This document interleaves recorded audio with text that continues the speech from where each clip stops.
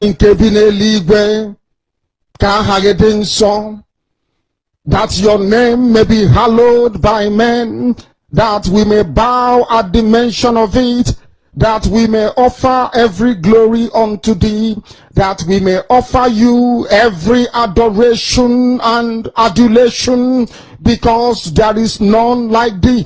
You fight our battles for us.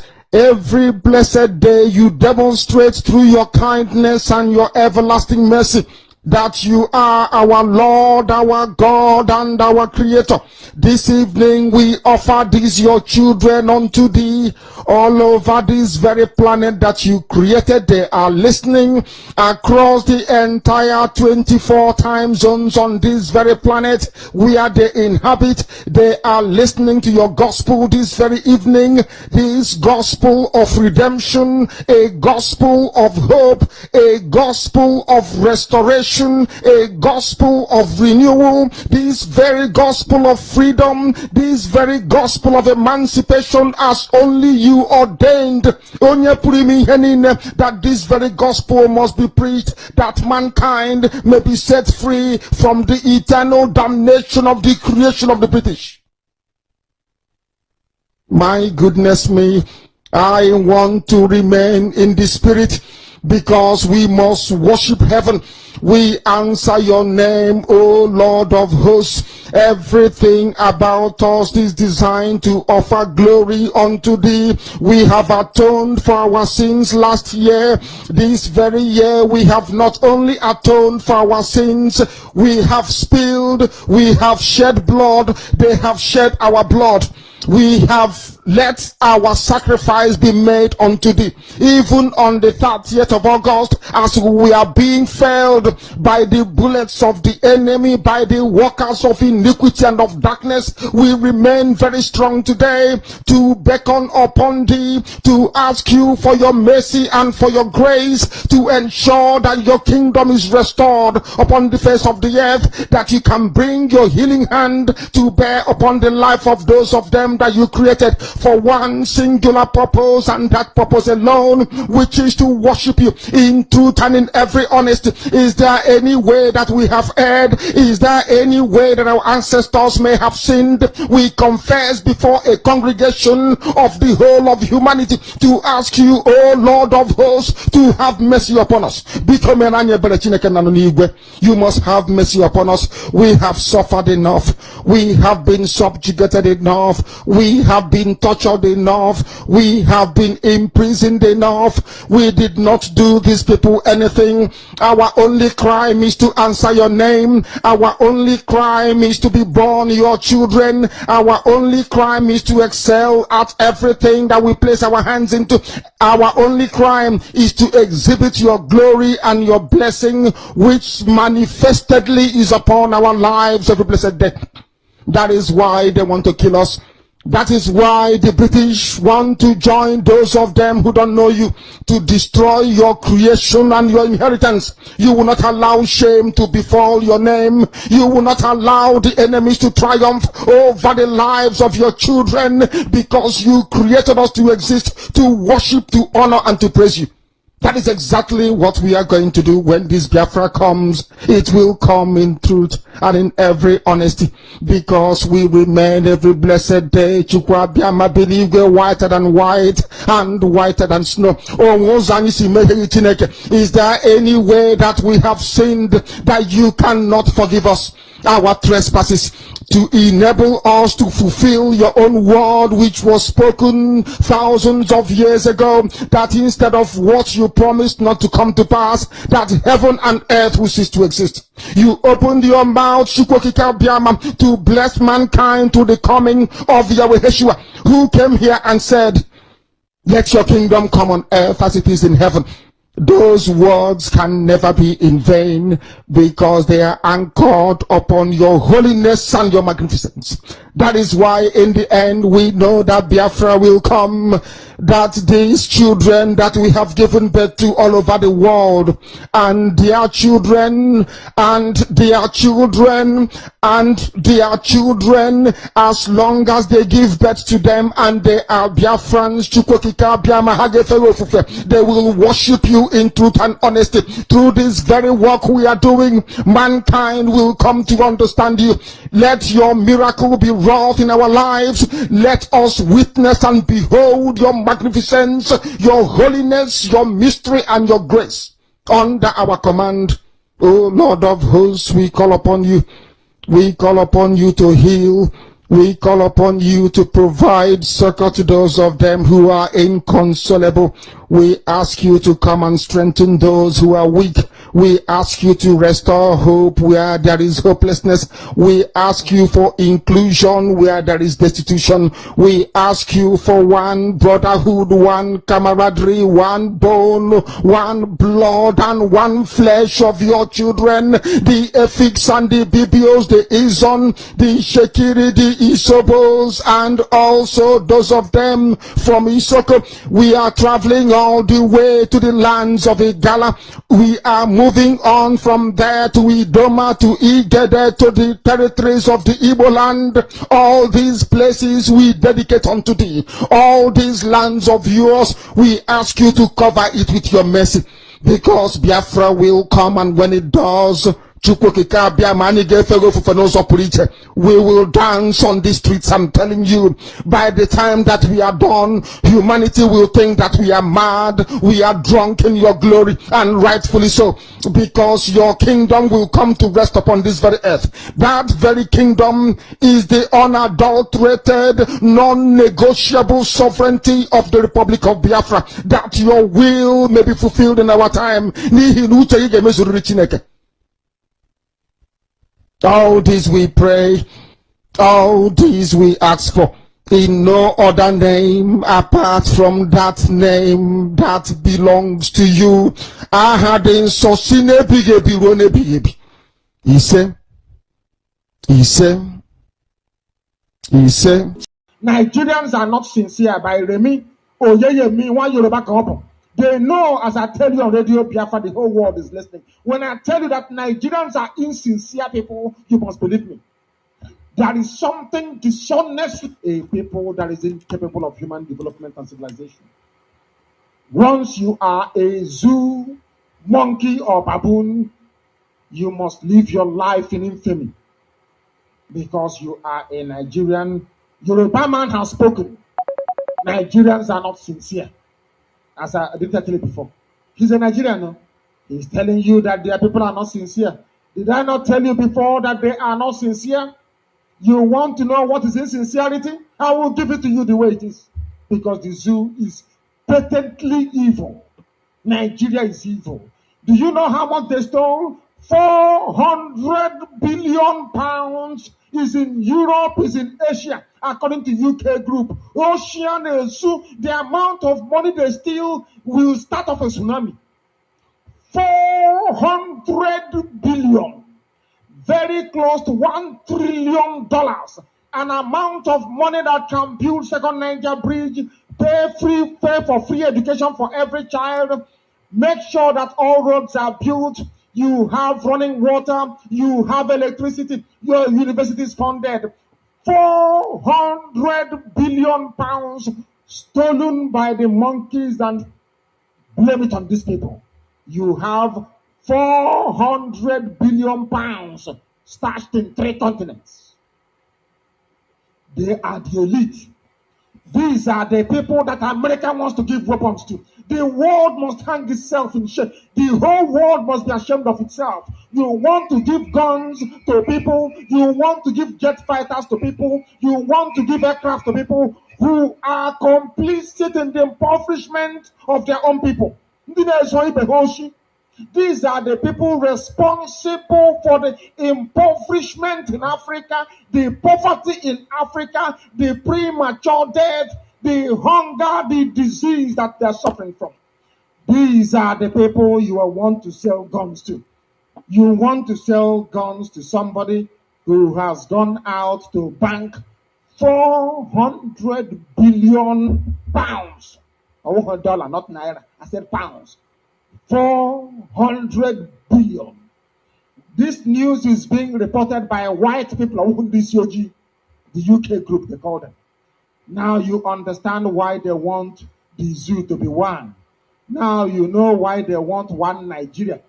Because the so-called Nigerian politicians, they steal all the money meant for child's education, the money meant. The Fulani nationality movement, after extensive deliberation on the state of the nation in the context of recent killings and national uproar, made today in Kano, the capital of Kano State, amongst other things, the Funam deliberated on attacks on cattle by rustlers, kidnapping of Fulani men and women in some parts of Nigeria, displacement of Fulani traditional settlements in the northern Nigeria and some parts of southern Nigeria, stealing of properties belonging to the Fulani cattle owners, amongst other issues. The group also deliberated on the political situation in Nigeria occasioned by the irresponsible calls for restructuring of Nigeria and historic and vicious attack on Fulani people by southern nationalities and their cohorts in the Middle Belt. The plot to ensure Fulani are pushed out to backbench in the power equation in Nigeria, and above all, the vicious campaign against the God-ordained place of Fulani as a leading star guard in Nigeria. And after extensive deliberation, we hereby make the following declaration. Listen very well. A. The killings in Benue State of the thief is well deserved. It was a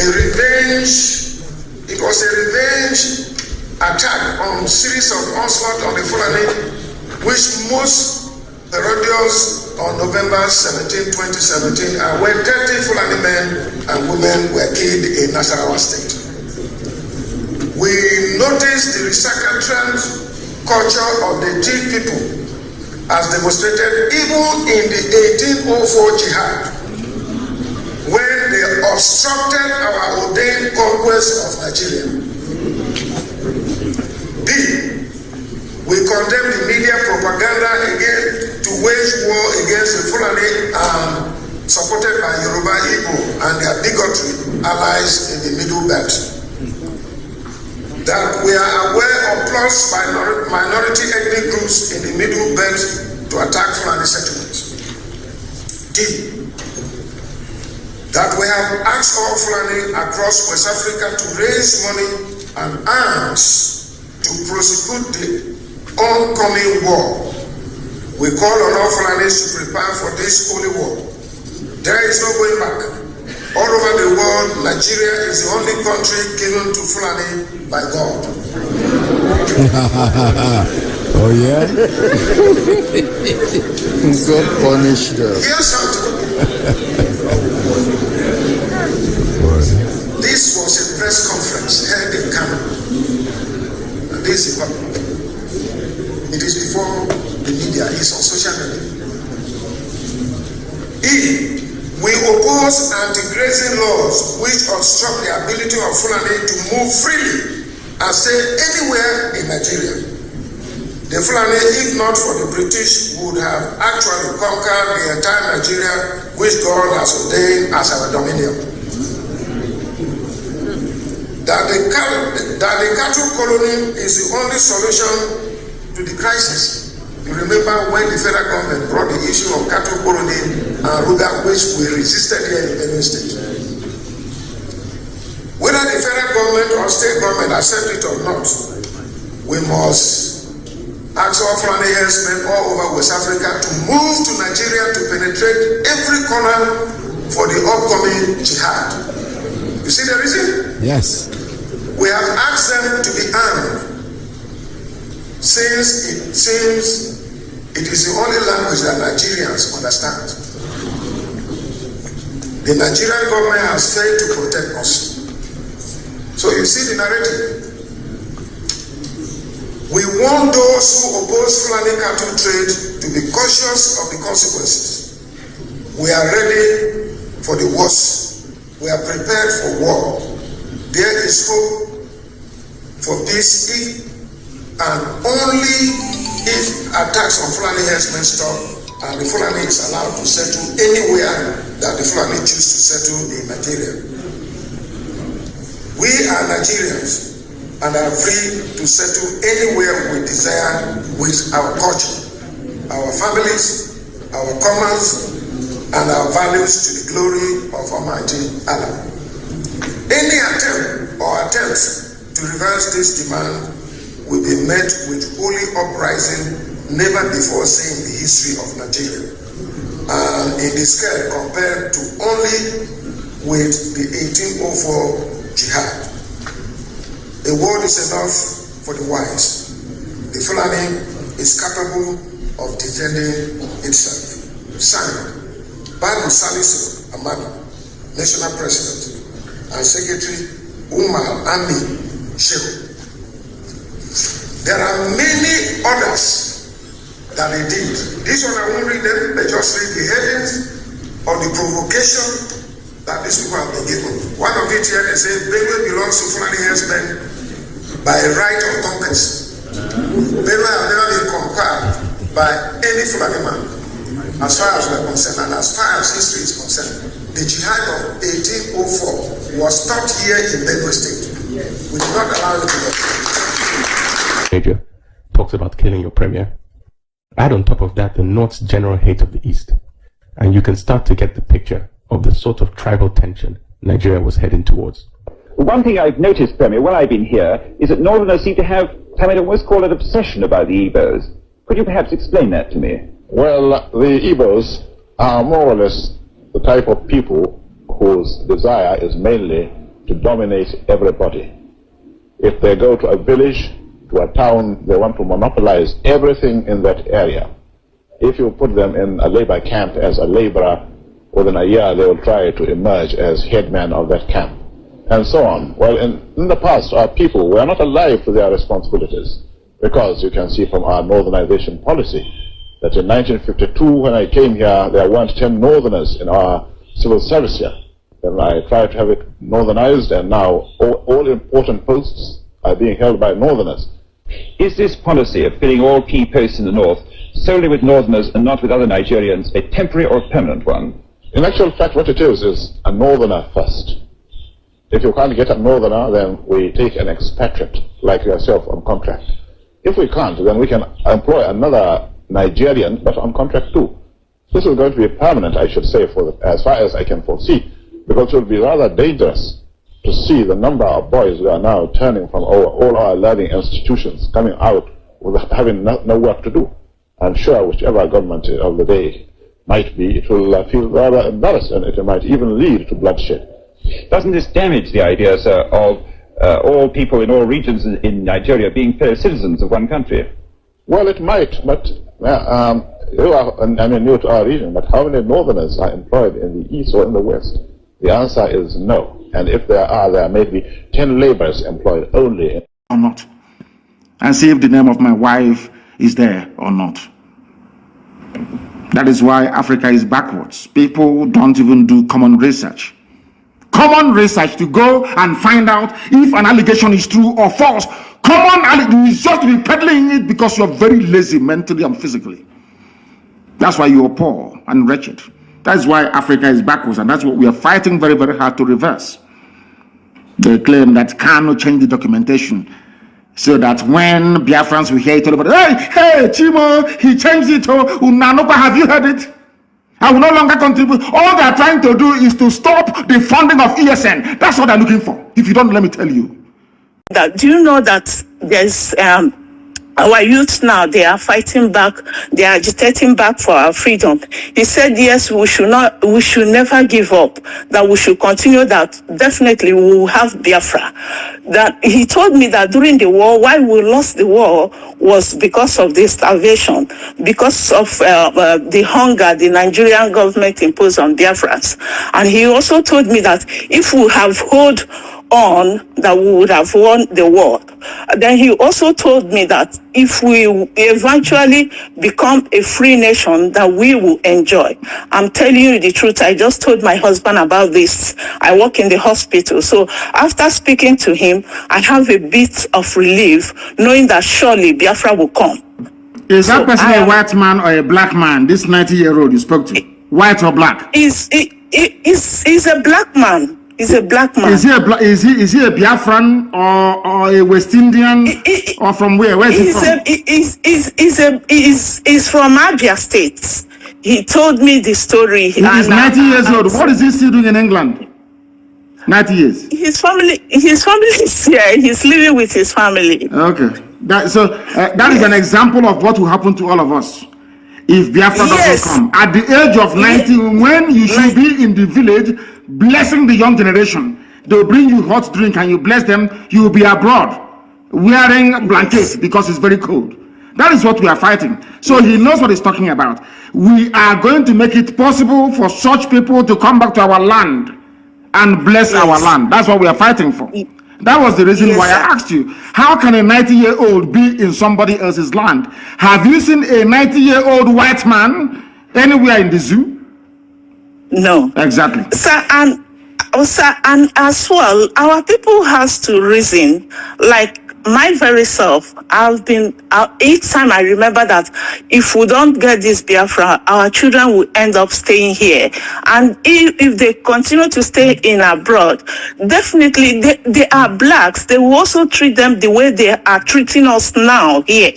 You can see what the royal family and Prince Harry's wife, what just came out of whatever they are doing. Even though we know that the press here is horrible, we know that then the secret of the asking about the color of the child and whatever they ask her. This is also what our children will go through in years to come. So please, we are really hungry for this freedom. We are really hungry so that my children can go home and live in my own. When I exist, they can live in Biafra land as Biafrans. And my children, I've started telling them everything about Biafra. I've told them the little they know you, and they are happy. They are willing to go home as soon as Biafra comes.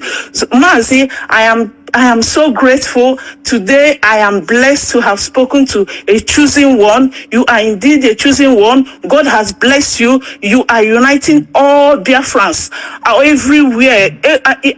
I saw a Bini, a Do or a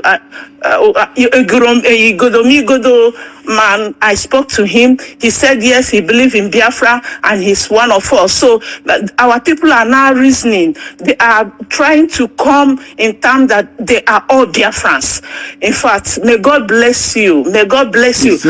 I am willing, whenever the time comes, I am willing to go home. I will keep my children here. I will go home and fight for Biafra. If I cannot handle the gun, I will volunteer myself to treat, or I will volunteer to be a cook for those who will handle the gun for them.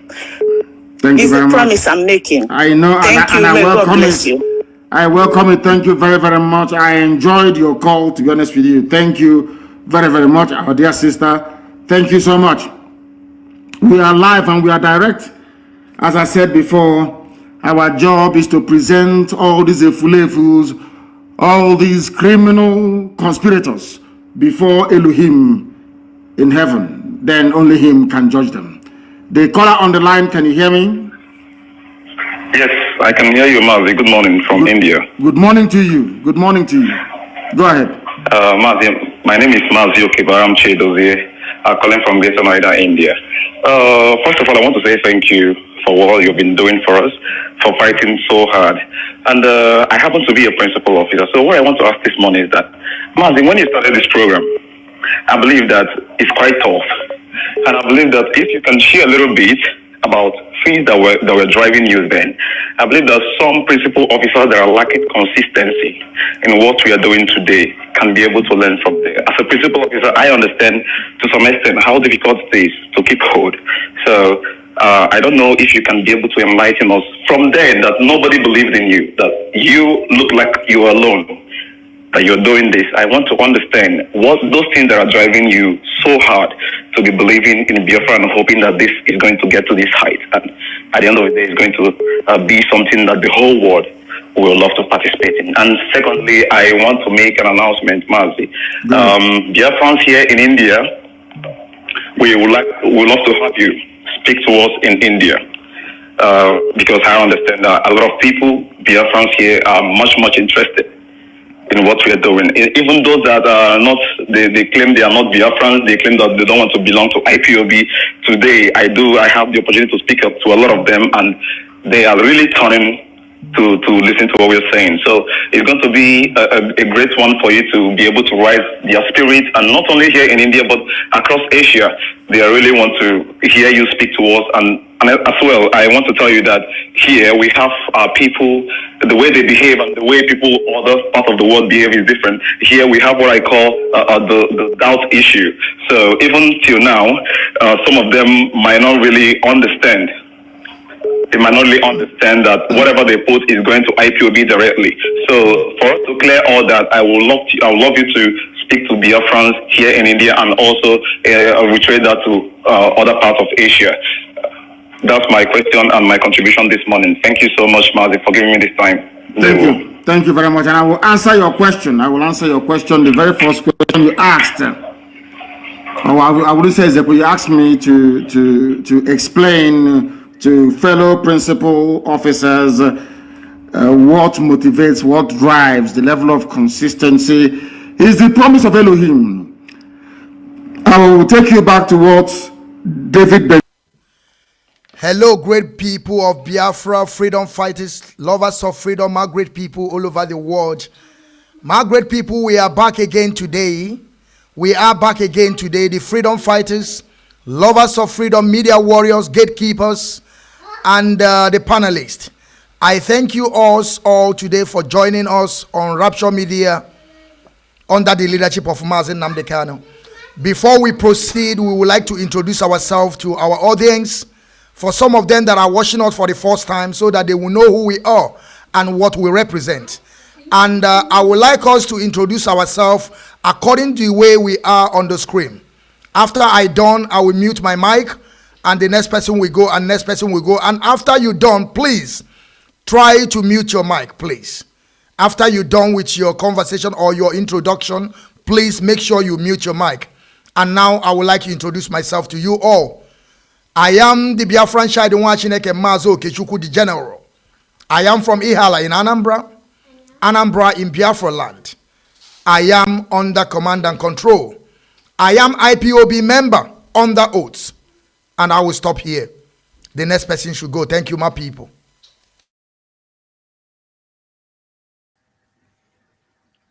Yeah, good afternoon, Biafrans. I hope I'm coming out clear, Mazi. Okay, thank you, my fellow Biafrans, fellow panelists.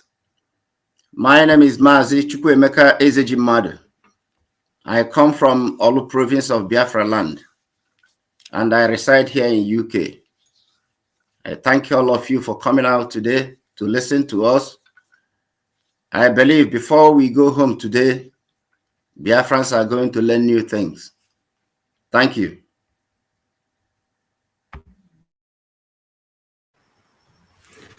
Hello, everyone. Good evening from my end here. It is just 10 minutes past 10 p.m. in Sydney time, Australia. My name is Solomon Peter. I am a Biafran. I come from Oyi local government, Biafran land. Thank you for joining us tonight. And I welcome all my comrades and the fellow panelists tonight. In this edition, please, as you come in here, try to share the program. There will be a lot of benefit for Biafran tonight. Thank you.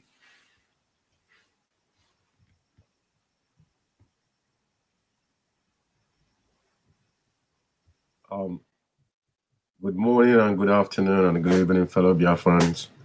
My name still remains Mazi George Ome Izuchukwu. and I reside here in United Kingdom, and I serve as a zonal coordinator here in North London. I thank you, my fellow Biafrans and fellow comrades here in the studio. As you all know, I'm one of the gatekeepers here in the United Kingdom, as we know that we're always here to protect the struggle and protect the structure of IPOB. And as we welcome every one of you here, we are here to educate you, to learn. Those misguided, here is the only way you can get that direction. I thank you to share this program as we proceed. Thank you very much in that one. Yes, good morning, the wonderful people of Biafra, the lovers of freedom. I remain Mazi, known as One Name Melchizedek. Today is another day that we are here to do the justice to the universe. And today I am coming live from the beautiful city of Vienna. As many of you know, there is a land that is landlocked, but they are doing perfectly well. A land that is totally landlocked, and their economy is functioning. And that is why we must make sure that we keep on hammering so that our people will get it right. I want to stand by, and I welcome all of you that are here today to cheer us and at the same time to pay attention so that you can be able to learn one or two things in this program. Thank you very much. Yeah, good morning, Biafrans. Good morning, everybody. Good morning, viewers, lovers of Biafra, haters of Biafra. We want to welcome each and every one of you to this wonderful Meet the Panel program. Today, 22nd of January 2022. Quite significant that today is 22/01/2022. So it's quite a significant day. I want to welcome everybody. My name is Ikem Patrick Dike. Ikem Patrick Dike come from Ubuluku in Aniocha in Anioma in the present Delta State. It's my pleasure to be here. I want to say, as you join us, share this program, and God will bless you. Thank you, my great people. I salute you, Mazi, Jejimadu, Solomon, Ume, Metusela, and Ikem Patrick. I salute you all for joining us today.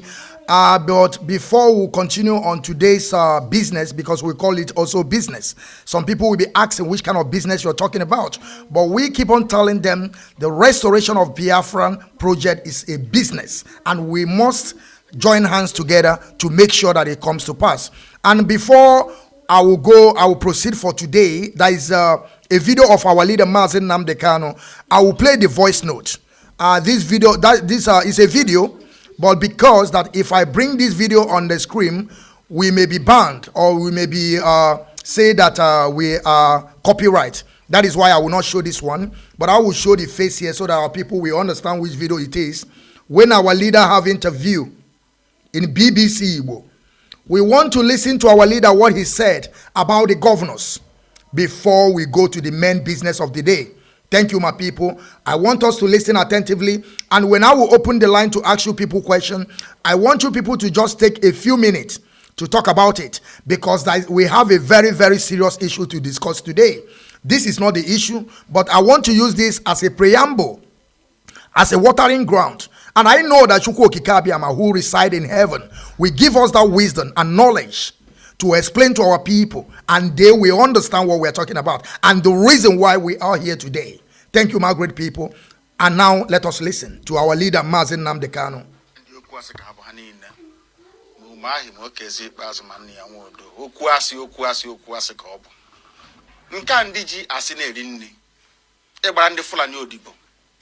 Nchiwu osote onye isi n'obodo Nigeria.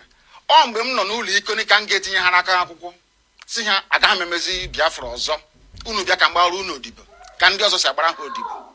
Ha rịọrọ m njụ nsị na aga m ahapụ nwere onwe ha n'azọ kwee n'ihi ndị ya niile maka ọdịmma nke ha nwa na nke ụmụ ha ma nke ụmụ ha ga-abịa, n'ihi na agwara m ha okwu m si ha oge mgbe Zik a na-agwa Zik mgbe ọ na-eji ike na-akọwara Zik si ya na ebe ị na-aga n'ụzọ adịghị ya, ọ na-efe isi kpakakpaka mba ọwọ Nigeria ka anyị gaa n'ihu lekwa ọnọdụ anyị n'ụbọchị nke taa. Na-akọwakwara ndị ya sị ha ihe azụ ike mere mgbe mbụ tinye anyị na ụmụ anyị nọ n'ime ya n'ụbọchị nke taa ọkwa ihe unu na-eme.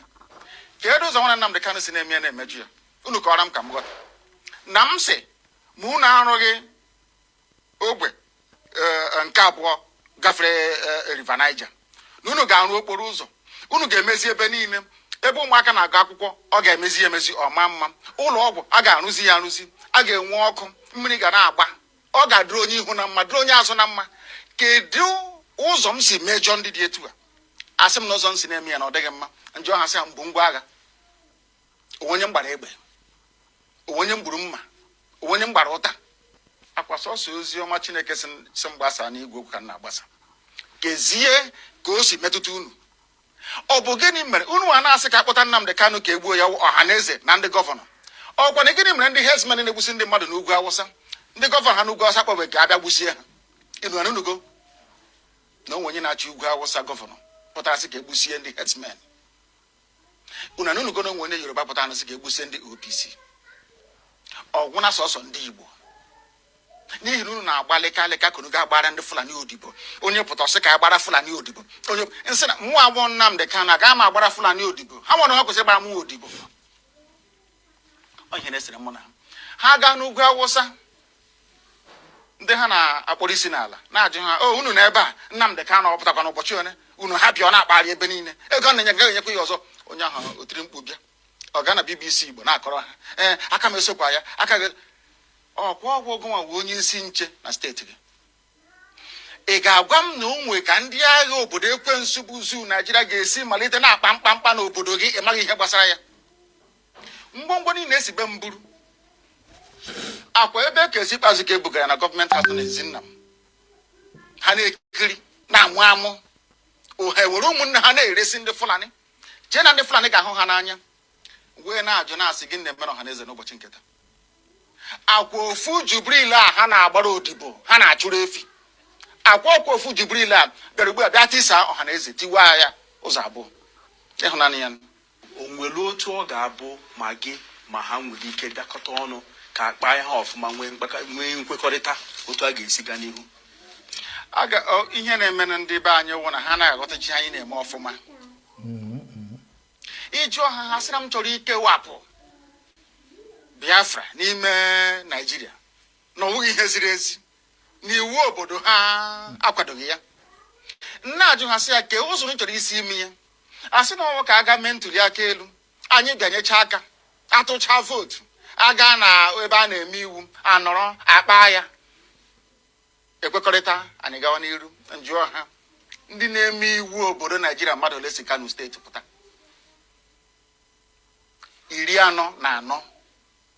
44.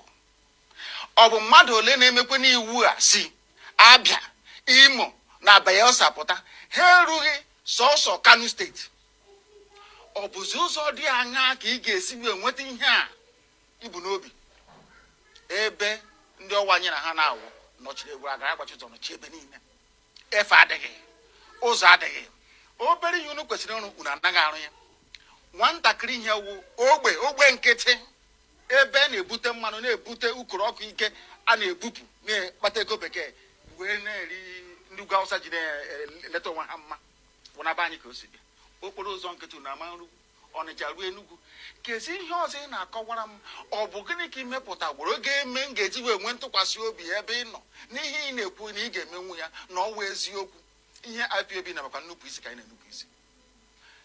Nkwenekwa na-ekwu na ilu a na-atị n'Igbo, asị mgbe ụfọdụ m okorobịa nkwene ka onye ara na-alụnye ya nwaanyị. Ọ kwara ihe anyị na-eme na mmegbu anyị na-emegbu anyị na ọ karịala, na ihe a na-eme anyị na ọ dịghị mma. Ekunye agbagbuo anyị, ege ebe a agbọ ejide ebe anyị na-azụ ahịa laa ya n'iyi. Ha nwa na onwe ha enweghị ihe ha pụrụ ime. Ha niile na-agbara ndị Fulani odibo. Ị ga-abịa bịakwute nna gị okwesị, nna gị okwu ana m enupụ isi nsị ha mụnwa wụ Nnamdi Kanu na m agbara ha odibo, uru ha bụ m ka mụ na ha mee ya. Ha ajụ ọ ji na-eso onweghị ihe ọzọ. Ana m ekpere ha ekpere ka onye nwe anyị baa ha n'ime, ka ha nweta ezi mmụọ nchegharị, ka ha ghọta na ha nwee ọrụ ha kwesịrị ịrụ n'ime ndụ ndị ha. Ịghọtakwa n'ọrụ a ma rụọ ya nke ọma, wee ịghọta na eziokwu nọ n'ime ya. Ihe na-ekwu bụ eziokwu ka ọ bụ. Ha soro m kwuwe nke bụ eziokwu, ha soro m kwuwe nke bụ eziokwu. Mmekọrịta anyị na ha na-ahụ nsogbu ọbụla adịghị. Kama ha nọ n'okwu asị na-agbara ndị Fulani odibo, efe adịghị. Ha agaghị eme mmekọrịta ọbụla ma ọlị. Thank you, my people. I hope every one of us understand the voice of the leader of indigenous people of Biafra. And I want you people to also not to forgotten, because all the whole properties of our leader, yes, that one na ihedioha na kuziala wakubaro now. This is what they are doing. You see, our people, that is the problem our people have. And I want you people to touch all these issues, because my stand is this. I don't lie about my stand. My stand is this. You see all these our governors and red caps. Believe in me, we have to do something about these people. And when I'm saying to do something about these people, is to eliminate them. Because these people, they have been putting us in very, very big problem. I don't want to say more than this, but I will go to you, Mazi Ezejimado. I want you to say something about this, what our leader have said, and he saw something that is about to come. He told them, but they don't want to listen. They believe, say, we go do and we know how to do it. But up to date, they are still selling us. They are still putting us in poverty. They are still denying freedom of speech to our people. Human right is not working in that contraption. Mazi Ezejimado, I want you to take over the floor before we get to the main business of the day, because we never get there. This is just a preamble. Thank you. Thank you, the General. Thank you, my fellow panelists, and thank you, Biafrans. Mazi, the video, our leader's voice note you played, one of his teachings. I want to correct one thing. You see, those governors, we are not going to kill them now. We are not killers. We are not going to kill any of them. They will be there doing whatever they are doing. We know that they are one of our major problems, because all of them, like Mazi Pat was showing Ikedia kneeling down to their Fulani masters in the north. That's what they do. From our leader's voice, they will go to the north, bend down, kneel down, turn their back side to them. Then they will tell them, we are going to make you this, we are going to make you that. And once we make you either governor or this or that, you are going to help us to be killing your own people. You are going to help us to carry out that jihad we've been fighting over the years. You are going to help us to sacrifice the blood of your own brothers, your own sisters, your own parents, your own relatives, so that you will be in power. Just power. Whatever they are doing there from the beginning of Nigeria to today, it has been the same system. They come to our land, they appoint few stooges. That is why our leader, in that audio, that teaching, or that interview, he was asked, can't you make peace or with this? He said, the peace you are talking about, what is the crime he has committed? Absolutely nothing. He asked them, please try to, you people that are in politics, try to also fight for your people to get international airport. Try to fight for your people to get, seaport. The business in Nigeria, the 90% of importation that is being done in Nigeria is done by Igbos, by Biafrans. But where do we go to take our goods, containers? We will go to Lagos. When you get to Lagos, traveling from Biafra land to Lagos, then you clear your goods. Before that goods will come out, Fulani, they have positioned themselves everywhere. Right in the seaport, you pay the highest amount of charges to bring out your container. Then when you bring it out, to take it, say you are bringing it to Biafra land, the roads are not working. Nothing is working. Extortion, police, army, air force, they are all on the road, extorting money still from Biafrans. Sometimes those containers, some of them will not even get to Biafra land. Some will even, capsize on the road. And your goods are gone. These are things we've been suffering for years, decades and decades and decades. And now those people we say, oh, politicians or representatives. Nigeria is a cake. What part of this cake have the politicians we have in Biafra land been able to cut to bring to us? The whole of Biafra land. There is no single international airport that is working. There is no single seaport that is working. No road, nothing, no federal presence, not even an embassy of any country on earth that is in Biafra land, none. And somebody, we've been living that way like slaves in a land that we own for decades and decades and decades of years, for over a millennium. Then our leader said, no, it's not by election. It's like a cycle. You keep recycling the same thing. Things get, worse and worse and worse and worse and worse. So let's try a different approach. The only solution is for us to get ourselves out from this contraption called Nigeria. So that is why our leader started enlightening our people for us to have Biafra, because Biafra is the only solution. So that's the only crime our leader has done, committed, for them to plan, with their Fulani masters to go and kidnap him in Kenya and rendition him into Nigeria. All those governors you see in Biafra land, they are party to it. The politicians, they are party to our leaders kidnap. So we are not going to kill them. But when we have Biafra, everybody will face justice. That is the promise we are making to them. So we are not planning to kill anybody, and that is not what we are. We are fighting to restore Biafra. Once Biafra is restored, there are people that we are going to judge. The legal department of Biafra, the justice department, is going to, put them on trial for all the atrocities they committed. So thank you, Mazi. Thank you very much, Mazi Ezejimadu. Like I said, we never get into the business of the day. So we're going to shorten our time to make sure that everybody cover this first video that I showed to my people, or audio tape. Now I will go to you, Mazi Metusela. I want you to also remember that all the whole properties of our leader, Mazi Nnamdi Kanu, they took away from his house was in Devu Mahis. In their where they call, where I don't know what they call it. Okay, I don't know what they call it in their government house. They just pack all the whole properties. They were laughing. They were laughing at Mazi Nnamdi Kanu. And I want you to say something about it, because some people are saying that we should join hard with all these governors. I know when I say that we will do this to them, Mazi, I agree with you too.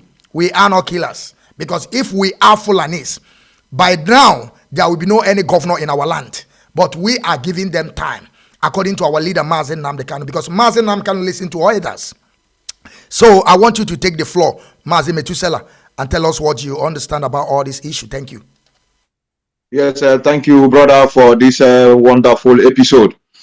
Like I said, I don't like overflowing issues. I do tell my friends and my followers that we are into awareness creation.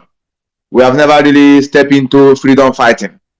When we enter into freedom fighting, all these things all of us are replaying, showing the video and pictures will be taken care of. Because the more we speak about them, as if like in my life, I don't like lamentation, but I know it's just to remind the universe, because this thing that is going on now, many people will be seeing it as IPOB, where they waste time, they don't like taking action, they talk too much. We give a very longer, a grace to people to be able to change their attitude, but we still continue seeing the same thing. And it's very shocking. The pictures our brothers are showing, just to tell you that these politicians is for their own interest. I remember that young man they showed me now on the screen, and what is his name? What is his name? The former Emeka Ihedioha. He was robbed of his mandate. And could it be that people go into it to fight for him, and maybe along the line they will lose their life? You will see him coming now to be asking for his own share of cake. That's what he's doing now. They want to go around to get something for themselves. But to be honest with you, I don't blame them. I don't blame them. Why?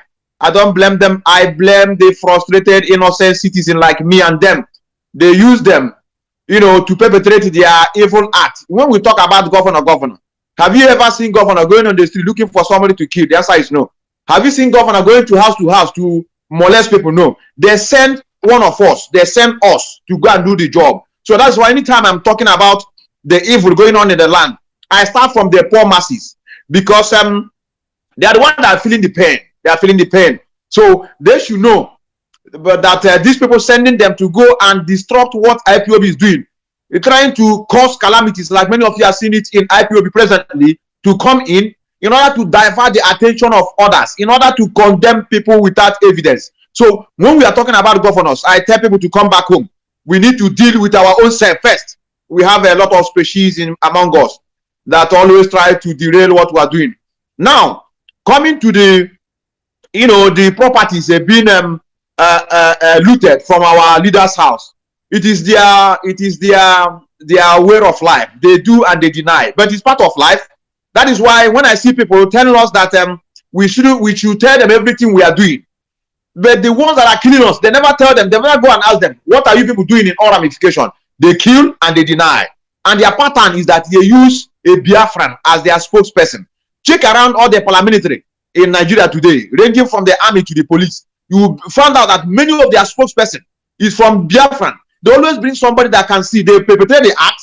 They send one of us to come and announce or deny what I've done. So in other words, we know the game plan. We know the game plan. My brother, I have to be honest with you.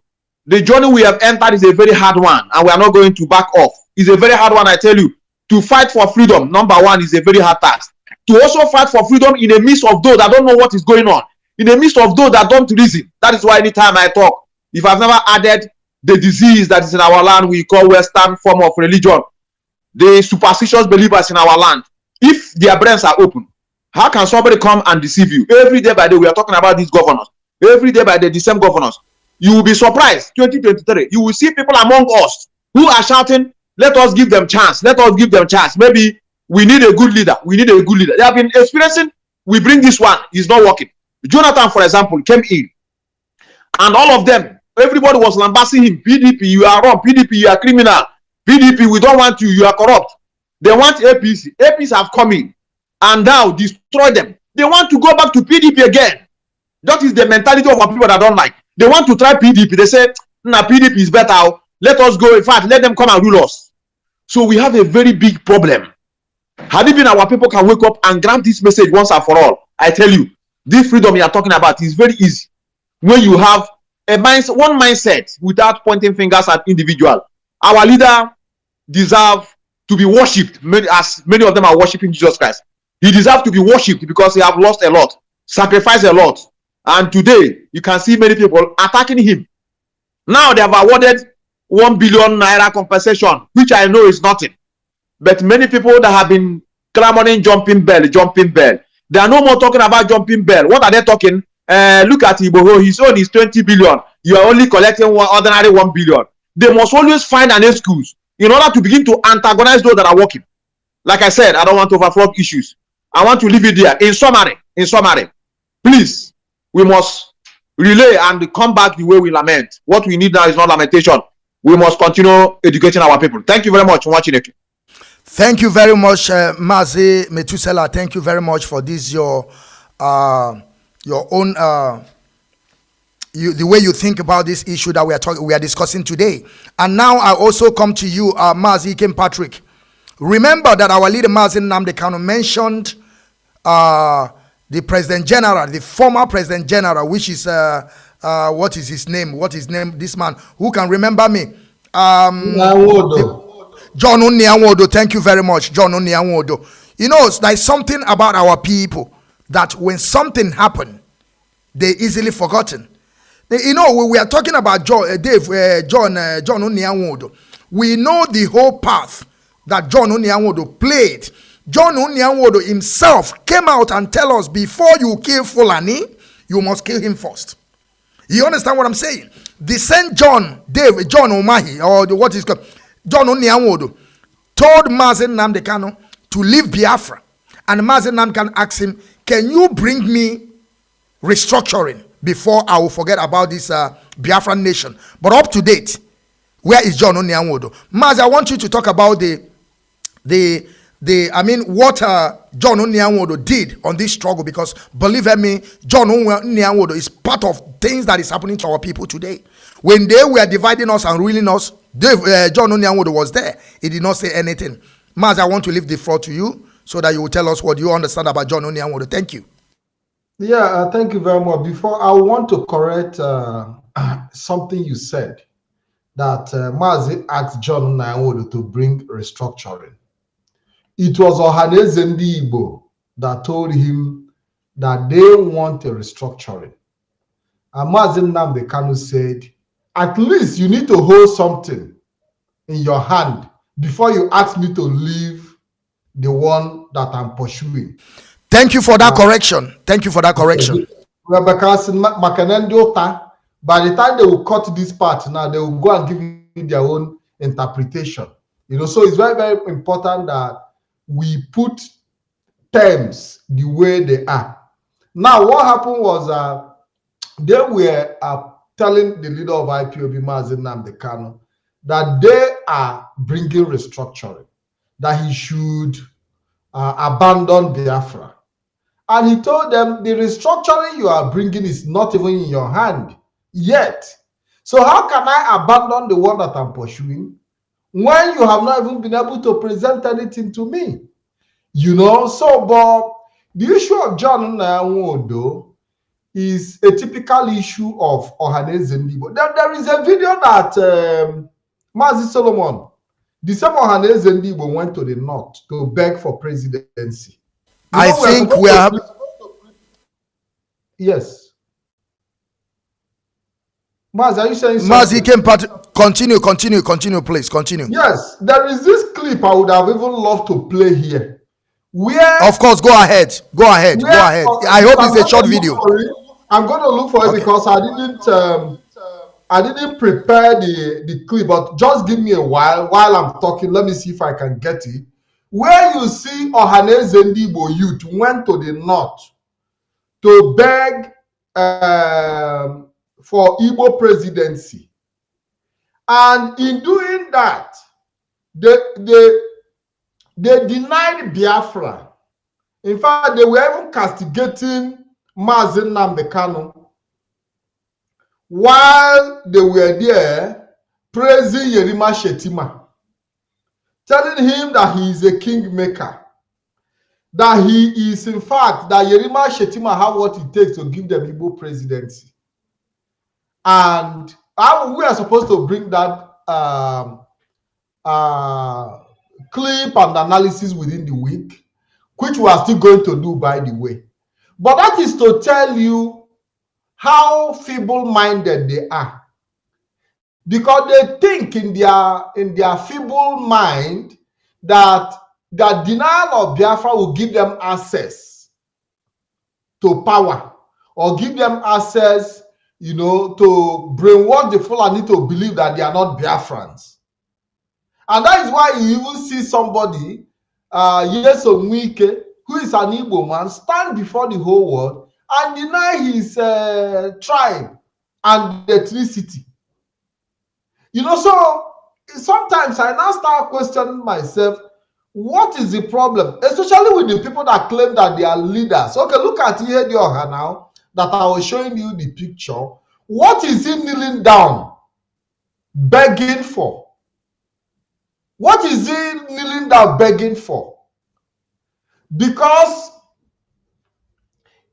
they understand that in their mind that the power they are going to get will come from the north. Now, Hope Uzodimma have been able to go through the back door to use north to become governor. He himself too is now also working hard to double cross Hope Uzodinma so that he will be able to beat him in the next election. So you cannot see the competition they are making within themselves. That, okay, if you think you can go to the north, you think you get long leg past me. Me, sir, will show you, say, my own leg long past you. You see the mentality. Now, all of them, there is this competition now of who his own back go sweet pass where Aboki go knack. You understand what I'm saying? So now this is a man who is now trying to build an ally in the north against 2020, whatever. Is it 24 that Imo State election is going to hold again?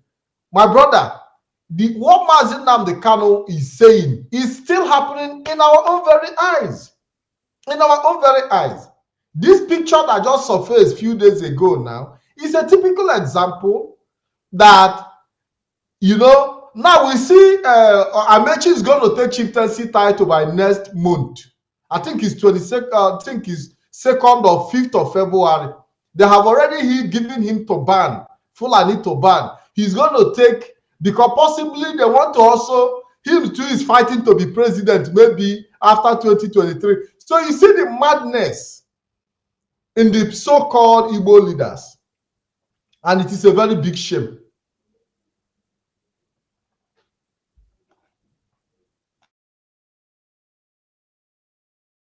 Okay, thank you, Mazi. Patrick, he came. I will, Mazi. Before I will go to the next person, please let me bring our brother back. Yes, he came out and he's back once again. Thank you, my brother, very much, Ikem Patrick, for this. You know, you people have so much here, and you people have that capacity to, to untie all these issues, because I always tell my people, before we solve a problem, we must start from the roots. Some people will be saying, why we bring this video back again? That our leader has do this video from maybe 7 years, 8 years ago. But we have to stick on the root of the problem before we get how to solve the problem. Now, I want to come to you, Mazi Solomon Peter. Remember, according to Dave Umahi, you know, all this thing we are saying today is part of the whole governance. We know they are the people that are putting us in this mess that we are today. Our leader have saw all these things before us. That is why I agree with Methuselah that by today we're supposed to be worshiping a man, Nnamdi Kanu. But when you say it now, all these people with blue eyes, they will come telling you that no, I don't know who died for you. And up to date, Africa is still suffering. They will bring all these, all these religious fanatics. They will come, begin to use our brain. But Mazi, I don't want to go there at all, because if I start, I will not stop. Mazi, I want to come to you. Remember what Dave Umahi said. He said, if you kill a Fulani cow, they will pay you 500,000 naira. And when Fulani kill our people, they will pay them also 500. Does it mean that Dave Umahi now? Sorry, I mean to say Willie Obiano, because all of them, they are in the same caucus. They are the same people. And that is what he said. Does it mean that these people know what they are doing? Does it mean they want to use our people to exchange of cow? That we are, so they are telling us that cow is human. Mazi, I want you to take the floor and explain more better, please. Ndewo. Okay, thank you very much for bringing me in Wachineke. Right from where you started from, I must stretch my opinion here. I'm of the opinion that na ada arapi kenyularo kebisi opo. So it's very, very important we understand things that we are diving into. To be honest with you, the truth of the whole matter lies that something is wrong with the mindset of our people. You know that human being is part of animal and part of human. By the time the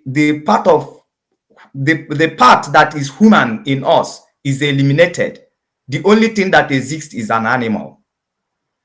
So it's very, very important we understand that when you see people do wrong, go straight to them, call them out, that this is the wrong people do, and these are the people that did the wrong. Why I'm saying that is because we are diving into these religious issues a lot, thinking that this is the cause of the problems of our people. But I tell you, our forefathers, they stay in religion and they live a very good life. They live a very good, perfect life. That is just the truth. But the question we'll be asking today, what happened to the mind of our people? What happened to the understanding of our people? You discover that most of them that went to school, that's supposed to educate the animal part of them, that's supposed to come out from school and behave like human, they fail to educate that animal part of them. They allow them at home, and they went on, and they went into school, keep on making the human side to be listening to what happened to the school. Then when they come out, then the animal part of them is still existing, is still not educated, is still not have listened to anything. So we must understand it, and we must call them out that something is wrong with the mindset of our people. And that is why the governors keep on using them. Go to the campaign ground of all the governors in a place where it is an obligation for government to provide you light, and the government failed to do that. It's an obligation for government to provide road network. They fail. In a place where it is an obligation for government to build school, to build health center, and yet they fail woefully. Over the years upon the years, when one person finishes his tenure, another person will come in. And with all these failures that are very obvious, our people are still following the governors and clapping for them. Like Methuselah said, that sometimes when we mention this very governors, who will still go back to the poor masses who are actually doing the bid of these governors, killing for these governors, campaigning for these governors. We should be asking, what is wrong with them? Because every failure of the government of Nigeria, every failure of the government in governors in Biafra land is very obvious. Very, very obvious. And yet, people are still clapping for them. Now, the governor of Anambra State, Obiano, he reduced the Igbo race and the Anambarian, he reduced them to the price of the cow. What is the reason? I want to explain. The reason is because Nigeria was structured to relegate Igbo man to the floor, to the background, to the bottom. Nigeria is structured in such a way that it is impossible for any Biafran or Southerners to be able to, it's impossible for them to achieve their ambitions when it comes to governance. So that is the way Britain structure Nigeria. They make the power, the majority to the north. So now, when it comes to politics, the politics requires the game of the majority for anyone to be able to gain ground. So as it is being structured that Igbo man, be you Biafran, be you a Southerners, you can never reach your potential except you beg for it from the north. Politically, you can never amount to anything except you beg it from the north. Then the politics of Nigeria does not base incompetence. So what it is that even if any rubbish is coming from the north, then that person deserved the position of president more than educated Southerner or more than a wise southerners to be able to skate through. That is the way Nigeria was structured. And that is what our leader saw. And in his interview that you are playing, you can see that he's asking them clearly there. He's asking them that they are serving Fulanis in the expense of the life of their people because they want the power. Because if you don't bow down to them, you can't get the power. So what country can progress that very way? That in the South, we have competent people that would have moved Nigeria forward. But they are denied of the opportunity because their name is not Abdullahi. Their name is not Mohammed. And because they are not coming from the North. So it becomes obvious right now that politics is a lucrative business. Everybody wants to benefit from the politics. For the matter of fact, if you happen to be a governor for 4 years, you are a bastard billionaire. So about the looting, now because the Southerners has understood that this is the way Nigeria is structured, that you cannot from a Southerner become anything politically without you bowing to the North. So for that very reason, the politics in the South, the politics in Biafran land is not about the people. It is about the benefit that individual who is going there is going to gain. Because if you go for the people, you cannot get it. And that is why our leader insisted that this cannot continue. We cannot live in a country where we don't have equal right, where we don't have equal share, where you cannot reach your potentials, where you cannot achieve your ambition politically without bowing down to the North. So we have to do it the other way around. And in his interview, you had him asking them, you said that you should go to the floor of the Senate.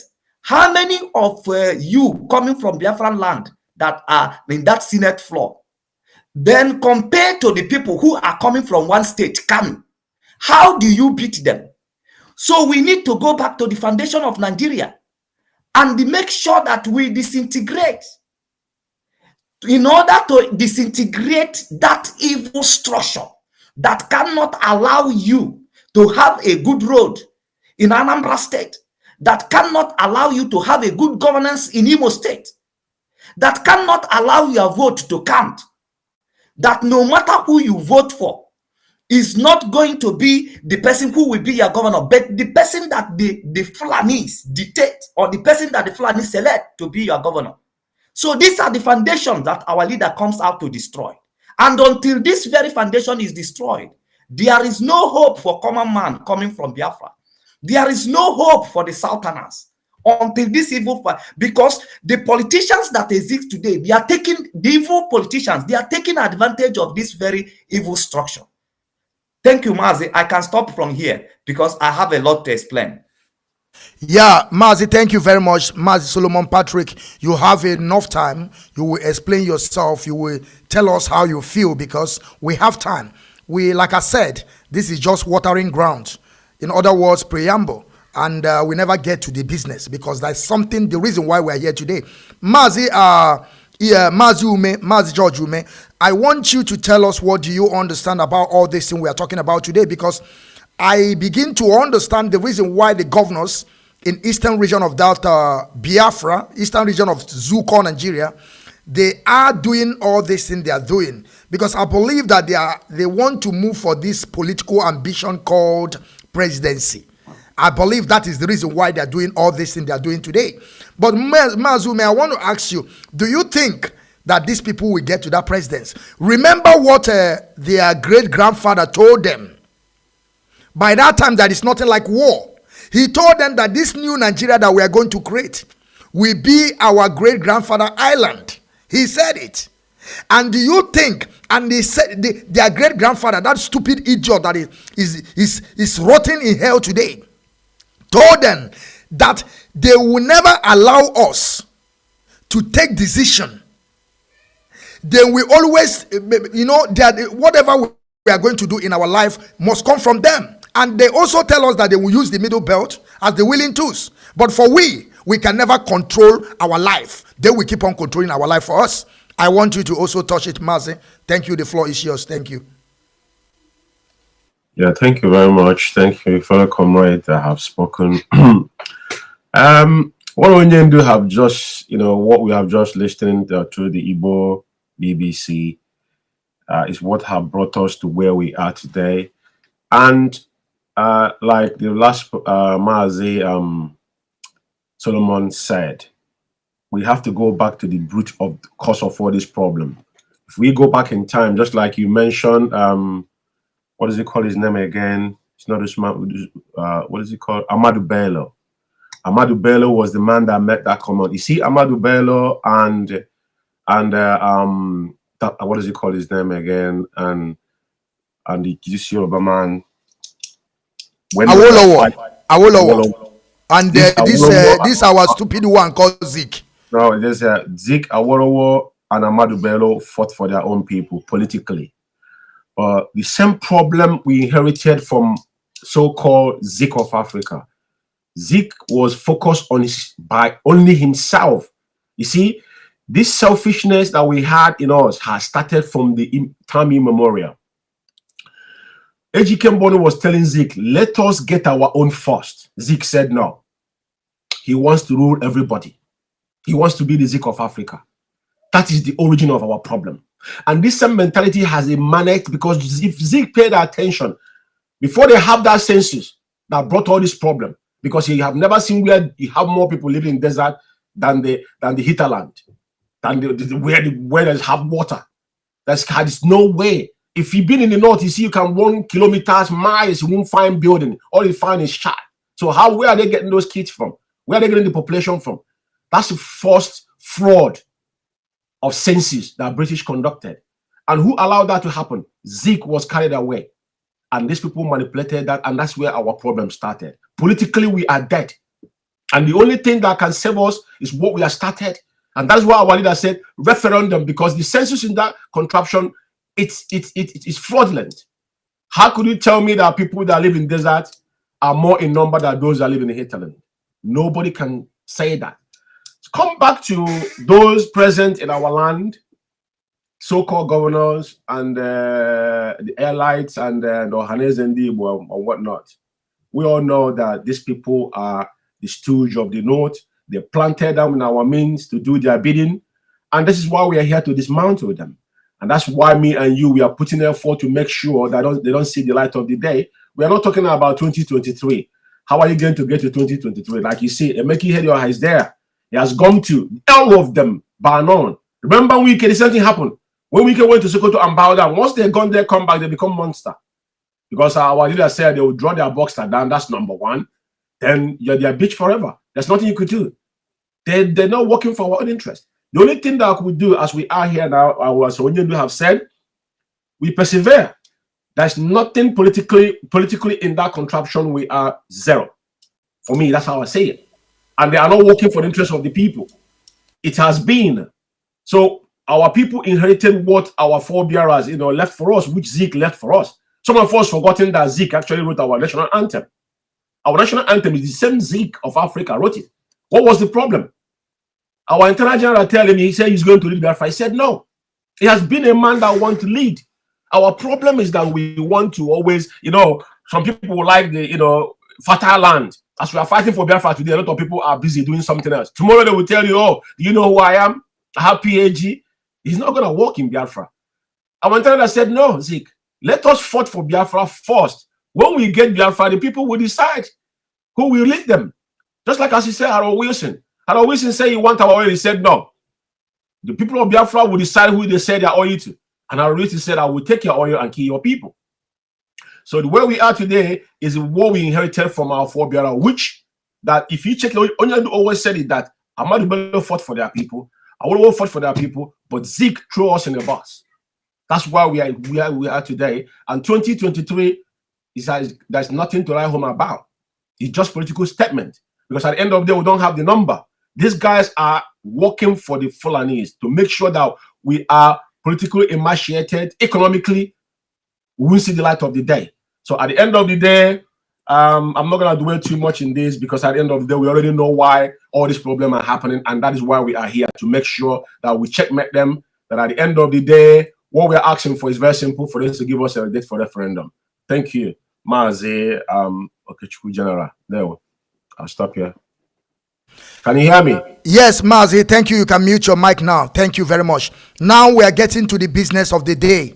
This is the business of the day. And I want our people to understand that this video that we have on the screen right now, it's not one video. We bring all the video together. So the first one we play, when the first one ends, we stop it and we talk about it. We analyze what we know, what our individual, what we thought about it. Because every one of us here have their own capacity, how to think, how they can dish out a message to our people. I know that our people here, their wisdom is too much. And I greet you all of you once again. Now I will play this video. This video that I'm about to play now is something that happened during this court case of our leader Mazi Nnamdi Kanu. And this first person that going to speak now is the man that have taken over the head of the legal team. He will speak first, and then we talk about it, and then we proceed again. But now let us listen to the video, please.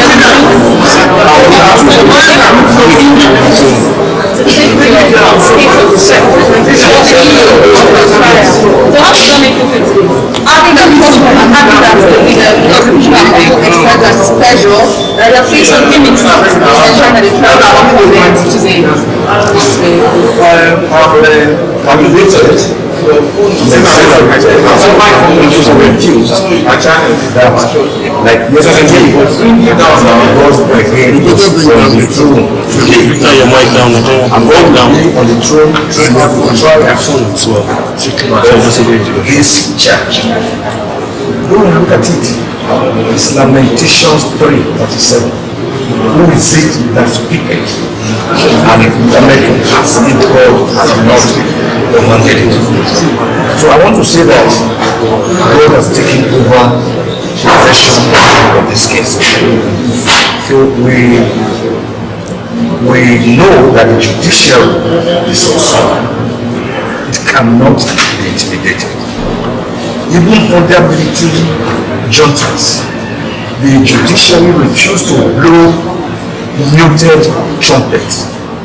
It is not going to do it now under a democratic system. And the judge, the judges, has so far shown that the judiciary should be looked upon as a last common man. And to these proceedings, again, demonstrated after yesterday's proceedings, Ejiofor, myself, and my team of lawyers representing Mazi Nnamdi Kanu went to work. We worked throughout the night, up to about 4 a.m. this morning, and we were able to generate a 42-page document attacking the entire 50 counts in the charge has been wordless, has been watery, has been of no moment, and has actually died, or rather dead on arrival, as dead as dodo. We were able to generate about 34 grounds for the application. We believe that by the grace of God, by the time the judge calmly, dispassionately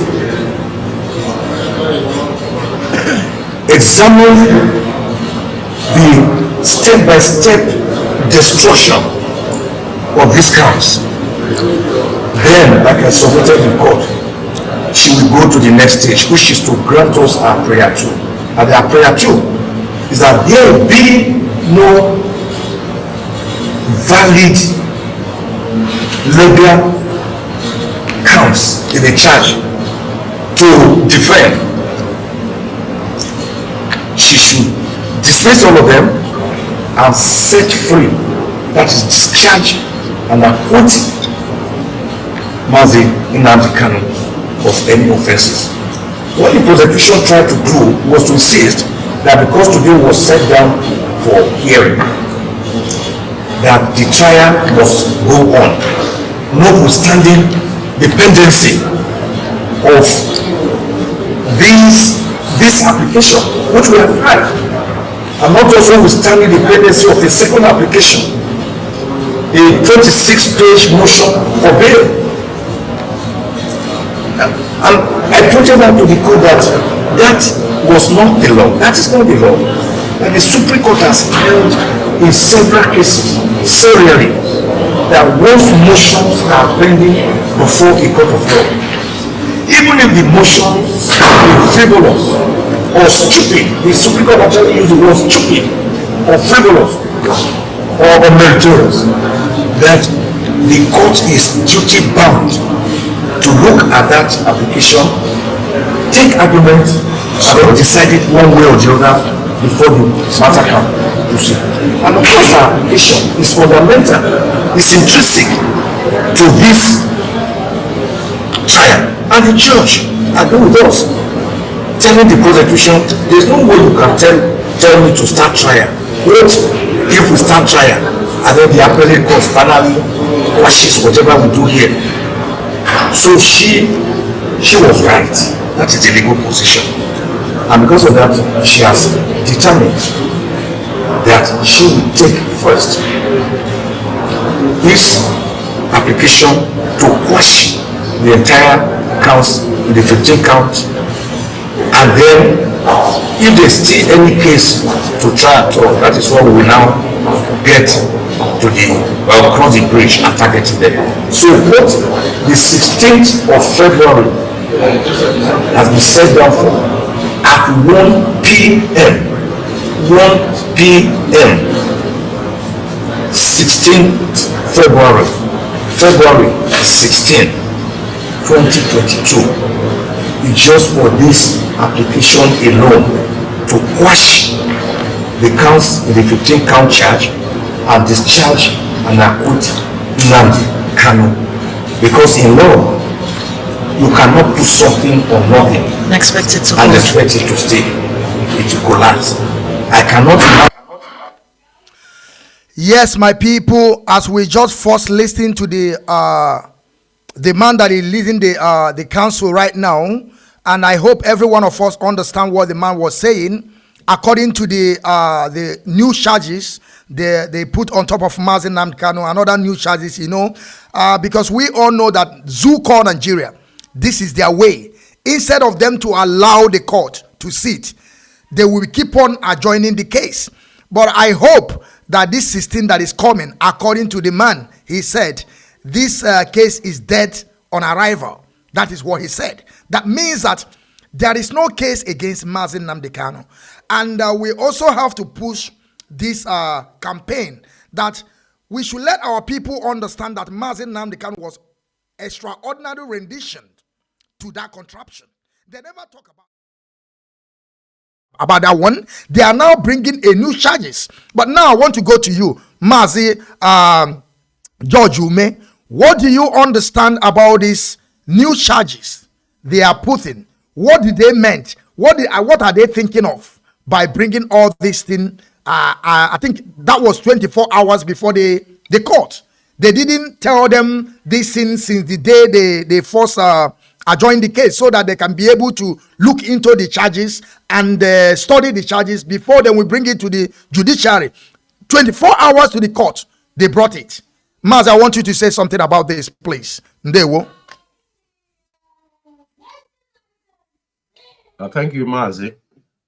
All I have to say is that haven't we had the victory in the violation of our leader's fundamental right in Umuahia? Tells everybody that our leader has no case, like you rightly said. There should be no trial without questioning how our leader gets back to the zoo, because now a court already has proven that our leader was attacked in his own home. and rewarded him with ₦1 billion, which the money is worthless to us. But the point I want to bring here is that there is no charges against our leader, because what brought everything we're talking about today is the invasion of our leader on 14th of September 2017. Our leader was preparing to go to Abuja to go to court, which he told them that he's coming with 1 million men in Abuja. So the zoo government get agitated, and they think that the only way out is to come to our leader's house and kill our leader. And on top of that, 28 men was killed in that. So what am I saying in essence is that the 15 frivolous charges they just brought in, don't forget that Justice Tozo has already acquitted our leader from terrorism or whatsoever. All these kind charges they brought him back today, they has got nothing whatsoever against Onyendu. It's a frivolous charge, just like our new council said, that is dead on arrival, because there's no analysis on this. If you connect them together, the court awarding our leader 1 billion is not the money, but winning the case. I've already told that Onyendu has got no case to answer. IPOB has got no case to answer. All these frivolous charges is going to be dropped, like he said. Then they have already counted it. So on 16th, we determine where we go from here. But what we will put in our mind is that we have got no case. Biafrans has no case to answer, because Onyendu is Biafran people that they are putting all this charge in. So all the 15 frivolous charges cannot hold ground, like they say, is dead on arrival. That's all I have to contribute on this, because we can't do well in this so long. Thank you, Mazi. Thank you very much. Now I will also go to you, Mazi Solomon Peter. I want to go to you. What do you understand about all this thing that the head of our legal team just said, that the case is dead on arrival? And what do you think the method that the zoo called Nigeria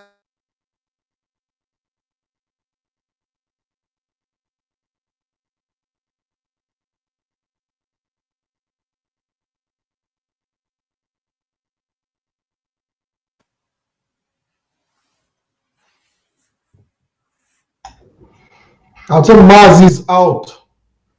He's out of the.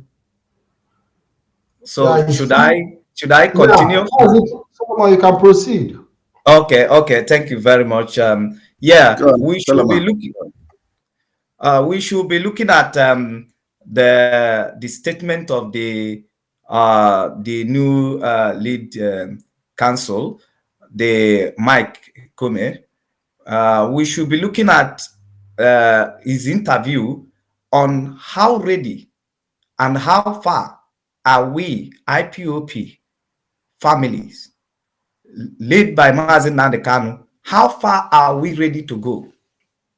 Because that is what settled this case.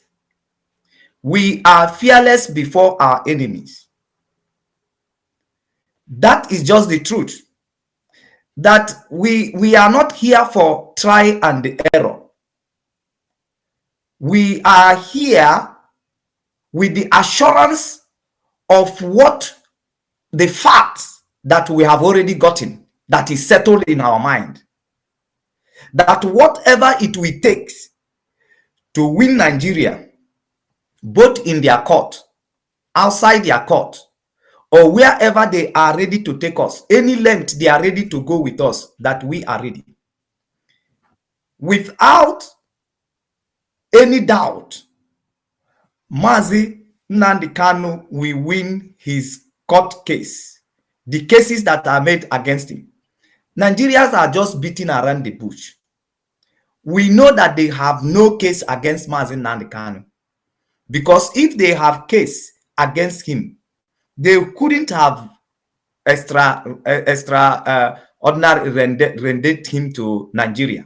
They couldn't have kidnapped him from Kenya. They could have built their legal foundation by demanding for a legal procedure in bringing Mazi Nnamdi Kanu to Nigeria. But because they know that they can't follow the right channel, They cannot win Mazi Nnamdi Kanu by following the right channel. So they do it within their reach.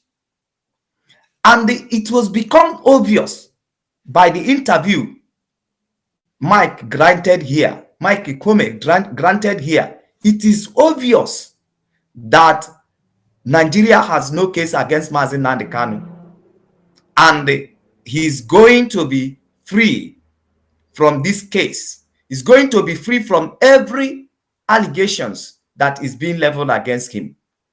So we are marching forward, and in the court at Umuahia also has given a verdict. It has given a verdict that Mazi Nnamdi Kanu was offended by Nigeria, that they trampled on his fundamental right. So that one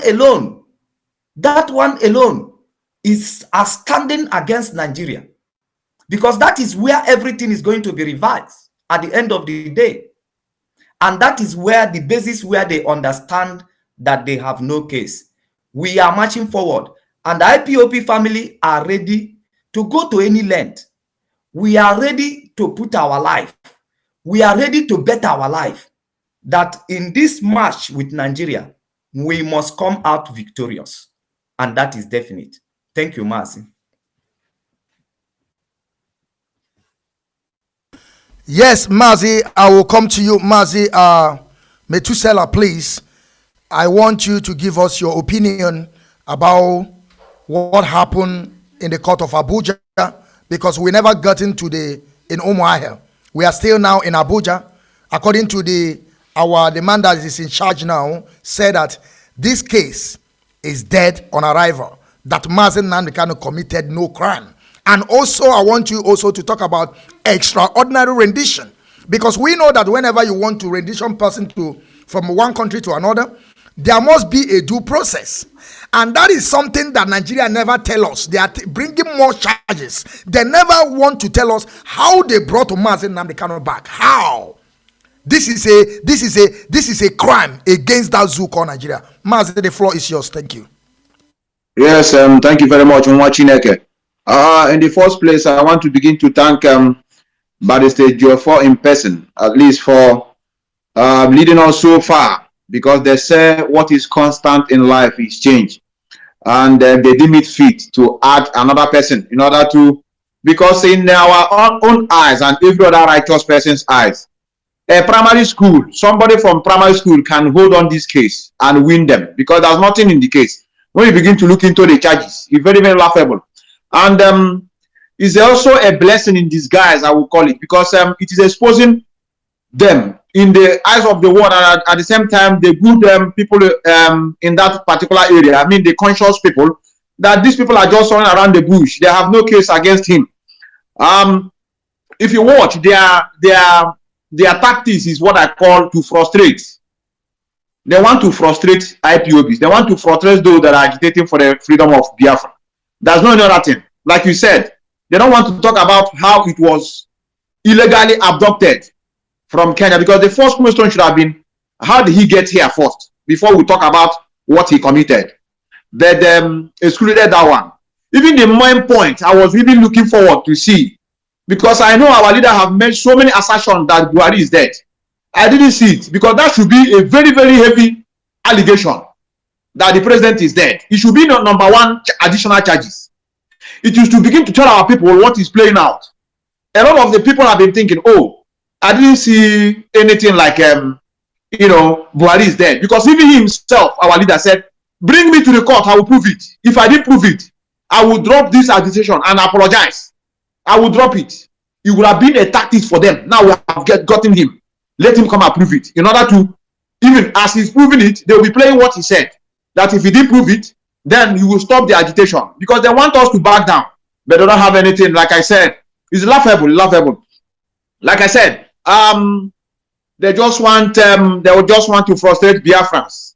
I don't know how to begin to thank those at home, especially the ones that are being killed. A lot of us have been killed unjustly because of this issue. Like a video I played some times ago, I think that was my last broadcast. A young man, that the way our people are in this struggle is what give me strength to continue. They will kill them. They say, kill me. I will not denounce the just cause that I'm fighting for. I am fighting for my next generation, not me. They waste many of them. Some of them, they spare them. And in as much as they spare them, they will still go back and continue what they are doing. So they try to frustrate, or the tactics frustrate them, put enmity among them. Now, I just want to read one of the charges, because there are a lot. Like I said, I don't want to waste much time. I want to read one charges. Me, myself, can quash this one. I'm not a lawyer, but I will destroy this particular one. Now, it is a count charge number 9. They say in count 9, accused of intent to destabilize the fundamental political and economic structure of Nigeria and inciting members of the public to stop the Anambra election. And many of you can begin to shower praises to the Directorate of State, because they are obedient servants of this struggle. Immediately I saw this one, I begin to rush to look for where our HOD made announcement on 4th and said that everybody decide whether you want to vote or you don't want to vote. So I myself have destroyed that count charge. They don't need a lawyer. Anybody can destroy it. So with that clip of Mazi Doziem telling people to do whatever they want to do, they're nothing like placing a ban and telling people to go and disrupt the election. We never in any way, in any time, tell people to disrupt the election. What we were even saying that people should not vote, stay at home. But at a point, even they lifted the ban of going outside, do whatever you want to do, use their conscience. And I just want to tell the enemy within that what they don't know, like they used to say, is bigger than them. What they have seen, they already have foreseen that this thing is coming. Our leader that gave this instruction have foreseen that they will put this thing in their charges. He said, please, my obedient servant, do this for me. Tell them that I put this thing up. So this is why many of us will begin to, thank those that are just doing a just cause. Now, I want to tell you something.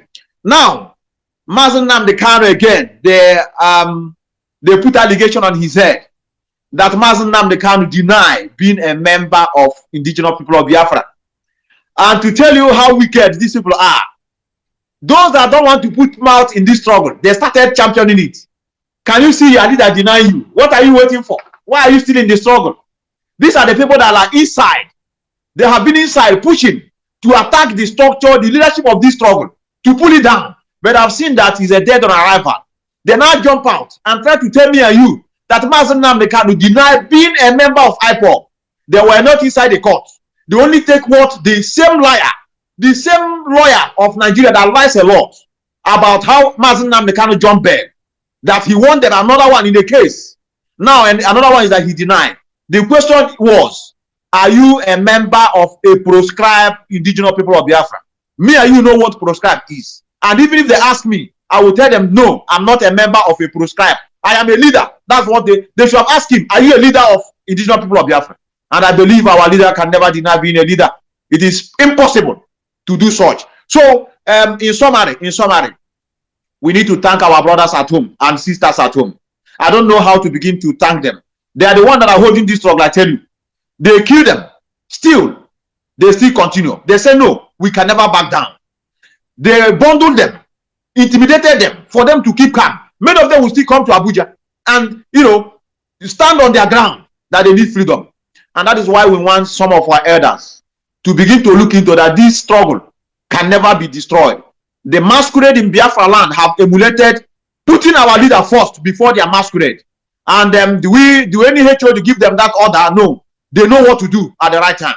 So, like I said, I have to leave you here. I just want to tell our people that we are on a right path, and it's a matter of a time, and no journey of such is easy. Any road that you are embarking in life, and you didn't see any obstacle, run away. It leads to nowhere. Thank you, brother. Thank you, brother. I stand by. Thank you very much, Mazi. Thank you very much. I also want to touch that issue that you just said now, that Mazi Nnamdi Kanu was denied being an IPOB member. And our people have forgotten that that was a question. That was a question. You see, our leader Mazi Nnamdi Kanu is an intelligent person. You see, if so, a lot of people will fall into this issue. And that is where they want to hold Mazi Nnamdi Kanu. People have to understand that was a question. Are you a member of proscribed IPOB and leader of indigenous people of Biafra? Who will accept it? Are we proscribed, Mazi? We are going protest every day. Our brother Ume and George Mazi Ume and Ezeji Mado, they were in London Square protesting there. Nobody arrested them. So they want Mazi Nnamdi Kanu to accept that he's a proscribed member. See, I want our people to understand that. That is where they want to hold our leader. Because if our leader accepts that he is a member of proscribed, then the next call that is coming, they will say, Mazi Nnamdi Kanu say, yes, he's a proscribed person. Then they will call him a terrorist. But our leader is a wise enough and knowledge enough to say, no, if you put proscribed, if you put terrorists, I am not a member of terrorists. I am not the leader of terrorists, but I am the leader of indigenous people of Biafra, not terrorists or proscribed. So Mazi Ezejimado, please, I want you to take the floor and tell us, what do you understand about this issue that is going, and tell us what makes you believe that this case, we have won this case already, and what makes you believe that Nigerian called that zoo called Nigeria has nothing to offer. They will keep on adjoining and bringing new charges because there is no way to land. There is no safer place for them to land. We have already covered every place. Mazi, I want the floor. The floor is yours. I want you to take over, please. There we go. Thank you, the General. Thank you, my fellow panelists, and thank you, Biafrans. I am going to go from a different point. The narrative I'm going to come from, because whatever my colleagues, my fellow panelists, they have said, I am building on whatever they have said, but I'm coming from a different dimension. Our legal team is intact. They are doing the job that IPOB, DOS directed them to do, and they are doing it perfectly well. Barrister Jofo, Aloye Jimako, and the son they added to the team, they know what they are doing, because that is why we trusted them. It is not the first time Barrister Jofo and his legal team are taking such, difficult situation. Now, the angle I want to come from is Nigerian government and the stooges, the people they implanted inside us, autopiloters. They tried so many avenues to destroy DOS, they couldn't. To take over Radio Biafra, they couldn't. To hijack our finances, they couldn't. They infiltrated a few media warriors, one or two, and the ones that joined them. Now, their last battle was what? In Biafra land, ESN. They went and formed fake ESN. And what was their intention of forming that fake ESN? Sponsored by Nigerian government, because they are working for them. There was a video I made on the 19th of December. Because if you don't understand this game they are playing, you will not even know how to deal with it. On the 19th of December, I made a video. And I said, Mazi Nnamdi Kanu DOS, IPOB, and ESN in capital letter versus all these autopiloters, small letter ESN, DOE, and their Edu Kingdom. They are not the same thing. It's a football match between the two. Remember, China Samoru came on Radio Biafra and named some criminals in Biafra land that we are causing mayhem to our people, extorting money, killing our people, raping women, killing, pillaging, extorting, in the name of what? ESN. I say in the name of what? ESN.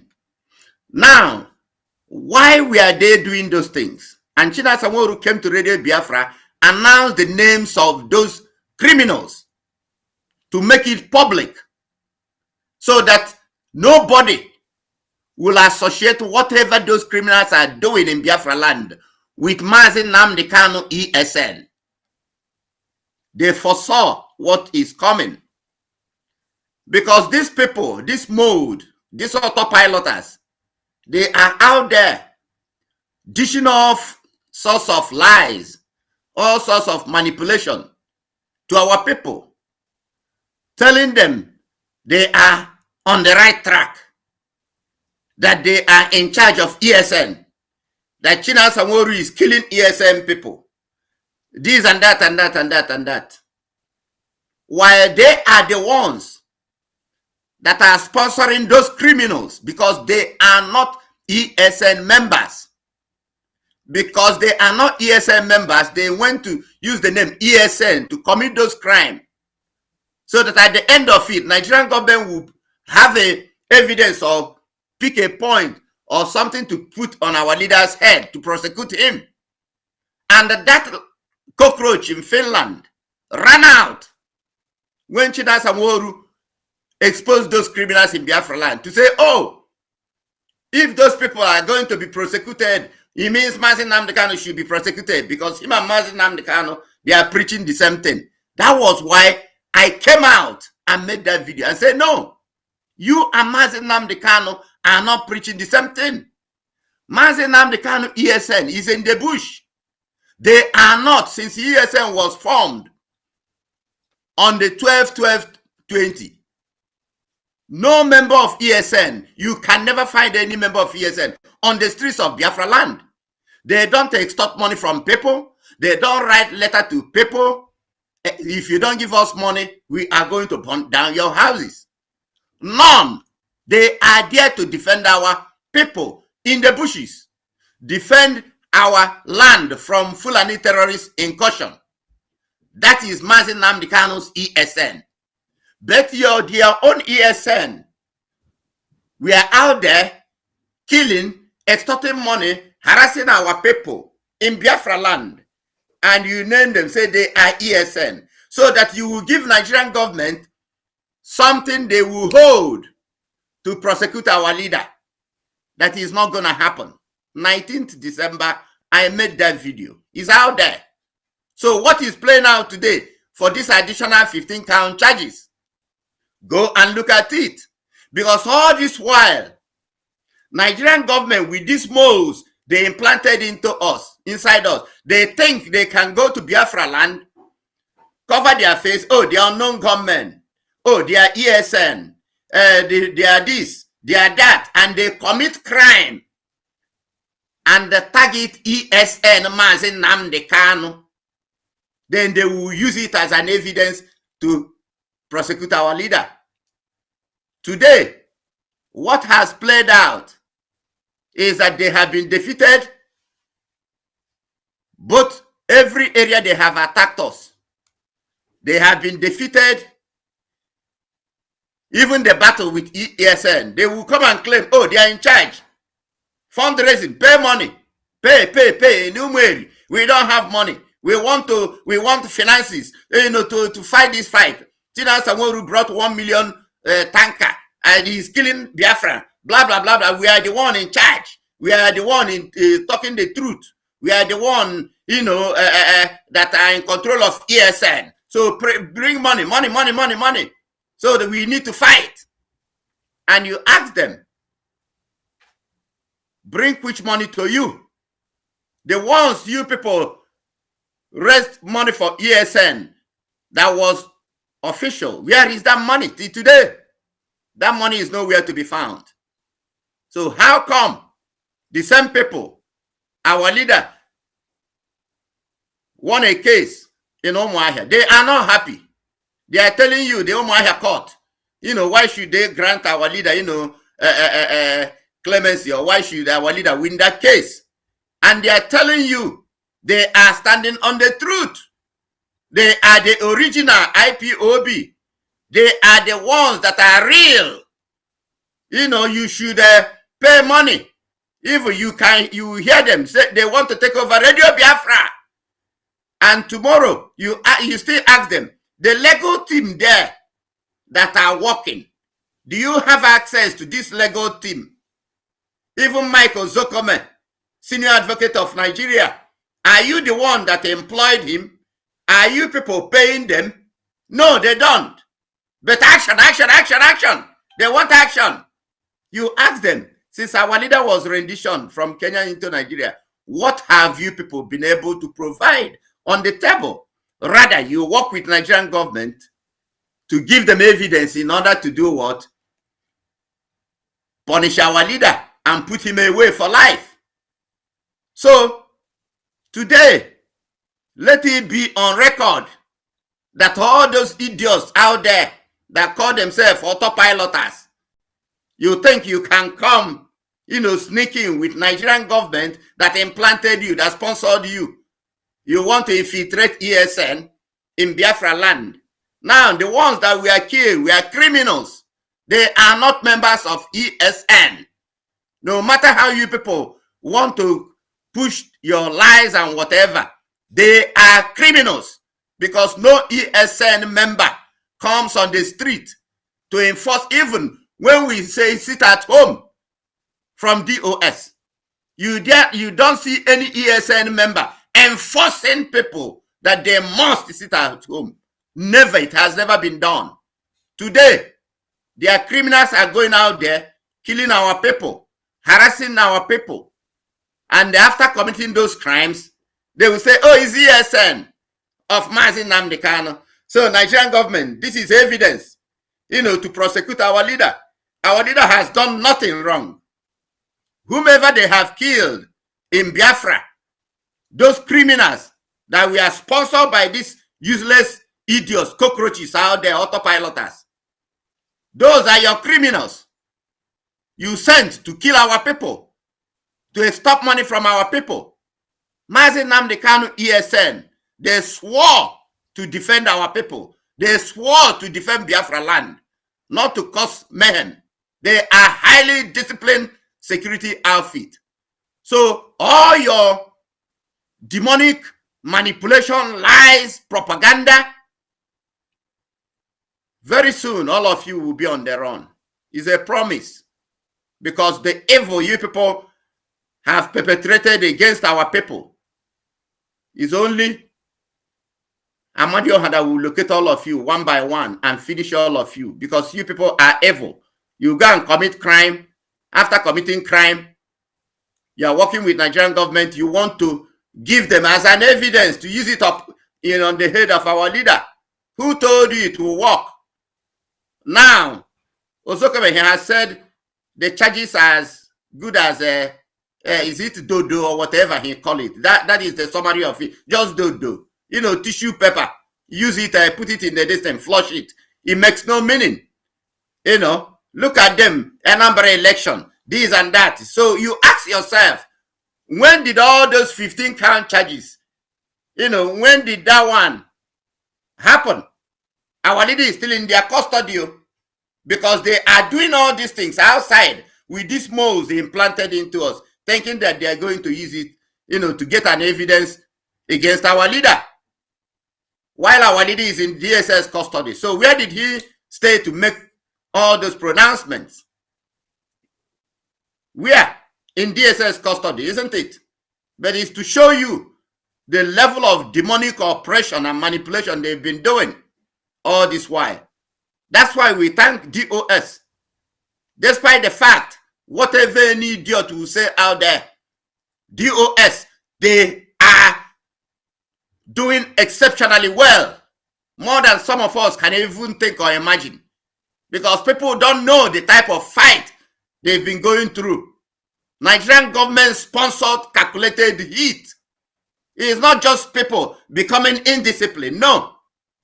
They use so many strategies, so many tactics, to attack us. But DOS, they were able to the task to be able to, defend this structure, defend our leader, protect everybody. And these moles inside, they planted inside IPOB, that all of them now are being expelled. Those that are not even members of IPOB are the one telling you they are in charge of ESN, because they sponsored one or two, criminals in Biafra land with Nigerian DSS and gave them arms to go and terrorize our people.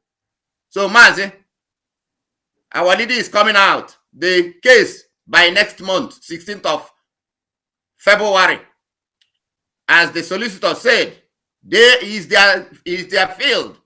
When a man like this, a senior advocate of Nigeria, the highest human rights lawyer Nigeria can ever produce, is this man. He has stated it. So let Justice Bintanyaku take time to read all those 43 pages of a counter this thing they filed in. Then by the 16th, what we expect is for them to release our leader unconditionally. He hasn't done anything. You cannot go into trial with somebody you renditioned. Nigeria committed a crime against humanity. So there is nothing like trial because our leader, he has done nothing wrong. I rest my case for now, Mazi. Thank you. Thank you very much, Mazi Ezejimado. Thank you very much. Thank you indeed. Thank you. I thank you very much. Now I will go to you, Ikem Patrick. Ikem Patrick, I will come to you now to tell us what you understand and also talk about things that matters, okay? Don't just, I want you to educate our people because we are here to educate our people so that they will understand. Because most of our people, they don't understand. They always believe on social media what they heard from social media, and they will take it and begin to run up and down and begin to dish out to our people, put our people in a state of imagination. Mazi Ken Patrick, I want you to educate our people, please. Thank you. Thank you, Washimeke. Thank you for giving me the opportunity. Neham Jinaka here. You see what I'm holding? This is called plantain chips. Plantain chips. So when you hear Mazi, Barrister Zekomo said that Mazi Nnamdi Kanu case is as dead as dodo. Dodo. That is plantain here. So, you know, in Milan, I was in Milan in a protest ground. I told Nigeria that you bringing Mazi Nnamdi Kanu back to Nigeria is one of the worst business ventures you've embarked on. Even before Mazi Nnamdi Kanu was abducted in Kenya and returned back to the zoo, I told them that the worst business venture Nigeria can involve themselves in. At the time they were telling him, come back to Nigeria. You can't be abroad and be preaching Biafra. I told them if he come back, na big problem. Oh. I told them, if Mazi Nnamdi Kanu voluntarily come back to Nigeria, it is a big problem. Whether he come back or even remain abroad, a more bigger problem. Now they foolishly went to Kenya. I know that their plan was not to bring him back because they themselves know it's a bad market. That bringing him back to Nigeria is a bad market. They wanted to eliminate him in Kenya there and possibly dump his body somewhere. But as Chukwu Okike might have it, the plan didn't work. And they shamelessly brought him back, secretly arraigned him in court without the consent of his lawyer. And now the lawyer, they have been going on this case. They keep postponing this case. They keep adjourning the case. They keep amending the charges. This amendment now is a third amendment in less than 6 months. That is to show you how incompetent. That is to show you how incompetent the zoo is and their lack of evidence. Now, what did the prosecutor lawyer do? Rather than him to go back to the drawing board to see how he can prove his case, the next thing he came out to tell people is that Mazi Nnamdi Kanu have denied being IPOB member. He had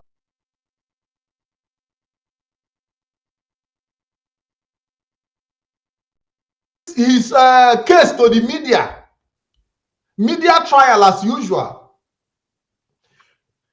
Now, we've seen the confidence of the Defense Council. Emma, as na oye naya zilo shineji ejokwa abawozo. You know, there is a case you will be involved in. When you are speaking in confidence, you're speaking in confidence because you know you have a case. You know you have a case. And you can see how Michael Zekome have been able to educate us. And he made us to understand that the case against Mazi Nnamdi Kanu is Dodo. That is plantain. Mazi, he said that Dodo is a bird. But as far as I'm concerned, plantain chips, is already dead on arrival. Everything you see them do is just, you know, trying to cover their faces in shame. But in reality, they have no case. We've seen Methuselah say it here. What they do, the problem with Nigeria is that they will not have any case against you. They will first of all arrest you and start looking for evidence. But in the case of Mazi Nnamdi Kanu, as soon as they got him in Kenya, they tried to infiltrate IPOB using this short period of time to be able to see what crime they can commit, because they do not hold anything against him. Now they try to infiltrate IPOB like Mazi said, to see if they can build up some crime from IPOB, because they don't hold any case. If Nigeria had case against Mazi Nnamdi Kanu, they would have prosecuted him long ago. They wouldn't be adjourning the case and amending the charges. Trust the zoo. If they have case against him in reality, there would not be need adjourning the case and amending charges. But why are they amending charges? Because I was telling Mazi Solomon, when the lawyer said that the room where they gave them to discuss with Mazi Nnamdi Kanu was bugged. Now, Mazi Nnamdi Kanu will sit down with his lawyer in that room and start discussing issues and start finding ways. The moment they will now bring out good suggestions through their microphone, listening to the debate that how they are going to dismantle the case, because they have microphone where the lawyer and the Mazi Nnamdi Kanu are discussing. When they finish listening, they'll stop, but this came will go amend them. But these people don't Mazi, I don't know if you understand what I'm saying. So when you see all this amendment, because they have been monitoring the discussion between Mazi Nnamdi Kanu and the lawyers, when they look at how they discuss on how to tackle the case, they will run back to go and amend it based on Expo. How they wanted through the room where these issues are being discussed, because where Mazi Nnamdi Kanu is have been bugged quite all right. So when he discussed, the lawyers will tell him point that they need to bring, they will run to go and amend it. And the more they even amend it, the more the case even turn against them. Because the amendment itself, when you look at the amended charges, none of the amended charges hold water. You say on Radio Biafra, I say on Radio Biafra. You know talk say on Radio Biafra. No, here I'll be had a court. Here on the Radio Biafra. Mazi, the zoo is a failed state, I beg. Thank you, Mazi Ken Patrick. Thank you very much. Thank you very much for this this analysis you give to us that Nigeria have failed. Nigeria is a failed state. Nigeria is a contraption. Nigeria is a dead zone, and Nigeria is the headquarter of terrorism. We have made this thing clear to our people for them to understand that Nigeria is not a state. Nigeria is not a nation. Nigeria is a extreme business to British and Arab nation. We have known about this, and that is something that we keep on telling our people. But this time around, we are going to also watch the video of victory on Umuahia Court, because a lot of people don't understand what we are doing. A lot of people are saying other things. Why the people that believe in Mazi Nnamdi Kanu and IPOB and the structure of this movement believe that This is the preamble. This is the water grant. This is something that we have been expecting for a long time. You know, some of them that just joined this struggle just knew. They don't know that we have been struggling on this struggle for years. It did not start today. It's not today they prescribe us a terrorist group in that contraption called Damnable Zoo. Though the world don't know, the hand of the world is not there, because it's only in that zoo they say that they are proscribed. You know, but in other part of the world, we are doing well, we are doing fine, we are going for our businesses. And we have to understand this time around. What happens to this is the biggest thing that ever happened to indigenous people of Biafra, that we won that case in Umuahia, because that is the root of all this problem. That Mazi Nnamdi Kanu jump case, he did not jump case. From there, they proscribed us in that zoo called Nigeria. And some people are talking nonsense today. They don't even understand that we have won that battle. They are talking about other things. But I don't want to go so much on this detail. I want us to watch the video so that we will understand what our barrister Ejimako said with his mouth. And then we will talk about what other people are dishing out to our people on social media.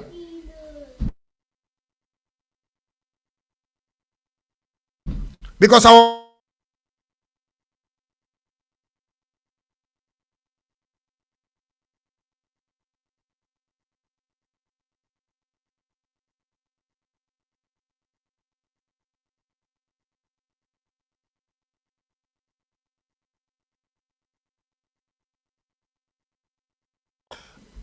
please, Mazi, Methuselah, please, I want you to take over the floor.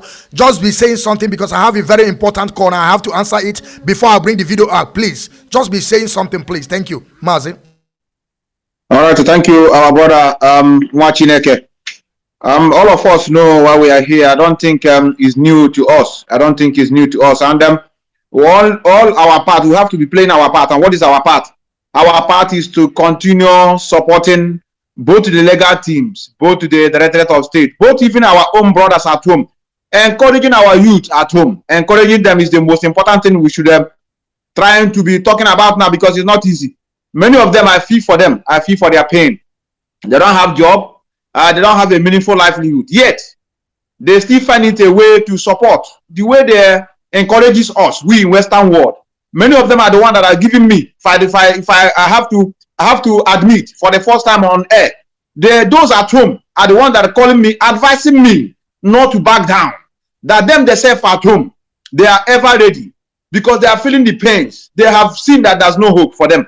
And so that is why when we dabble into these issues, I begin to ask ourselves if our people really know what is going on. Now, coming to the legal team and what they are doing, it is very pathetic that we have a lot of people in a far Western world.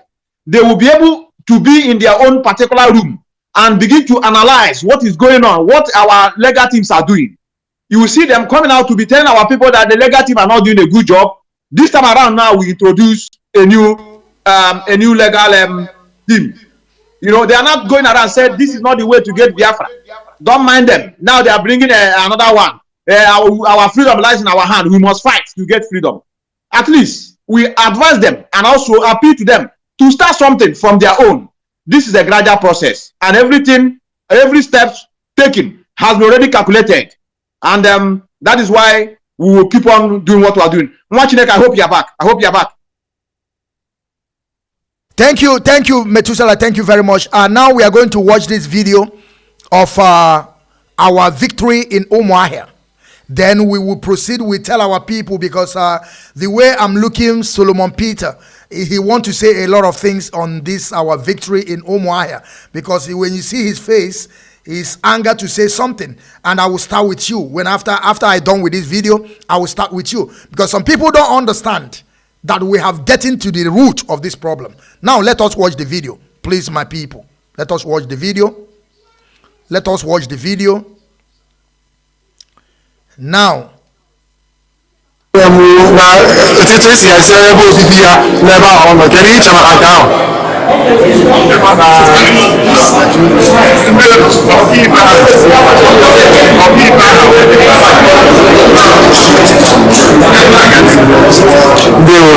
you so much.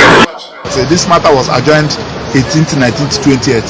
And my Lord made on the last agenda, that was in November, saying that on the 18th we are all coming to take all the whole applications that has to do with challenging the competency of the judge and jurisdiction of the matter, the court to hear the matter, his bail application, and his application to transfer him from DSSS to Correctional Center. So these three applications was rated on the 18th. While we are waiting on the 18th for us to commence the business of the court, the prosecution, in order to truncate the date, serve us 15 purported amended charges on that 17th at the close of work around 4 or 5 p.m. So when we now came to court on the 18th, we now said that, my Lord, we cannot proceed because Nnamdi Kanu has not even seen the amended charge for us to advise him for him to take the plea. So based on that, court now gave us today that we should discuss with Nnamdi Kanu. That was yesterday, and come today. Now we came today. So when we came today, that yesterday, after reading the charge, we discovered that the charge is empty. We discovered that the charge is a duplicate of those charges that my Lord has already struck out. That was what they duplicated, split, and incorporated in the name of charge.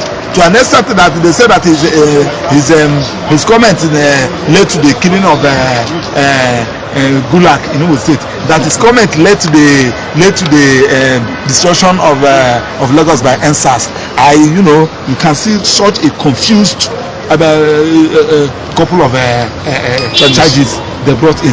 But be that as it may, we filed no superior objection challenging. As a youth council, we are here today to observe this judgment, and we are very, very happy. We are satisfied because the issue of a human fundamental right is issue that concerns everybody, whether you are a journalist, whether you are a judge, whether you are a governor or a senator. It's something that concerns every citizen of the Federal Republic of Nigeria. So today we are happy, and this victory is not victory to Nnamdi Kanu. This victory is victory to Nigerians. This victory is victory to a journalist. This victory is victory to a governor, to a senator. This victory is victory to Ndibo. So we are very, very happy. And like the judge said, that the political solution is the ultimate way in order to solve this problem. And we have been saying this thing that the Federal Republic of Nigeria, President Muhammadu Buhari, need to adopt this political solution, because we are not interested who is fault and who is right. We believe that at the round table we can solve this problem in order to move this country forward, because the issue of what is happening in Nnamdi Kanu today is a symbol of injustice that they have meted on Ndibo, and based on this thing, that is why this issue is coming up. So we are asking the Nigerian government to come down and look for a political solution to have a round table with the Ipob and Nnamdi Kanu in order to solve this problem. Thank you, and God bless you. Thank you. Tell us how it waka. It waka well. At least we don't get judgment over this matter wey happen since 2017, where the court don't talk. Hello, great people. I hope you people are paying attention, right? I want you to raise your hand up, because here is the business why we are here today. This is the real business why we are here, and I hope every one of us are understanding what Mazi Ejimako is saying. And I want our audience to also share this video. Don't just come here and sit before Mbido na agoro na agogo na, because Mbido, say when I will start my own song, then we say that I abuse people. I want this video to get 1,001 shares, because it's very, very important. I'm not begging you to share the video, but you have to do the needful to the video. Please let us pay attention to this Aloye Jimako. They were my people. Now say no be run away when Nnamdi Kanu run away from bail. That is what they call say in John Pay, na lie, na because military attack him. And because of that military attack him, the court ordered that the federal government should pay him 1 billion and apologize to him. That's why we came here, and the court agreed with us. The only thing the court did not do is that he said he no get power to decide anything will happen to Nnamdi Kanu for Kenya. So that one there aside. And the another thing where the court talk that is very important. Under Section 12 of the Federal High Court Act, Federal High Court judges have the power to recommend or order political solution or reconciliation between parties.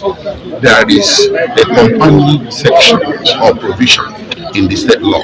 So today, the High Court judge recommended, I would say, I have not seen the CDC, it might as well be an order that the federal government, instead of pursuing this matter in court in Abuja, in the form of a trial, should pursue the prospects of political solution. That coming from a High Court judge in Nigeria is very, very important for us. It's of overriding consideration. Okay, for the common man, we no go understand all this big grammar. Yes. How you fit take break them down one by one? Okay, I don't break them. I don't break them. They say that thing where they call Python. Dance where the Nigerian army come down for South East for 2017. Come dance and say they come reach Mazi Nnamdi Kanu house for Afaru Quebec, where they for my father say. The judge say that thing no good.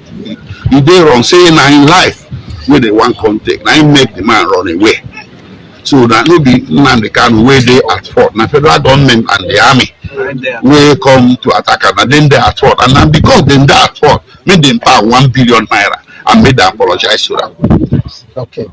So now they tell and say then they're sorry. So how you feel for this journey? I feel so good everything now. where you fight, say the meet all of them complete, or there's some ways they pay you. Yes, where I know be say they pay me. You can see my face like you can say I don't get paid. That small one will happen for Kenya. Don't worry, that one we'll see what you will do. One day monkey will go market, you know, they talk. But that's fine. So okay, a message for the supporters of Nnamdi Kanu. I don't see how I don't see how we waka go. The people where they support Nnamdi Kanu. This waka for Abia State is that. Yes, my people, we have done with this video. We understand what Mazi Ejimako said.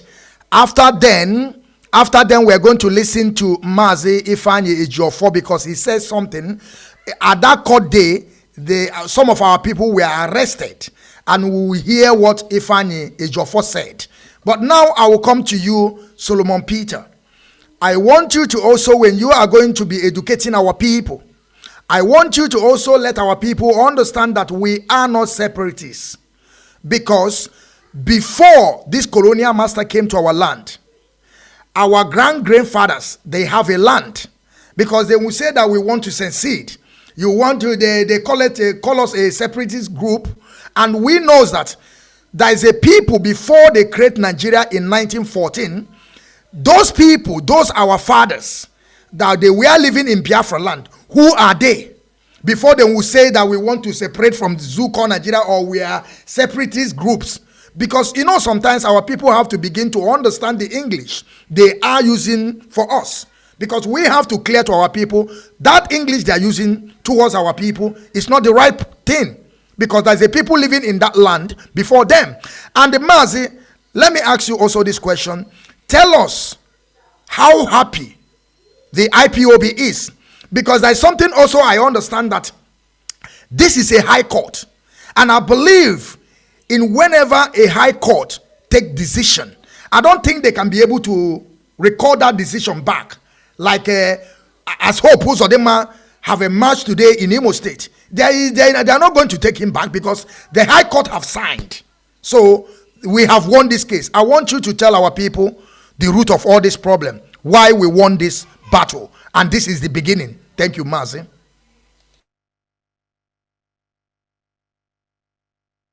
Unmute yourself, please. Okay. Thank you, Mazi Nwachineke, fellow panelists. We are here to do justice to most of the matters and the questions that are being thrown to the panelists. So we are here to let our people understand the truth and the deep truth. The matter of the case of Mazi Nnamdi Kanu and the case of the Biafran in Nigeria is just the question of time, because we are in the path of the truth. We have committed no offense. It is our right to request for our freedom. It is our right to request for our referendum, for us to determine whether we want to continue with a failed state Nigeria, a failed union, or not. So I'm coming to the point of the case. That was the case in Umuahia that ended on 19th. So the judge there has already given his judgment in the favor of Onyendu Mazi Nnamdi Kanu, clearing the air of those people who are saying he is a runaway person. He ran away. Why he couldn't stand? Why he couldn't face the bullet? Why he couldn't do that?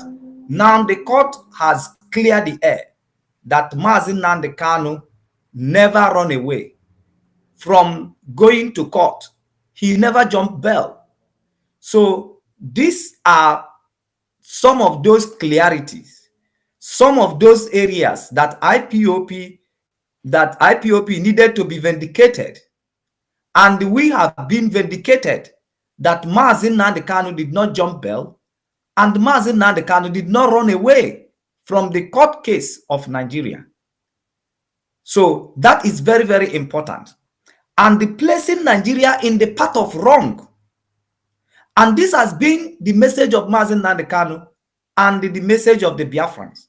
Nigeria has been in the path of wrong.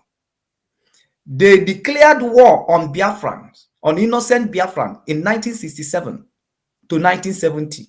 They came down to kill us to the point where they did the food blockade and they kill children in millions, babies who has done nothing. They kill them in millions. They have been in the path of, and the world are not mentioning it today. And that is our message. So coming to the victory that the court at Umuahia, the High Court at Umuahia, declared in the favor of Mazi Nnamdi Kanu and all IPOP family, there is something I want to point out. The Nigeria might decide to appeal. They might decide to go for appeal. But that is not the issue at this very point in time. The issue we are looking at is that the truth has begun to surface. The truth has begun to surface. It is very, very clear that there is nothing you can do about the truth. That is just the truth.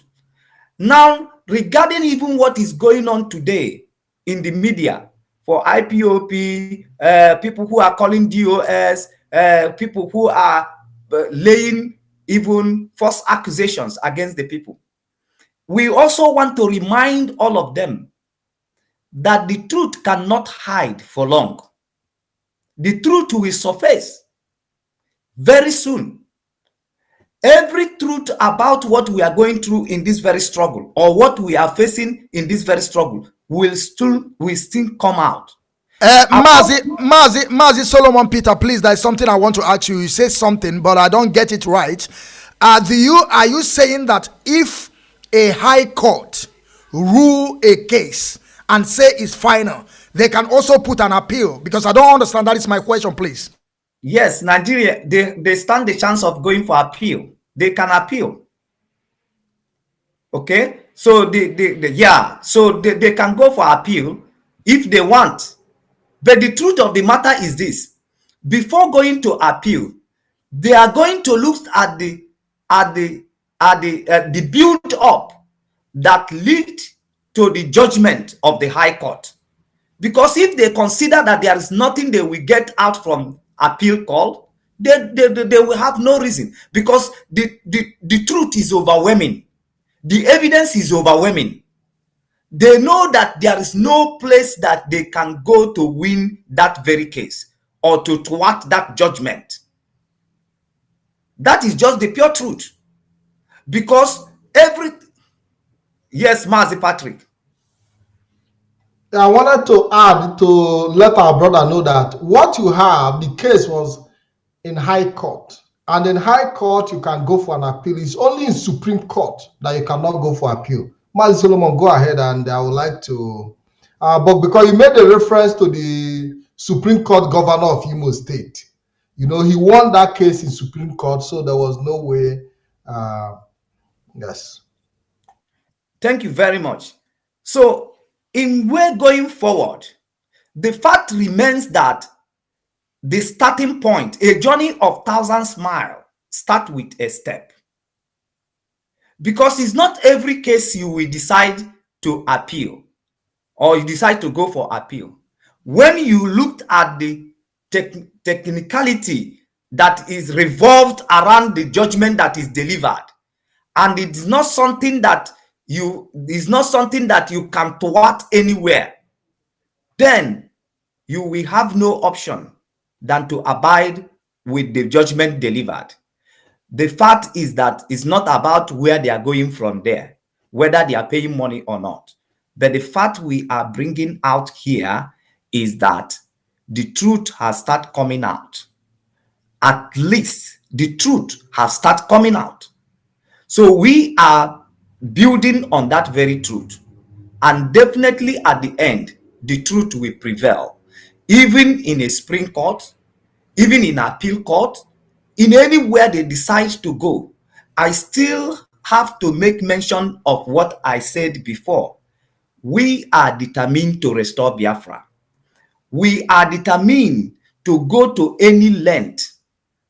And that is the reason why when you compare the way people in Biafran land are reasoning and the way they are resolute in all this journey regarding the restoration of Biafra, you will know that is not a joke.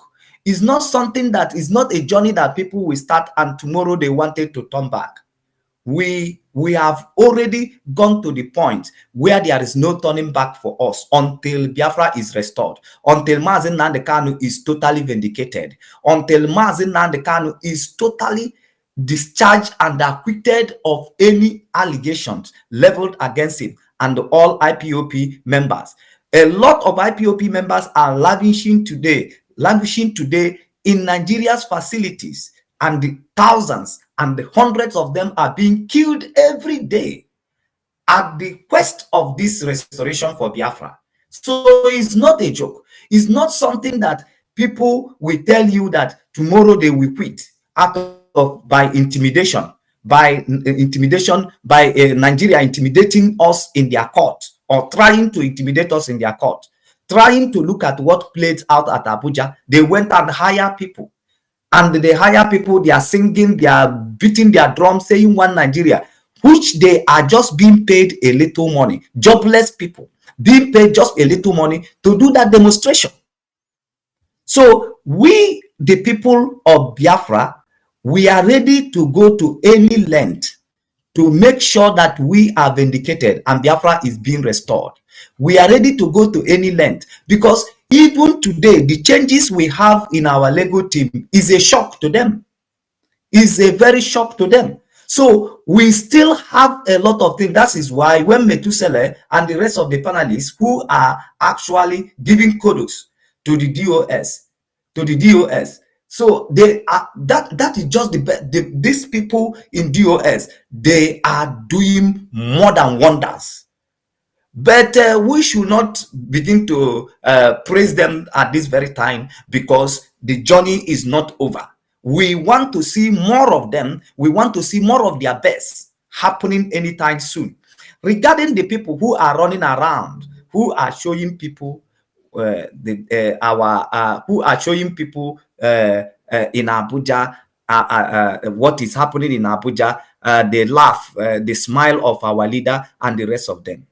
You need to take questions to some people who are floating themselves in the media like they are doing something for Biafra to be restored. Most time, ask them a question. Any victory that is being achieved, ask them what is their contribution to that very victory. What is their contribution to that victory? What is their contribution to the smile that our leader our leader was putting on the court on 18th and 19th. What is their contribution? Nothing. All these are the hard work of are the hard work of DOS and these IPOP families who have relentlessly working hard day and night, making sure that their monthly contributions are being paid, making sure they go for meeting when meeting is called and they make their contributions. They make their contributions. They contribute their ideas. That these are just the people who are making sure that all the levies that are being paid in IPOP, that they pay theirs. They are the people who are the reason why our leader was smiling in the court. They are the people who are the reason why we got the victory we have at Umuahia. They are the people that are making sure that even the psalm that is being added to the legal team was saying with confidence that there is nothing in the case of Mazi Nnamdi Kanu. These people who continuously going meeting, who continuously resolving the issue, internal issue of IPOP, holding the family together, banding the family together, they are the reason why we are moving forward. They are the reason why victories are being recorded. If not for them. So, my people, and that is why whenever we appeared here, to me, I felt bad taking out all my time to talk about those useless individuals. Always ask them a question. Where we are now, what are their contributions? What are their personal contribution to where we are today? You discover is zero. They have never worked for IPOP. And the seamen who are working for IPOP, who are standing for the truth, despite all the dangers, to come in solidarity in the court for the case of our leader, they defied all dangers.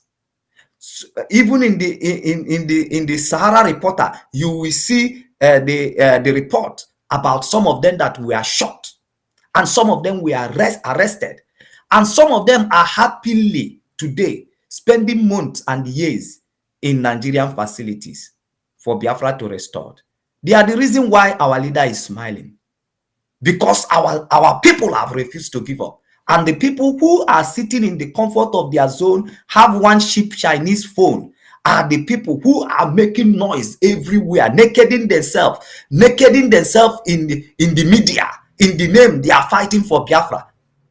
Which Biafra are you fighting in the Facebook where your leg never touched ground? Where your leg never touched ground. And the people who are dying happily, there is some people in this very struggle who has given their life, who knows they will die, but they come out for that protest. Who knows that they will die, and they come out for the protest. And today they are no more. And all they ask us is to restore Biafra. People who are not working for Biafra, who are not working for this journey that we are the people who are making the empty drum that make the highest noise. It is time for people to start overlooking them seriously, because there's no way they can be part of these restorations, because from the beginning they have shown that there is nothing they can contribute. There is nothing they can do for Biafra to come. Mazi Chineke, the victory at Umuahia should be given to the people that are mentioning right now. Those people, it is victory to all our people that are languishing in Nigerian cell, that have taken bullets, that have died. Remember that this case that we are saying Mazi Nnamdi Kanu didn't run away, they will pay. Remember 28 people die in his house, and so many corpses were discovered and be taken away by the army.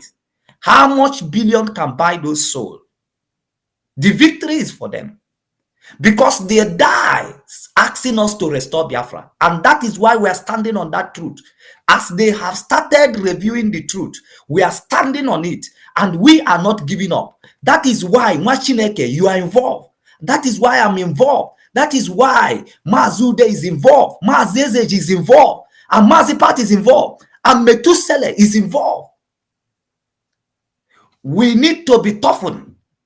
We need to know that if we can get that victory at Umuahia, no matter where they are taking the case to, that is an assurance that one day it will be said that this is Biafra, we have restored it. It is a hope that is being given to every one of us, that if that victory can be secured, then it's possible that Biafra will be restored. That is an assurance that Biafra will be restored. That is an assurance that our brothers that died, 28 people that died in Mazi Nnamdi Kanu house that very day in his father's compound, did not die in vain. And some of our people that were killed on the road and their corpses are being taken away, that they did not die in vain. And those who are suffering in the facilities right now, they are not suffering in vain. And Mazi Nnamdi Kanu, who has been kidnapped and kept with DSS for almost 6 months, that he was not doing those sacrifices for nothing. If that court of Nigeria can declare that case in the favor of Mazi Nnamdi Kanu and IPOB family, that is an assurance that Biafra will be restored. I submit my opinion here. Thank you very much. Thank you, Mazi. Thank you, Mazi Solomon. Thank you very, very much. And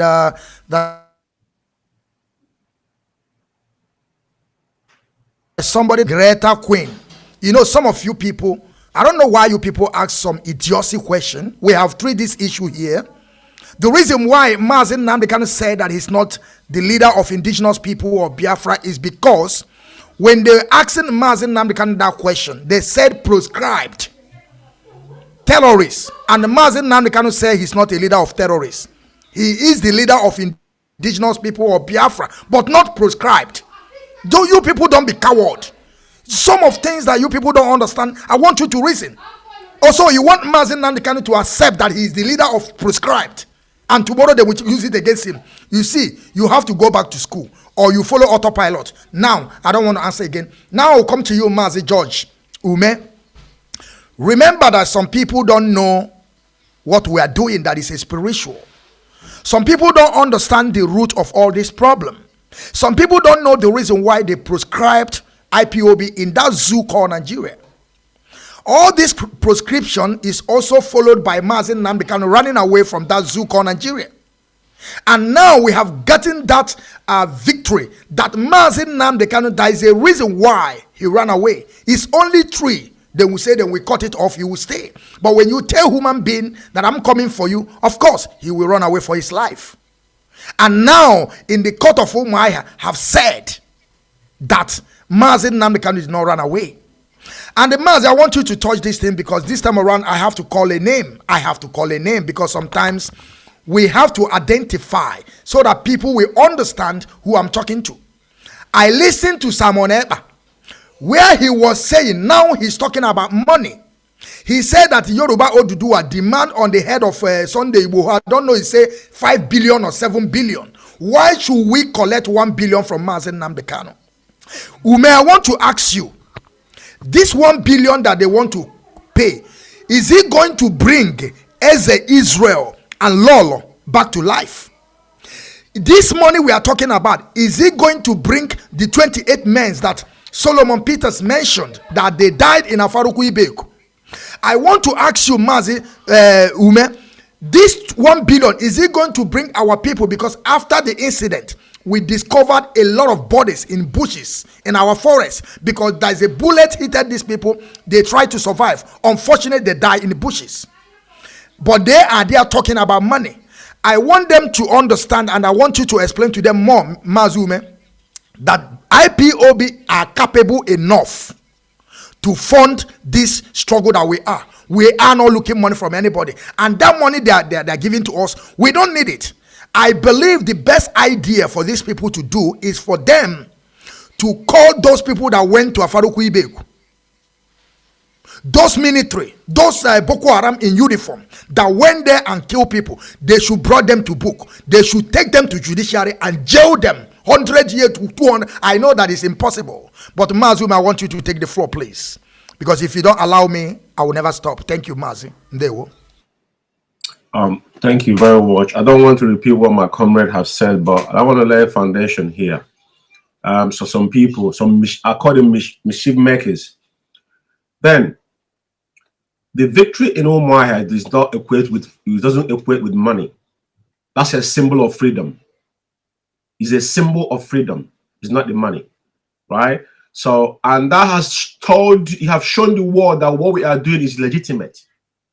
That's legitimize what IPOB is fighting for their own court of law within that enclave of that damnable zoological republic now to pass a verdict that the government unlawful invaded our leader how to assassinate him shows the world that what we are doing is legitimate. Now, that victory, some people misquote the victory. Some people are talking about money. That shows you an average Igbo man, everything we think about is money, money, money, money, money, money, money, money. And when you have said this mentality of buying and selling have destroyed a lot of us. You know? So let people understand that the money is not issue here. Mazi, sorry to interrupt you, please. Don't be angry with me. This is not a question of Igbo man. This is a problem of autopiloters. Make it very straight and open. The problem are autopiloters. They are the people who came into this struggle with money intention, and they have shown it over. So it has nothing to do with an average Igbo man knows that judgment it's not a question of money. After you, I would like to take the stage. Thank you. Thank you very much for that. You know, I'll just admit that's fine. Okay, let me continue. If we lose let's use the autopiloters now. That those people they are the mischief makers, because specifically mentioned name. The problem we have is that when he found out somebody is an outsider, there's no way he will come into another man's house to determine what happened in there. Now, if you listen to the statement you're talking about here, somebody saying that the Oduduwa gets 20 billion, which is lie. The compensation they paid to Sunday Igboho was 50 million on the charge of them, you know, invading his house. Not 20 billion. We are not equating money, but you will see how these people are confused, and they try to turn ourselves to bring some kind of division between the Oduduwas and Biafrans.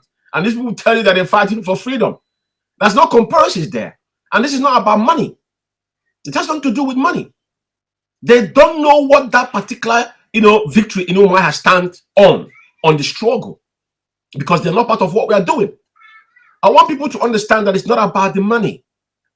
That's vindication of Onyendu, even the prior to the trial, because we know there's no trial against our leader, because he was extraordinary rendition, which is a crime against humanity.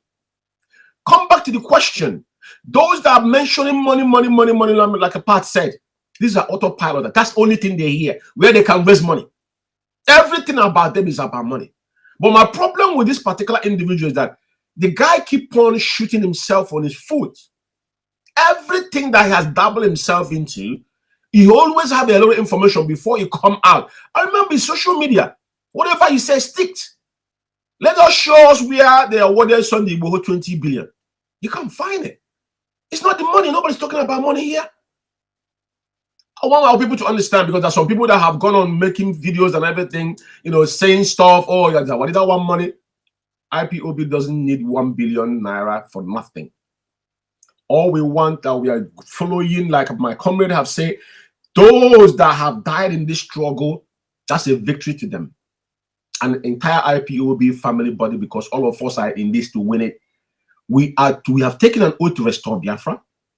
And now, this is something that everybody not rejoicing, because we have not. What it's about is that to understand that what we are doing, that within the Nigerian, even their own core fraudulent constitution accommodated what we are doing, and now we have defeated them within their own court. It doesn't matter if they have to go and appeal it. A verdict has been made, and which is justifiable. So, in essence, for those that are confused about the verdict in Umuahia, it is not about the money. It's about legitimacy of what we are doing. And that victory is now what is now propelling the struggle. Even the trial coming up on 16, they have got no case against our leader. Because now, you know, prescribing IPOB, the Gazette, they went through the back door and gazette, and when our lawyers questioned it, they could not do anything. That prosecution did not hold any water. It couldn't fly out of where they did it, from the court in Abuja, because no other country has adopted it. No one valued it. The whole world kept mute because they know it was lie. And now their home court again now have vindicated us that we are a peaceful movement, that all we're asking for is just our legitimate right, fundamentally. Because it's about fundamental right, human right. That's what they just passed that verdict on. It concerns everybody. You know, so all our people that have mowed down and those are in the hospital, in prison, is that fundamental right that has been violated. And now court has passed a verdict that these people are innocent. So it is not about money. Let people don't mix it up with money. Because I see a lot of things going on social media. I don't want to talk about it here. But another thing I want to point out here, the person making that comparison, the figure he's making is quite wrong. And that's the biggest problem we have to that fool that has got nothing to offer. Because he can't make any, like when we talk about you making a submission or an argument, before you come to the table to make an argument, you must have your facts right. Not gravitating or trying to, to politicize it or call it propaganda or whatever you want to call it. But at the end of the day, that victory in Umuahia determines what happened going forward in our case, Biafra and the zoo called Nigeria. Because this case is between Biafra and Nigeria. We must always call it by its name. So for me, all the mischief makers on social media making that comparison, they must understand one thing, that the judgment in Umuahia legitimized IPOB stand on what we are on the quest to restore Biafra. Mazi, I will stand down here for now. Thank you very much. And yeah, on this particular issue, but if you're giving me a time, I wanted to make one or two submissions because I'm gonna stand down soon. Go ahead. There's something I want to say here. Though Mazi has pointed out on it, it is about the hoodlums in our land. Because I spoke to one of my friends the other day, he's telling me what's happening in our land as we stand.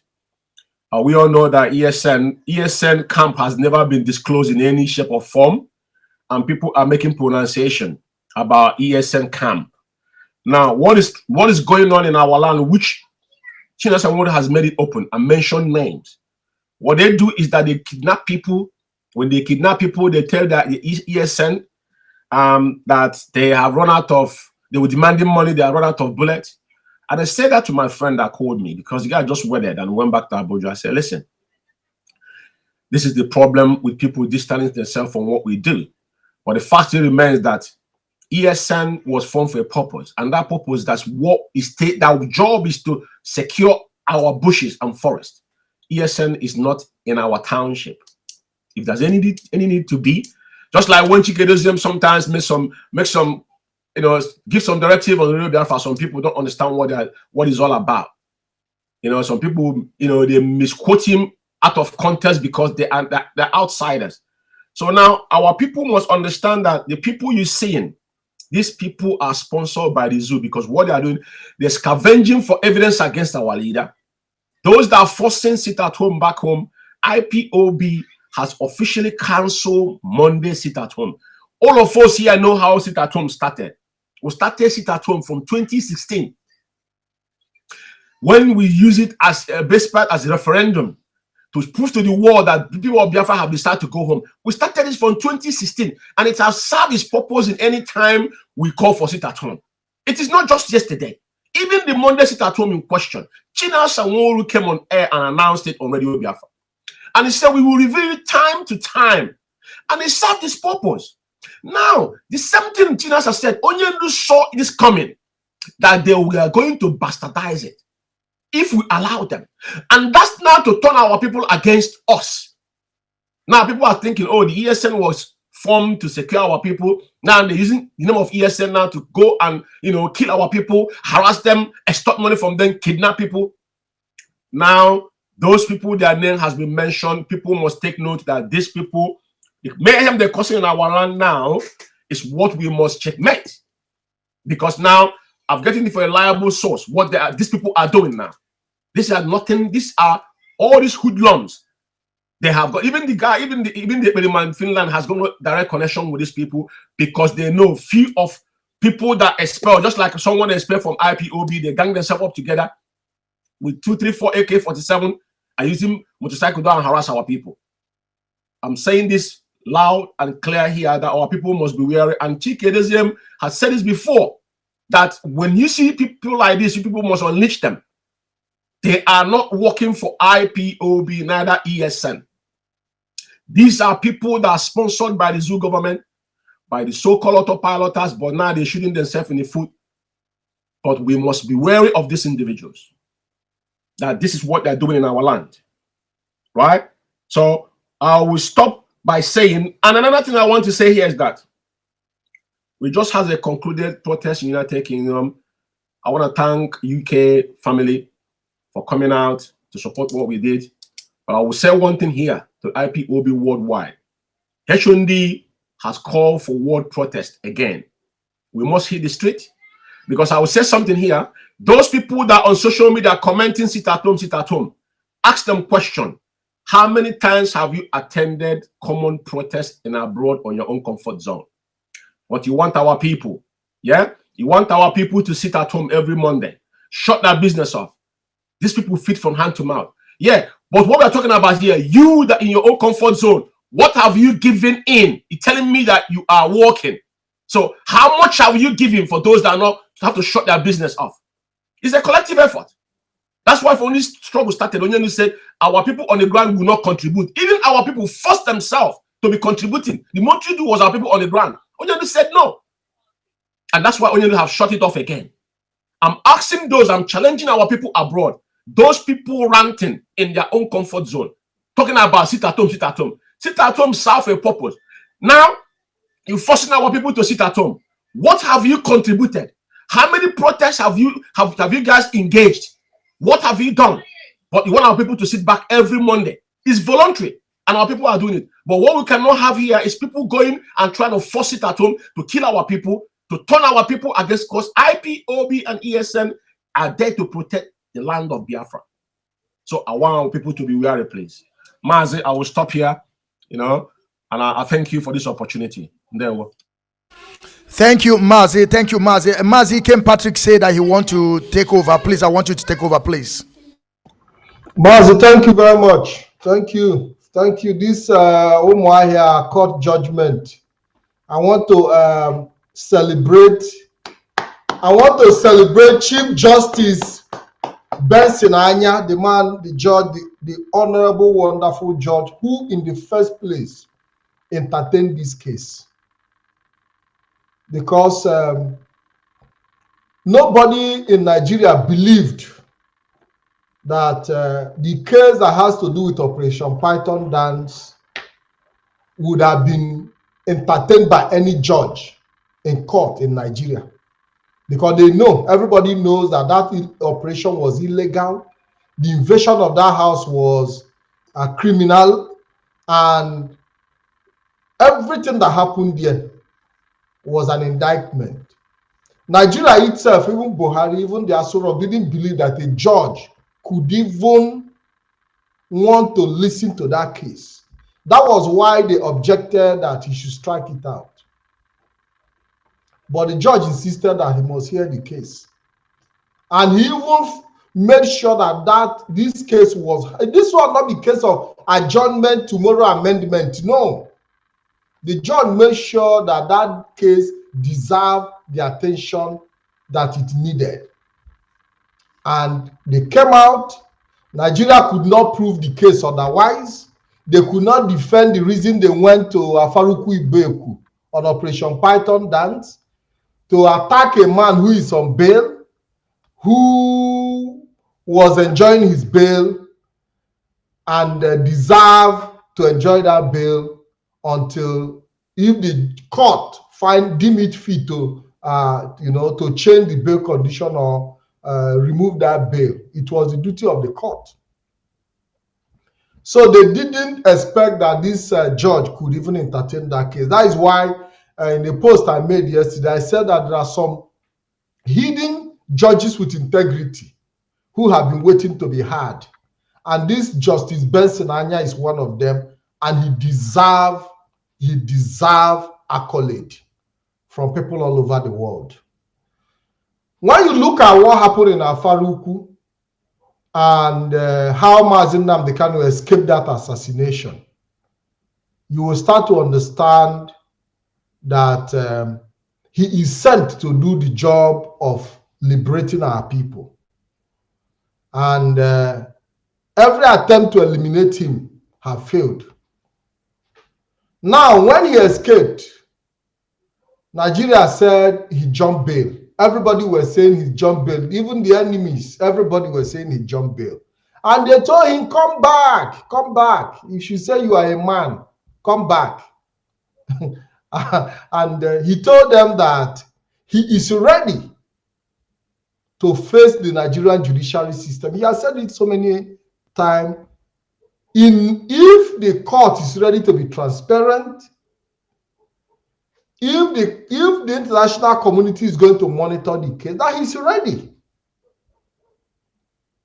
to face the Nigerian, to clear his name of every wrongdoing. Instead of them allowing him to come back and face the charges, they ran to Kenya, they lured him to Kenya, kidnapped him from Kenya, brought him back illegally to the zoo. And they have not been able to even build a case against him. Every day they are adjourning and adjourning the case. Now bringing him back from Kenya through illegal means have now opened the door for the victory that we see today. Because if he was still outside with us here, there wouldn't have been even need to fight this case. Today, we see that all the conspiracy to bring IPOB down and Mazi Nnamdi Kanu down is now beginning to backfire and fall in our favor. Today, the zoo, even if 1 billion cannot pay for all the damages, because they have not been able to, all the families and everybody that were killed, the 28 people that were killed in his compound deserve compensation. That was what I expected the judge though to do. Every family involved in that were victim deserve compensation. And I think instead of Nigeria to even go to for appeal, it is our lawyer, Aloy Ejimako, that should be going for appeal. Because the judgment is in our favor, but it's not satisfactory yet. So I would even encourage Aloy Ejimako to look at this judgment for the second time.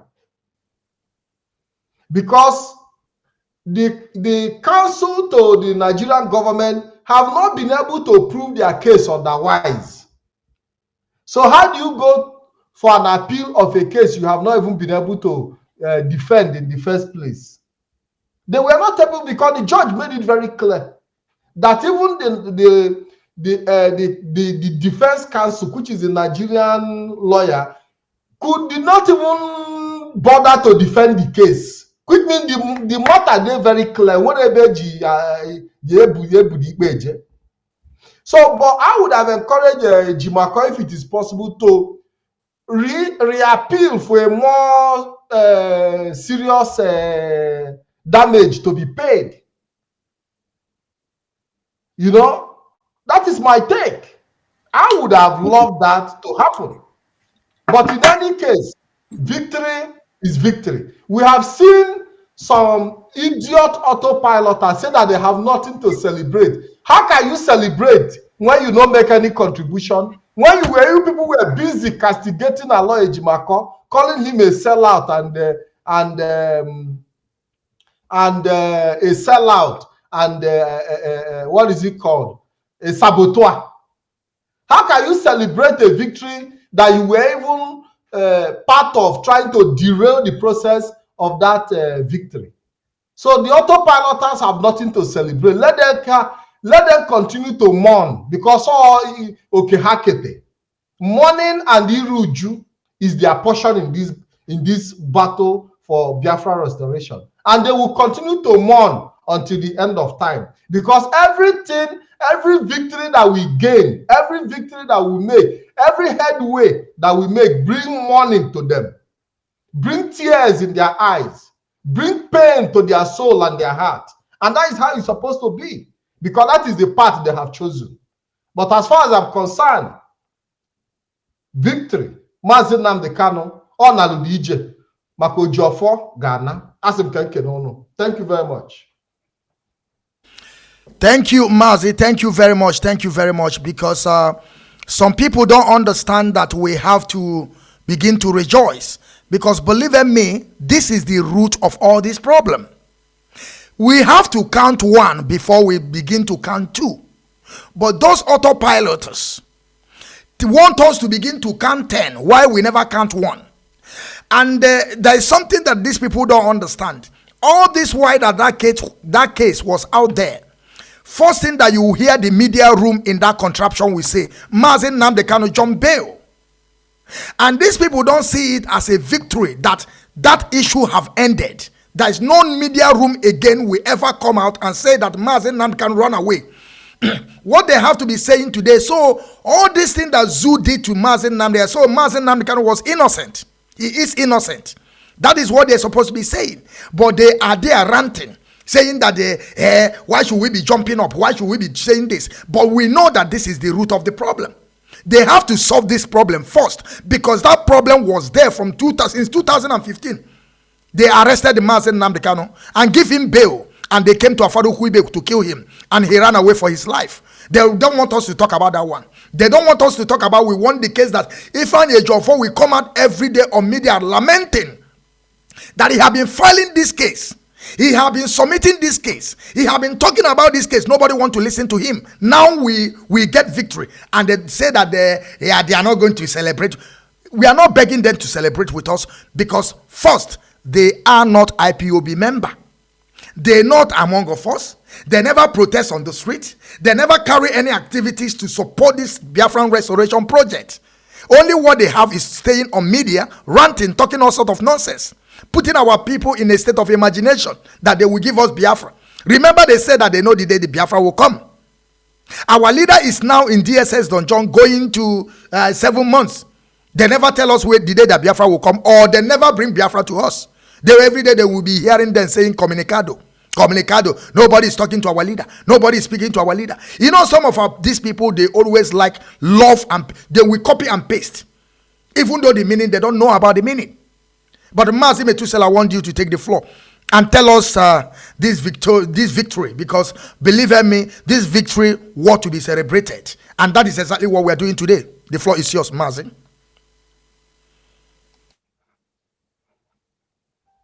After me, I think Mazi Ejimade need to speak on. Have Mazi Ejimade come into this issue? I think no. I want Mazi. I'm looking for something that I want to play. Mazi Ejimade can come in, and after him, I will now say something.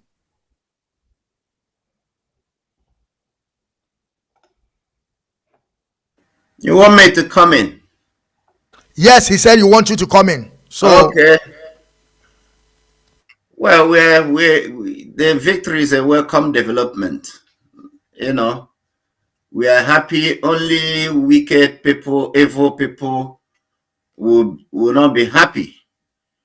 This victory is the beginning of Biafran restoration. That is the foundation of the problem. The problem started when they invaded our leader's compound and then killed 28 people in that place. And our leader escaped. Now, even while in Israel, he informed Nigerian government that he wants to come back to defend himself if the Nigerian court will guarantee his safety. Over the years, he left, and then they ended up chasing him down in Kenya and abducting him. Mind you, his abduction, was facilitated by the moves Nigerian government implanted into us. We must understand how all these things started. Our leaders kidnapped in Kenya. Nelly Ofebu, Simon Ekperima, Rabbit Charles, Madame Oyibo, and the other moles that are with them. They are the ones that plan with Nigerian government to give out our leader's position in Kenya and abducted him. They planned to kill him. They did not succeed. Then our leader was renditioned into Nigeria. Their next agenda started. Attack the finances. Attack the family. Attack DOS. Attack Radio Biafra. Attack everything attackable. False allegation upon false allegation. They even executed a queue before the whole world. Announced it. The same Diomada highway on a Perima platform that they are in charge. DOS should get away. Don't listen to Radio Biafra. Accusation upon accusation. False accusation. False information. Attacking innocent people. Nenayani is holding ESN money. Onyendu said, move the money to America. Because they use all those words. Onyendu said, some idiots bought into it. They start peddling it. We have to come out to be, putting them where they belong. Today, Biafrans know that Nenanya's hands are clean. She doesn't sit on any SM money.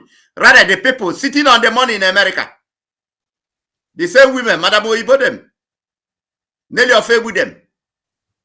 Today, the same woman that did Q are now confessing, telling our Biafrans that Nelly Ofebu, Simon Ekperima, you people should come and tell Biafrans what you did to Mazi Nnamdi Kanu in Kenya that landed him where he is.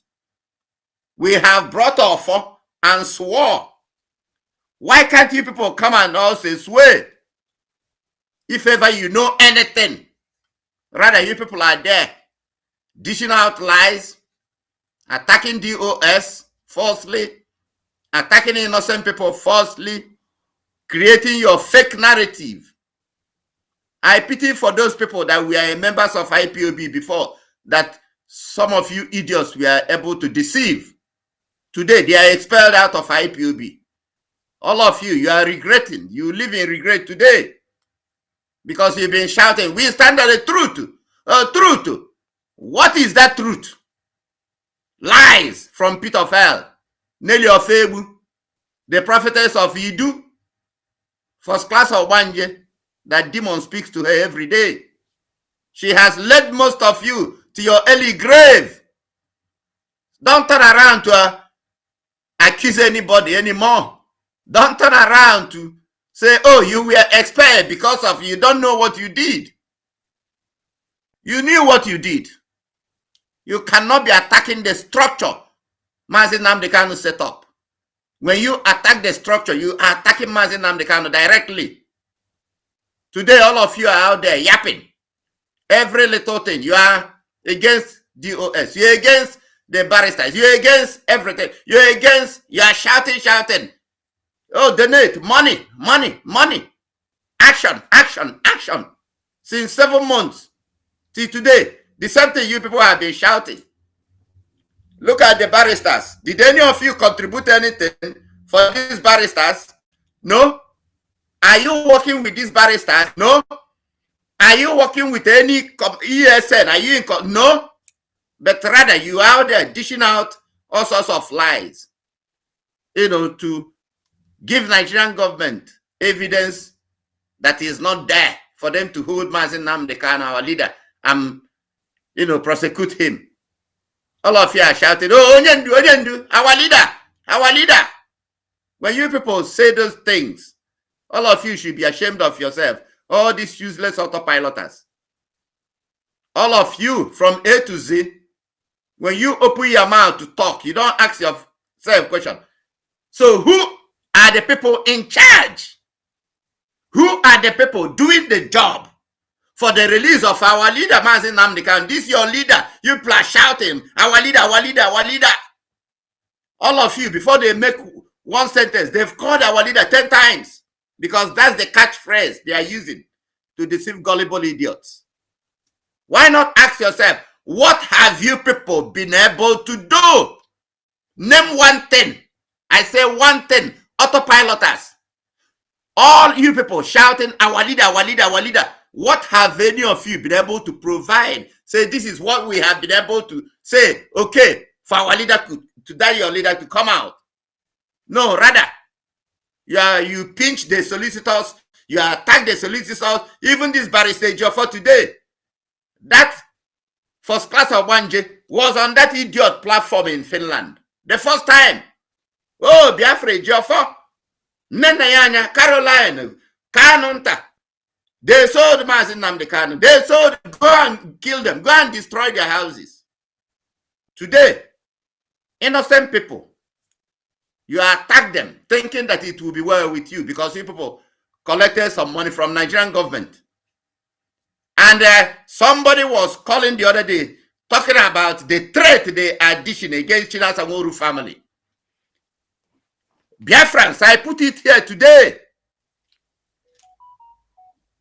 All of you back in Nigeria, start tracing, make sure you get us, every family member of Simon Ekpa, Nelly Ofebu, Rabbit Charles, Madam Oyibo, all these demons that they implanted into IPOB. Get us the information about their family, wherever they live, wherever they stay. Because they have perpetrated enough evil in Biafra land that none of them will ever inherit Biafra land. None. We say none of them. And they don't want to just stay away. They are still dishing out threats to innocent people's family back in Biafra land. Those your criminals they sponsored to maim, to kill, to destroy our people so that the Nigerian government will have evidence to put on our leader's head. Those are the way they are fighting to bring their leader out. That's the way they are fighting. But they want to turn it around. Oh, China Sanwo-Olu is killing ESN members. China Sanwo-Olu is the one protecting the ESN people, making sure they don't fall out of line, making sure they are not compromised and be killed by Nigerian government. Rather, you people are the ones sponsoring criminals with fake ESN name to go and kill our people. Then you think you can come on social media, rant and go inside. When we are finished with all of you, you will regret being born at all. Because all of you thought this Biafran freedom is a thing of entertainment. Is a thing of, once you have 200 Naira data, you jump out and start talking rubbish. Men and women have died in millions. People have sacrificed a lot so that all of us will be free. And rather, some few moles you think you can execute a coup against Mazi Nnamdi Kanu, his abduction, his torture, and rendition into Nigeria. And you continue to be out there talking how you are going to take over Radio Biafra. We will come after all of you, no matter wherever any of you are hiding on earth. And when IPOB, you see, we are finished with all of you, you will regret, that is, you will curse the day your mother gave birth to all of you. Because all of you will never and never lay your feet, you and your generation, in Biafra land again. That's the message we are passing to all of you, all these demonic autopiloters. Because you don't ask yourself questions. What have we done to bring this onion do you feel you love so much out? Nothing. Rather, you are working with Nigerian government and DSS to go and sponsor criminality in our land in the name of ESN. Abi? So that Nigeria government, oh, Mazi Nnamdi Kanu, this is what your ESN have done. Then this and that, we are going to use it to... No, it's all of you will be prosecuted for terrorism. Simon Ekperima, something is coming to you that will, the Finland government will come after you. Rabbi Charles, British government, they will all come after you. Madam Oyibo, all of you, wherever you are on earth. The government of that place will come after all of you for all the crimes you have committed against our people. For all the evil all of you have been doing against our people. In the name of your fight, oh, freedom. Because you think you can come on social media, rant and rant and rant and rant, and then go in and plan evil against our people that we have sworn to protect. Mazi, I think I rest my case for now. Thank you. Thank you very much. Thank you very much. That is something that I want to let our people understand right now. I'm so happy about this. And I have to say this to my people, the panelists, that I've been watching this comment. Like before, whenever we come out, we'll be seeing insult upon insult. But believe me, I've been watching these comments since all of you are talking. There is no insult here. Our people are beginning to understand. No, Mazi, listen. Forget that our people are. The truth is that the Umuahia judgment, a lot. I saw somebody today in Dubai, one guy that have been parading himself with gold and chain, coming out to support Mazi Nnamdi Kanu. You know, our people, whenever you are in difficulty, if you are poor, you are helpless, everybody will run away from you. But the moment they see little change that things are beginning to happen on your side, speed Mazi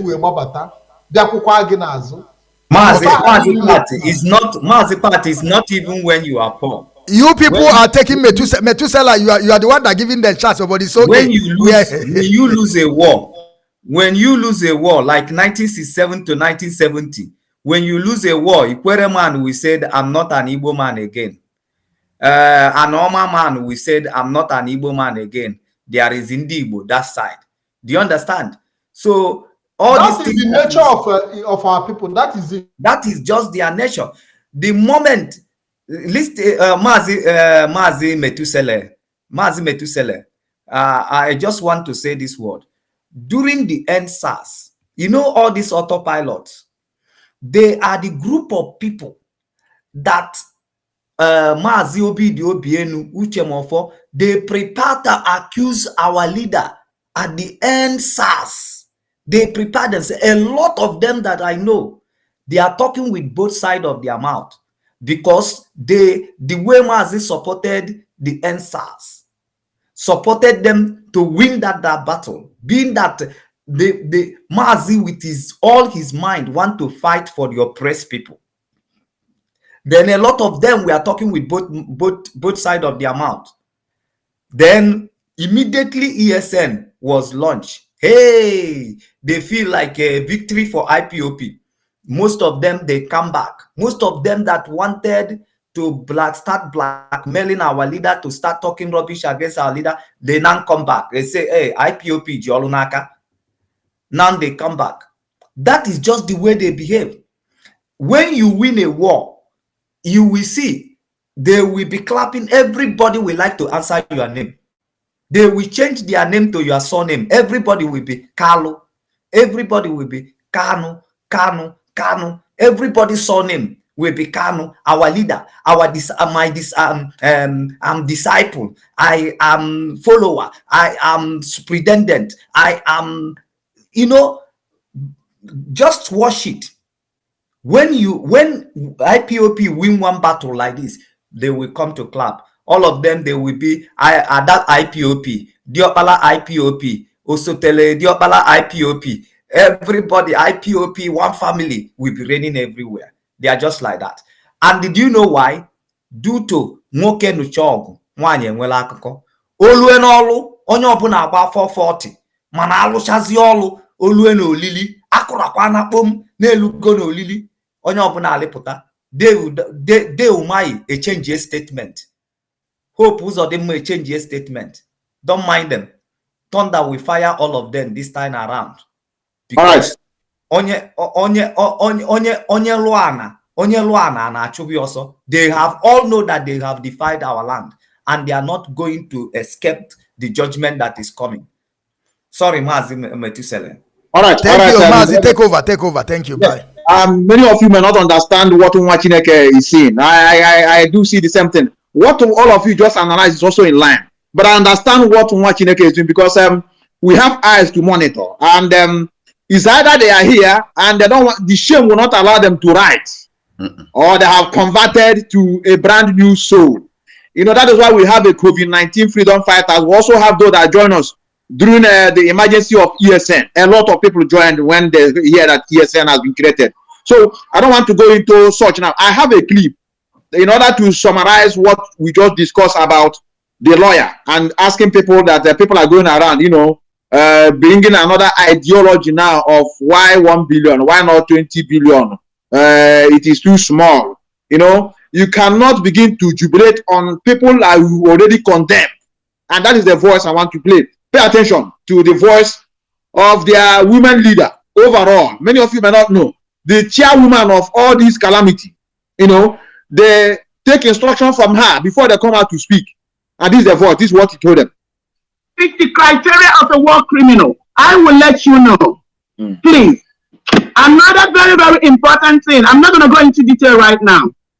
I want to tell everybody that it's not about sentiment. This is about Biafra restoration. I want to let everybody know that our lawyer, Jimako, is a criminal. I need to emphasize that our lawyer, Jimako, is working for the zoo government. It doesn't matter what anybody says about it. The truth is the truth. Our lawyer, Jimako, is a criminal. Our lawyer, Jimako, is working against Nnamdi Kanu. Our lawyer, Jimako, is working with the people that betrayed Nnamdi Kanu. They don't want Nnamdi Kanu out. But everything has already brought him out because we have our freedom. I am not a sentimental person. What I care about is to tell you the truth. What you do with the truth is your business. Alaya Jimako is an enemy to Biafra restoration. I'm going to make out a date to dissect Alaya Jimako. But right now, I need you guys to know that he's an enemy. So forget about all his drama. First of all, he said that he gave documents to China Sanworu about the people that we are. Leave them there, Chinaka Bowok. We are not here to begin to go. Mazi Metusela, where you find this woman from? Where she come from? And do you know the funniest part of it? He'll be saying it and she's telling them that I am telling you the truth. It's the truth. Elohim. So I don't want us to dwell in this anymore. We have crossed this Rubicon. And just why I replayed it is that how will you be expecting the followers to be coming out now to be praising Aloy Jimako? No, it's not possible now. They will always find something else again by telling us that 1 billion is too small. By comparing what he won with Sunday Boho, that his own is 20 billion. In as much as our brother have debunked it, and we all know that is a lie, even though it's truth. Our restoration and the Oduduwa restoration are never the same. The philosophy surrounded our restoration and their own are not the same. So don't expect the children of Satan to come out and begin to, you know, applaud Aloy Jimako and telling him that you have done a good job. No, they always find a way to castigate him. Like our brethren have said, it is not a restoration of Biafra, but it's a step ahead. It's just like a kind of a sight of relief for us to know that this man we are following is in the right track. If not, I don't think that will even award him, you know, what they had. Now, I want us to begin to tell those that are closer to Ozokeme, our new legal team, to begin to tell him that he will soon start experiencing attack. That this attack is not coming from the genuine freedom fighters. It's not coming out from the IPOB members, you know, that have their leader, Mazi Nnamdi Kanu. Please, it's very important that because they are going to include Ozokome in few days to come as part of those that sold our leader, as part of those that are working to make sure that our leader perish. So he must be able to be informed, please. Now, Prophet Metusela, you have said it all. Go ahead. Yes. So let us look into what is going on. I know there's a step ahead to checkmate these evil men and women in our midst that are shouting "Oh, here Biafra" 20 times, had he been the other one anchoring this program, what we'll be hearing here now, our leader, you will get confused. You that are watching, you will get confused. Our leader, I know his heart. I am in his heart. I am the one of the disciple. I'm 50 out of 100. So we'll be hearing so many rough things, even condemning the brother that's still in court with him up to today. The blood is thicker than what I tell people. The place that I never wanted to, if I am with them, if I've been following them, if I'm confused like them, the moment I hear attacking the brothers that are still going to the court with him, I will draw back. That's Mazi, please, Mazi, your time is there. Please, I want to say something because I want to ask, does it mean when they're accusing his brother and the Mazi Nnamdi Kanu himself knows that his brother sold him and he's keep on allowing that his brother to come to court and stay with him? Just imagine what people are thinking. Continue, Mazi. You know, when I talk religion, our brother Solomon, who want to come into it, I know what I'm talking. It's a major problem we have. We have to tell ourselves the truth. It's a major problem. Maybe in privacy we can discuss about it. I tell you the way of my forefathers. It's not like this now, and I will defend myself. Now, coming to those that are distracting attention and causing commotion, they have every right to do whatever they want to do, freedom of speech. But what we will not condone is using the name of IPOB to be raising money. I want DOS to speed up the rate of their reaction. I know they are doing something. We want to hear the result very fast. We don't want to waste time. We know they are doing something. I'm aware they are doing something. But what I'm appealing to them, Mazi, they are cooking something big. They are cooking something big. There's no two ways about it. They are cooking something big. Let them put enough firewood. We need the speed to be very, very fast. We want to begin to get results because, as me and you know now, they have already started doing fundraising again. And that's why I begin to play the voice.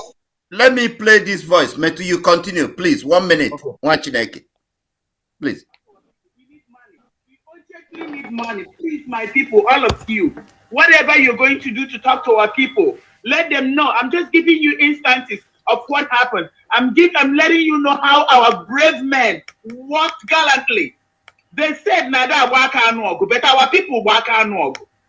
We are doing this with nothing, almost with bare hands. Even the sticks we are using, that's the sticks we collected from them. So please, all of you need to do whatever we can to come together and do a fundraising. We need money. We urgently need money. So please, Simon, if you guys can emphasize on it and do what you have to do, please. Let's organize something and then get money and start. We need to get on this because they are coming. Chinasa is bringing them. Chike, Doziem, they're bringing them to our land. They're going to die. All we need is something to be prepared for them. We cannot afford the equipment they have. All the things they are bringing to our land, we cannot afford it. But the gods of the land are fighting for us. Eventually, our land will start to open up and swallow them. All we need is to come together and contribute money. However we can do it, please. We need to do it, and we need to do as many fundraising as possible. And I'm putting it to you guys who have the avenue to speak to our people. Please organize yourself, talk to them, make sure this is done. Let's look for money wherever it is. There are a lot of people that have money. There are billionaires all over our nation.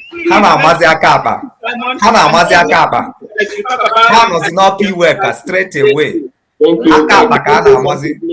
Picking pockets. So, is it the reason why they are saying that 1 billion is not enough? I don't know. I want you to continue.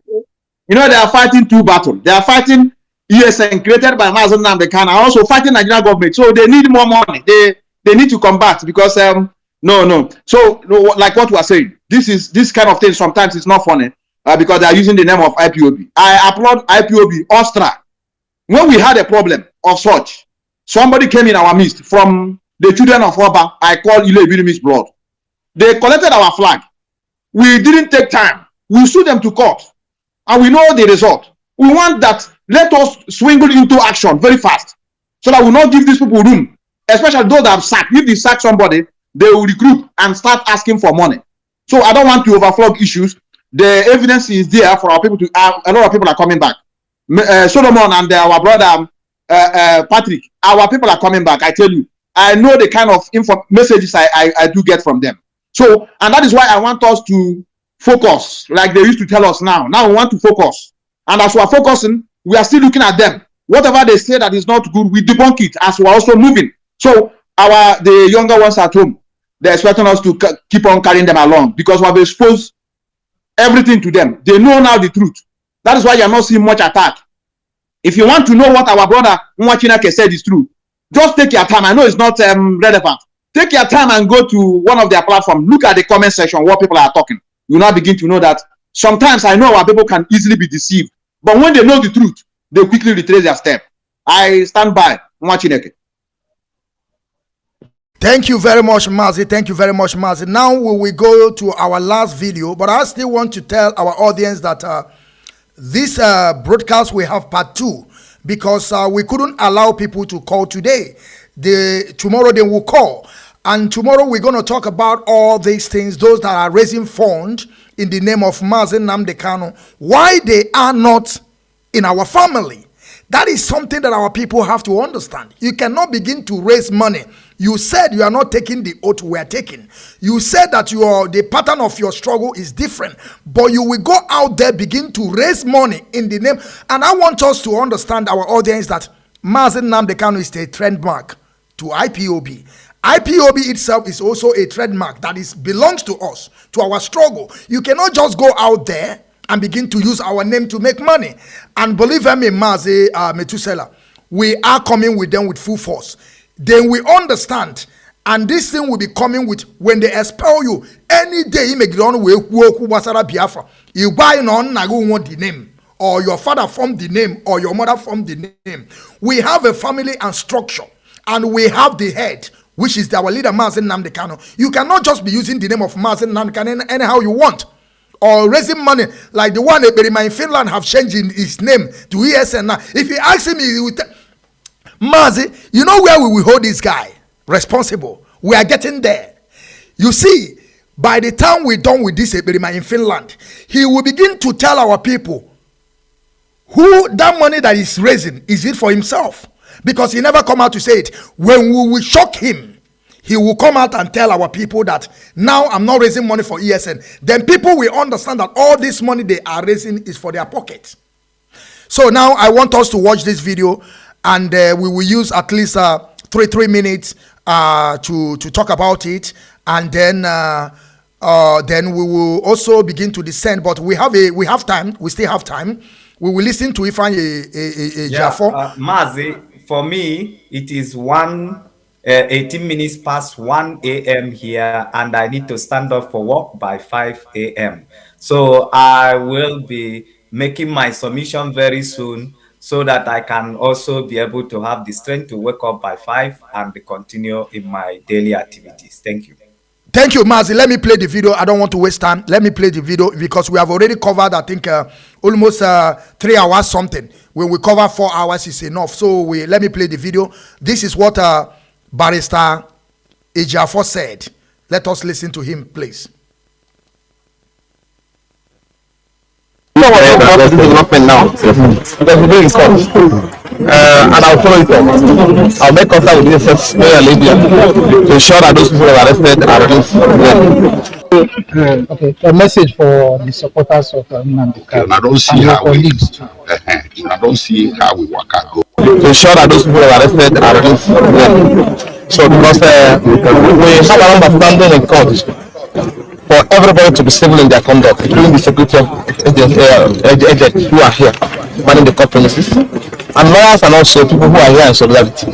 So I don't think you have done anything to deserve to be maltreated or arrested or intimidated in any manner. So we're going to take it up and ensure they are released without further ado. Today the mother came up today, away. He came up for him, for our client, only the man from Nnamdi Kanu quickly. So the 15 count amended charge. And this morning he took his place. Yesterday I walked throughout the night to ensure we find an objection to the charge, because the charge is as worthless as what you can never imagine.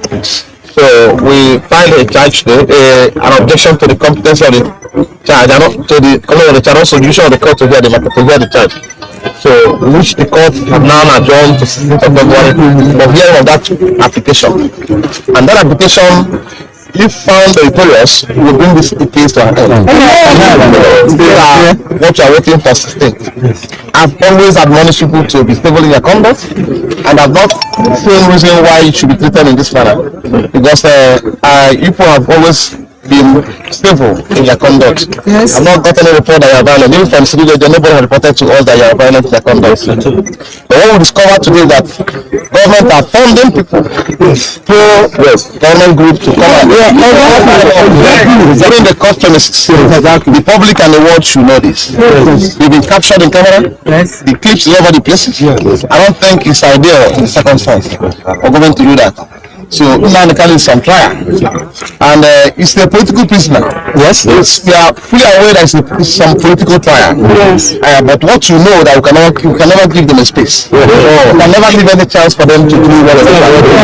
That's why we stood on the ground today to ensure that application of fire this morning is hard and disposed of, and court agree with us. So this is what happened today. I advise people to go back to our various destinations. Is that possible, sir?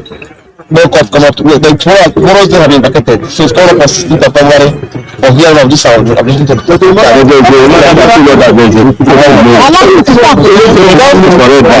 listen to anybody. Before now, the for yesterday, today and tomorrow. But instead of them conceding to the schedule of the court for us to hear the application challenging the competence of the charge, which was scheduled to be heard yesterday, they filed an amended charge, which in effect uncovered the proceedings of the schedule of the court. So I can't just fold our hands and watch the people work for them. So we also hold an objection to the charge. So we should fight this morning. As I speak to you, I didn't sleep throughout the night with my lawyers, and the first who is with us now, we didn't sleep throughout the night. So we are waiting till 4 a.m. this morning. So to ensure that we get the best and final court, and we have done it.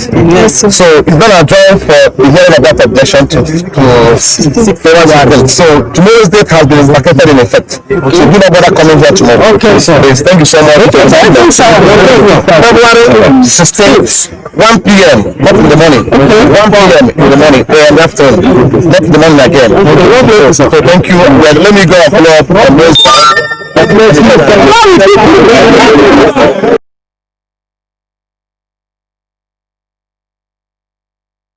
Hello, my people.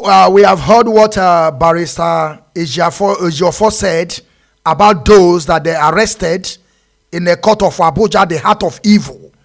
Our people went there in solidarity with our leader.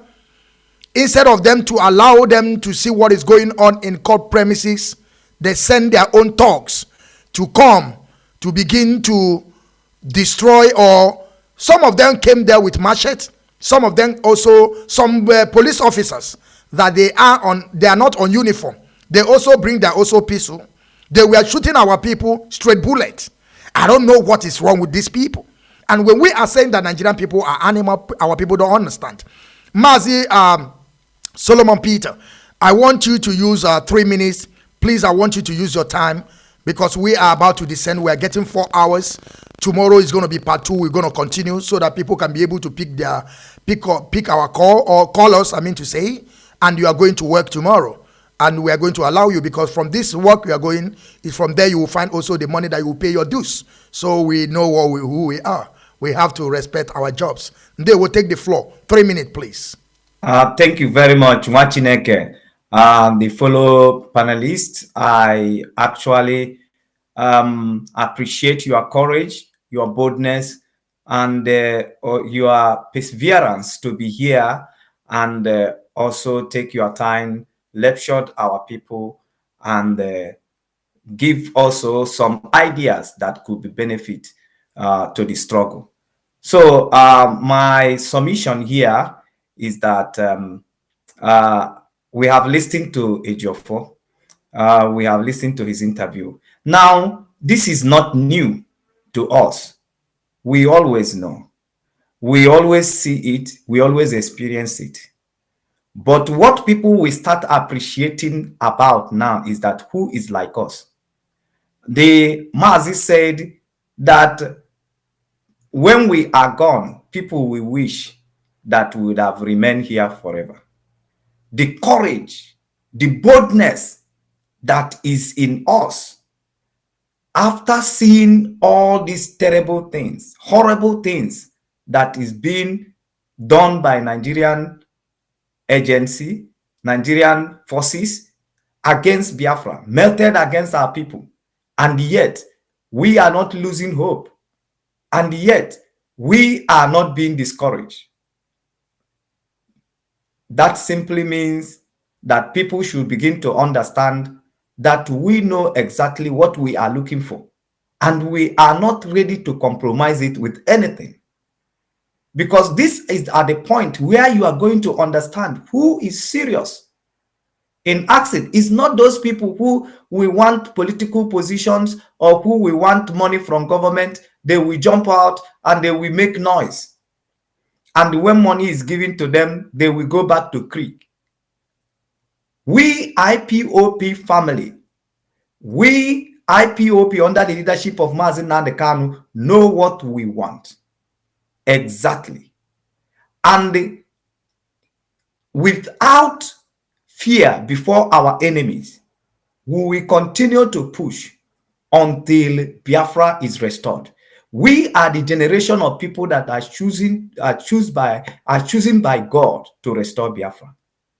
We are appointed to restore Biafra, and that is what we are doing. And that is what you are seeing here. Our people come to Abuja in solidarity with Mazi Nnamdi Kanu. Some of them were shot live bullet, and that will not stop them coming on 16th. That will not stop them standing up for IPOP, standing up for Biafra at any time where they are with the bullet. And people who have not even received a common slap are the people who are telling us that they are 50 men, that they are 50 men in one person. That is very appalling. So our people should understand right now that we are determined and we are ready to go to any length to restore Biafra. The international community should understand right now that we cannot settle for anything, for less than restoration of Biafra. We are marching forward, unstoppable.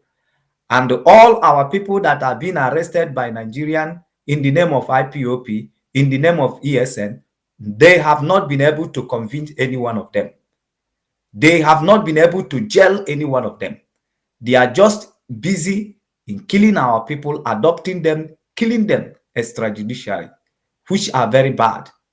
And in due time, they will pay for all this crime they committed. Definitely. Because if hand join with hand, the wicked can never go unpunished. If they don't pay it, and if they don't pay it now, their generation will pay it.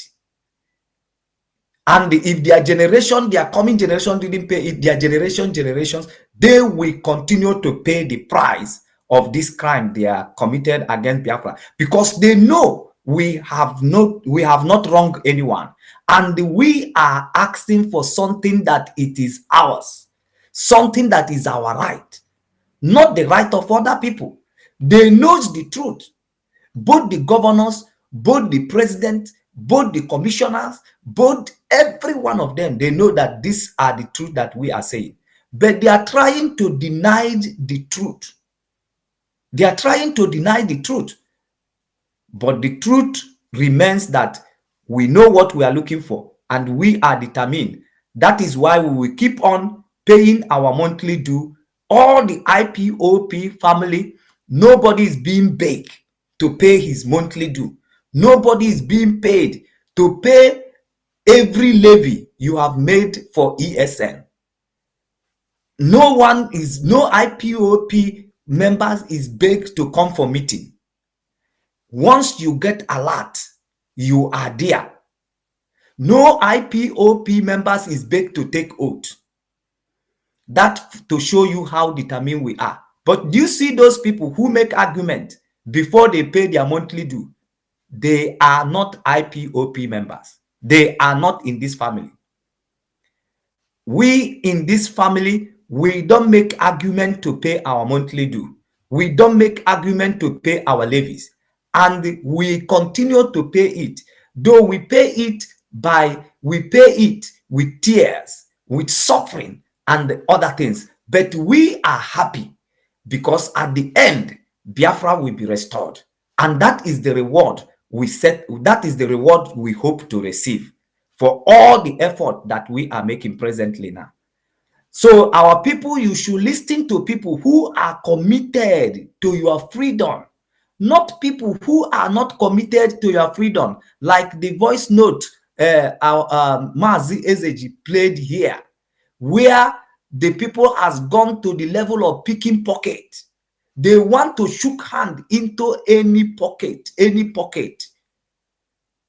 and they are running out of time because they know that very soon Onyendu will be discharged and acquitted. And if Onyendu is discharged and acquitted, their business will knock engine. Their business will not move anymore. So that is why they are in haste. So our people, listen to people who are committed, not people who are not contributing, people who you cannot see their representative, who are telling you, we're going to do something, and they never do something. You need to listen to those people who are doing something for your freedom. Follow them. Follow order from DOS. Follow order from Chike Doziem, the head of DOS. Anything they tell you to do, do it. Because Onyendu say that anything they say goes. They knows the way. This legal battle that we are in right now, don't think that it is on your own sense or on your own way that we will be able to win the legal battle. We have the people that we are following on this legal battle, and their advice and directive is final. And the DOS are very careful in following the people who knows the road, in taking advice and the command from Onyendu without hesitating. Our people should follow so. They are the people who know the road. Receive order and command from them. I make my submission here. Mazi, thank you very much for making me part of this very program. And I wish to always appear here whenever you give me invitation. Thank you. Good night. Thank you, Mazi. I want you to also know that the part 2 is also continuing tomorrow. The continuation of part 2, the panelists, we are not going to stop. We are going to be discussing a lot of things because some people think that we have already deviated. You see, such a thing. You see, we have treated a lot of things today. We are not talking about the autopilot.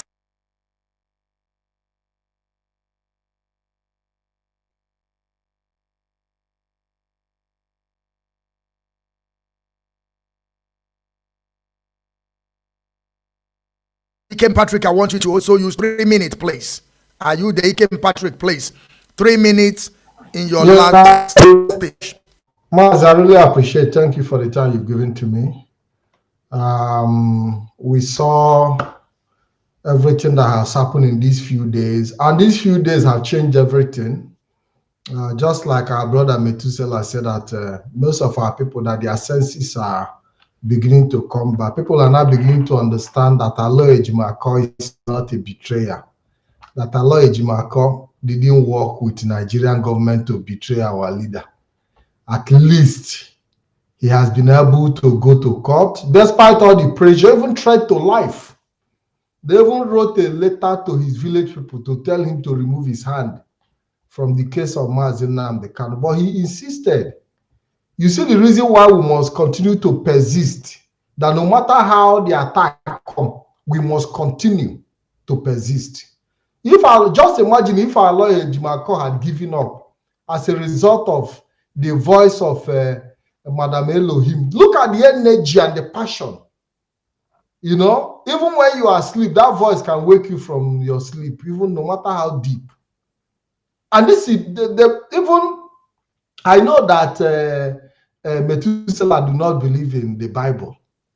But the Bible says that when the devil wants to talk to you, the devil comes with a very hard voice. But when the Spirit of God wants to minister to you, he talk to you, you know, quietly and gently. You see the demonic aggressivity in the voice. that when you hear it, you want to be carried away. Now, somebody who doesn't know Aloy Ejimako before, who have never seen Aloy Ejimako, will easily believe, because when you hear the passion behind the expression that Aloy Ejimako sold our leader, it sounds convincing, isn't it? It sounds convincing, highly convincing. That is to tell you that most of our people, when we blame them, sometimes we still hold break because easy. Nobody will hear this type of convincing voice and will not fall for it. And that is why we are here, to continue to bring the mind of our people back. Noburo ye kacha sitimbu na argument win. Now, the same Aloy Ejimako, who had been accused of being part of the extraordinary rendition from Kenya, is the one now who stood up, won the case. And Mazi Nnamdi Kanu had been vindicated. Because there was a time one idiot talking about Usain Bolt. They gave our leader all manner of names. You ran away. Why didn't you stop? Why didn't you wait? You ran away. Only one bullet, you run away. Today, a competent court of jurisdiction said that he didn't jump bail.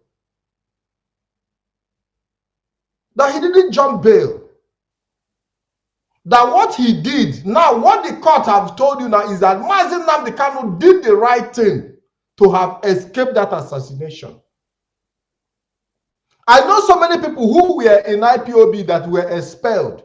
Some of them were, when Mazi Nnamdi Kanu escaped that assassination, so many of them were angry.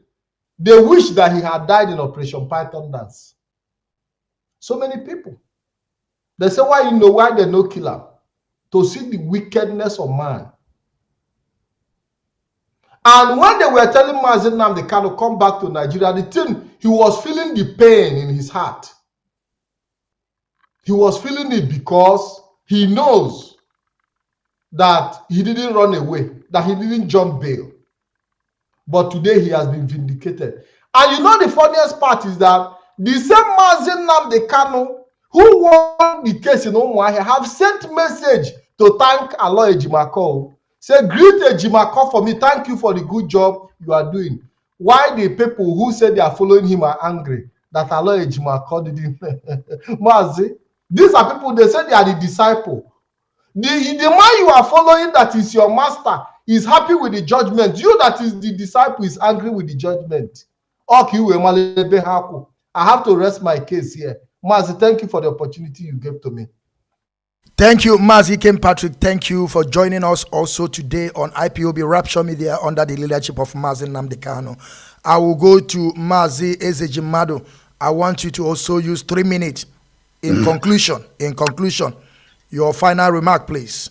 Say everything at the same time because tomorrow is continuation. Thank you, Mazi. Thank you, the General. Thank you, my fellow panelists. And my lovely, beautiful Biafrans worldwide. The people whose hearts are pure, their minds are pure, their spirit very, very pure for the restoration of Biafra. I greet all of you. I salute all of you for listening.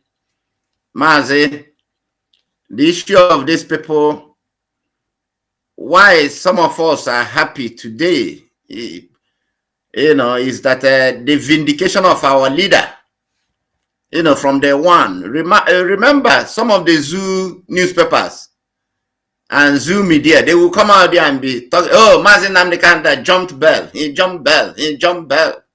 It become a narrative. Today, all of them, they are put to shame. All of them. Even all these autopiloters.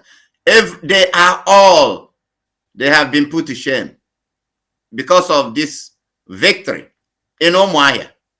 Asa now, Anebuzo, Maramanolo, before Apawama. That is what happened. Victory in Afaruku, where our leader come from. Victory there. Now, Abuja is Aswangu. It's just nothing.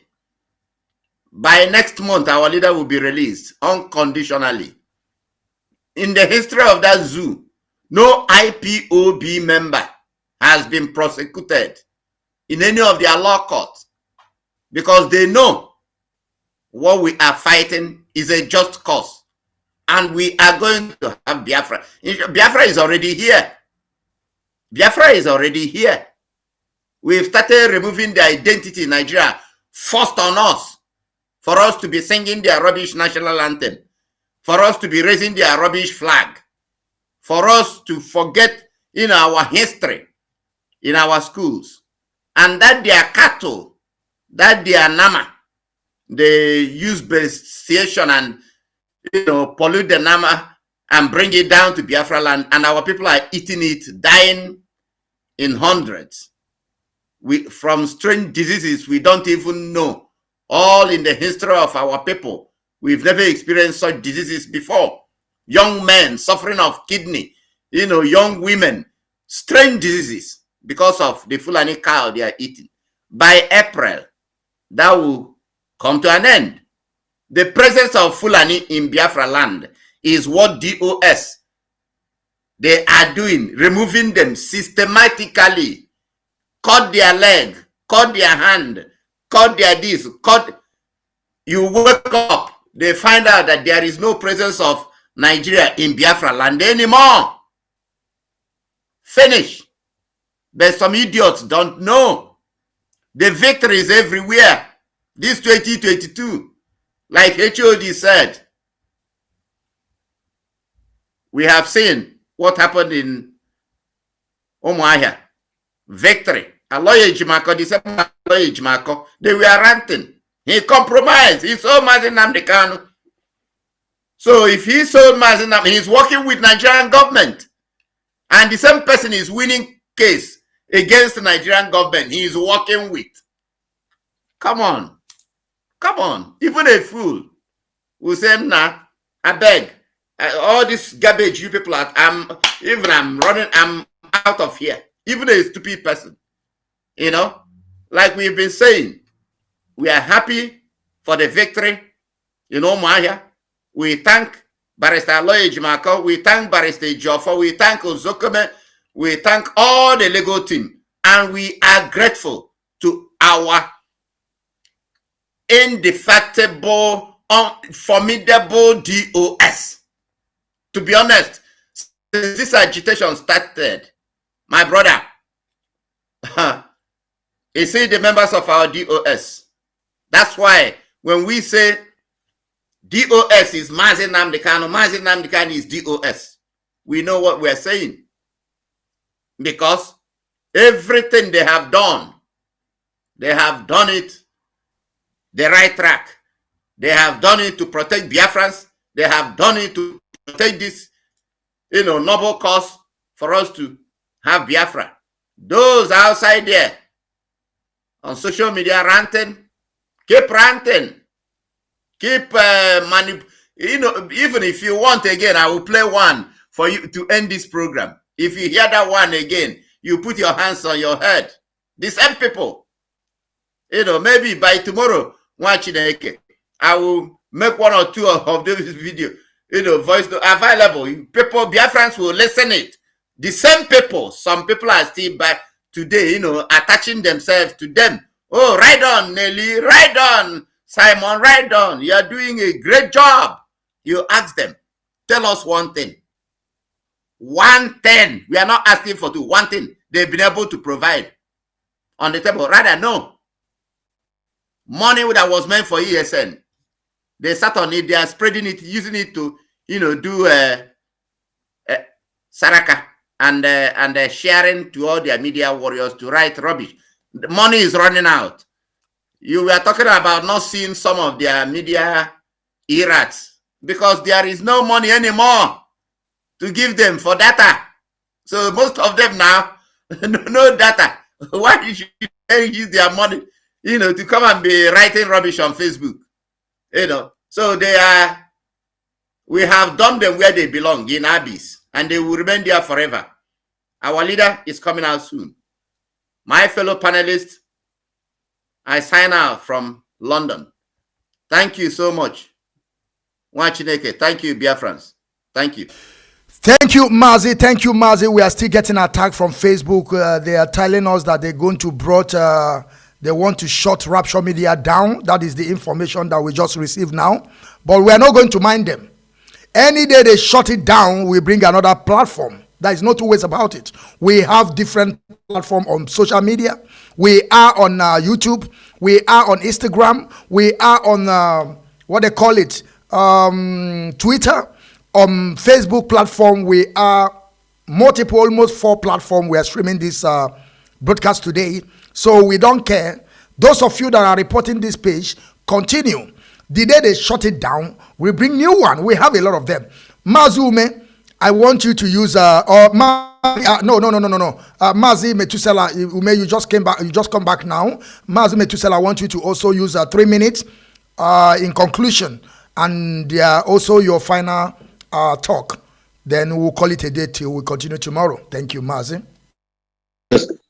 Thank you, brother. Thank you. I just want to thank all of you that have been with us at least for over hours now, 4 hours plus. And I just want many of you to continue supporting this struggle and having it in mind that it's not an easy task. No way to get freedom is easy. No way. I'm telling you the truth. You can also experience by yourself. Those that are at home, like I said, I don't know how to begin to thank many of you. You are the one that we should come first, even before us, that are in our comfort zone. And at the same time, to remind you that we are still in the race. You are there supporting, in as much as it is a very, very dangerous place to be, where humanity can do whatever they want to do, and they ended up being killed for no reason, and nobody will question. And yet, upon all these things at stake, you still put your life on it. And that is why we are very, very loyal. We are very, very loyal before all of you, at home especially. Now, coming to the issue of being attacked. My brother, we have a program coming up with our brother Najite to analyze and to educate our people on the issue of this reporting. It is called flagging off. Many of them that has conspired to go like in a group to bring down pages down. This is their next step now, because they didn't succeed in exposing Chika Edoziem with their fake evidence that doesn't hold water. They didn't succeed in exposing DOS. When you hear them expose DOS, we are going to expose Kanu Takano. We are going to expose Chika Edoziem. They didn't succeed. Now they are now exposing 10 naira in Nigeria, and I believe they will keep on exposing nairas, like 20 nairas and so on. Maybe before, after the exposition, we ended up achieving our aims. Now, I don't want to blame our people so much, my brother. If what has happened to this struggle at this time, if you are not with your senses intact, you will fall a victim. I tell you, look at this voice of a crying baby. We have more. Can you imagine? We have more. They are killing us. We have more that are killing fellow Biafrans, and nobody is asking questions. We have people at the top. I'm telling you guys that Nenda stole our leader. I'm telling you that Caroline that they stole our leader. Why are we not asking questions? All right. So this is the voice you will hear. Emotionally, you will get attached to it. You will say, wow, this woman is crying. That means she's saying the truth. Our people can easily be deceived. So please, but in as much as we have tried to expose all these things for many months now, if you are not with your senses back there, you know that something is wrong with you. And that is why we'll begin to continue educating them and letting them know that these lawyers at home, one have already lost all he had in possession. By the stage of our house was brought down, and any of you seen it. But upon this sacrifice, people are still blaming him. People are still accusing him of selling our leader. And mind you, they just went back home driving jeep. They just finished celebrating Christmas at home as they are driving jeep. Now they are back, because there was also the life pedal to many of you that they are enjoying at home driving jeep. Nobody's talking about jeep anymore. Nobody's talking about celebrating at home. They are now back again to continue their job. So my brethren, those their brains are intact are with us, and we are not going to relent. I said thank you, Umachineke, for finding a time to make sure you organize such a wonderful episode to continue educating our brethren and to tell them that the battle is still on. And we are grateful for Chukwuka Abiyama for giving us this victory that means a lot to this struggle. It's not the end of the struggle. It's not the Biafra restoration, but it's a step ahead to tell us that, yes, we still have victory ahead, to motivate us to continue supporting the legal teams. At the end of the day, we are going to triumph. I stand by, and I think I have to leave all of you by this time so that tomorrow is another day. Thank you very much for watching. Thank you.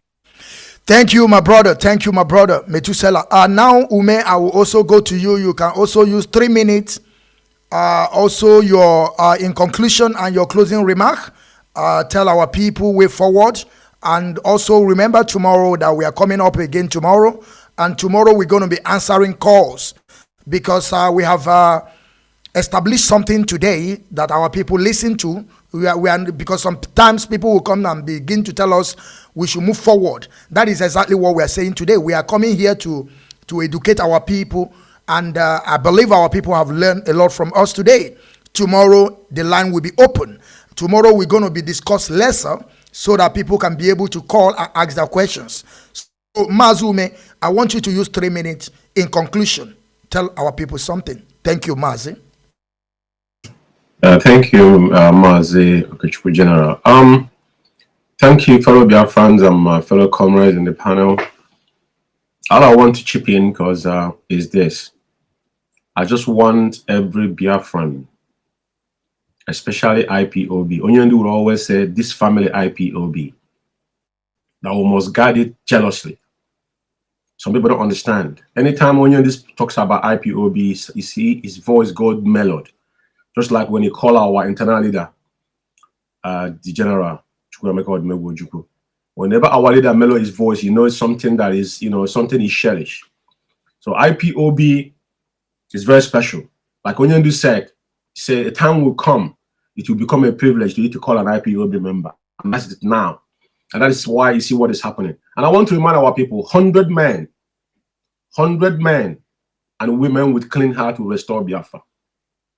Onyendu say, I will now disappoint you. You people are going to be the one disappoint me. We are on that track as it stands now. Because some people will tell you, oh, my heart is broken. Oh, I'm this. Oh, I'm that. But the same people, Mazi, is still in DSS dungeon. Right? That's a disappointment. All of us now that's under oath now running away from our responsibility. I want to advise IPOB, for those that are claiming IPOB, I've said this over time. Onyendu have tried to explain this on Radio Biafra. IPOB means Indigenous People of Biafra. This name caused problem between IPOB, between our leader and Bire Human Rights. I want to remind people, you see Emeka Asiri in London here with his group, when they don't want to mention anything Biafra. Onyendu said no. Which one of us that I can test to that. Onyendu said we must answer our indigenous name. We must mention Biafra in everything we do. That his only name will answer is Indigenous People of Biafra. And that's why it was legitimized. If some people say, no, it's his private company, this, that. All this attack, we've seen them before. But today, IPOB has become a franchise. For some of our brothers getting confused about IPOB, every indigenous person is indigenous person. But IPOB now, you can't claim an IPOB outside Biafra land without belonging to IPOB. You cannot do that. It's impossible. The world know what that name is. If you want to know the truth, type IPOB on Google. It will tell you how IPOB emanated. It is not a just ordinary name. It's a household name. So when we are in Biafra land, we are indigenous people, indigenous person. But when IPOB remain those that in IPOB registered member. And I want to advise us, some of us that are under oath, and gallivanting around, looking for word of encouragement. Onyendu have talked on Radio Biafra for more than 5, 6, 7 years. Onyendu have taught us everything we want to know. That's why Methuselah always repeat our leader's voice to guide some of our people, which is I love it so much. I'm not saying we are different in our minds. But you as an IPOB member, you have a responsibility under your shoulder. I'm not saying a Biafran that's supporting us from a distance. Because when ESN was formed, a lot of people were supporting. Because now they see what we are doing is visible, right? And I'm going to start telling people, now get involved in what we are doing. Onyendu have said this. If Biafra is restored today, a lot of people are going to cut off guard. Just like as you are rumbling now, I'm IPOB, but you can't prove it. Even though you went to America, said $1 deductible from your own taxes, contribute something. Just like if you're, some people are supporting Chelsea, but you're not a Chelsea supporter because you don't pay season ticket, or Arsenal, but you claim to be a supporter. These are outside supporters, but you're not a member. So we must separate members of IPOB and the supporters of IPOB. And that's the fact of life. Whether you want to take it or not. When George Washington picked up armor against British, it was only 3% of America that supported them. Before all of them now get to understand what they were doing, that they need to fight for their freedom. Freedom is not about money. I was watching some rappers yesterday making an argument. The guy was talking about money. The guy asked him, said, freedom and money, you cannot equate freedom and money. If you're not free, your money is useless. Just like all of us. All this our money, e-money, this, that, the one from Oban, all that guys, he calling their name. They're irrelevant. Because a Fulani man can slap the hell out of you with your money. They are the one guiding you. What we want to build is a system that we, like here in abroad, everybody here, right, when they commit a crime, then we are held accountable for it. So my advice to our people, I'm talking to IPOB members in general, we all must get to work. We should not disappoint our leader. People must go to their meetings, contribute what is supposed to contribute. Like they say, we don't collect money, but as an IPOB member, this struggle has been sponsored within ourselves. Only said it from onset.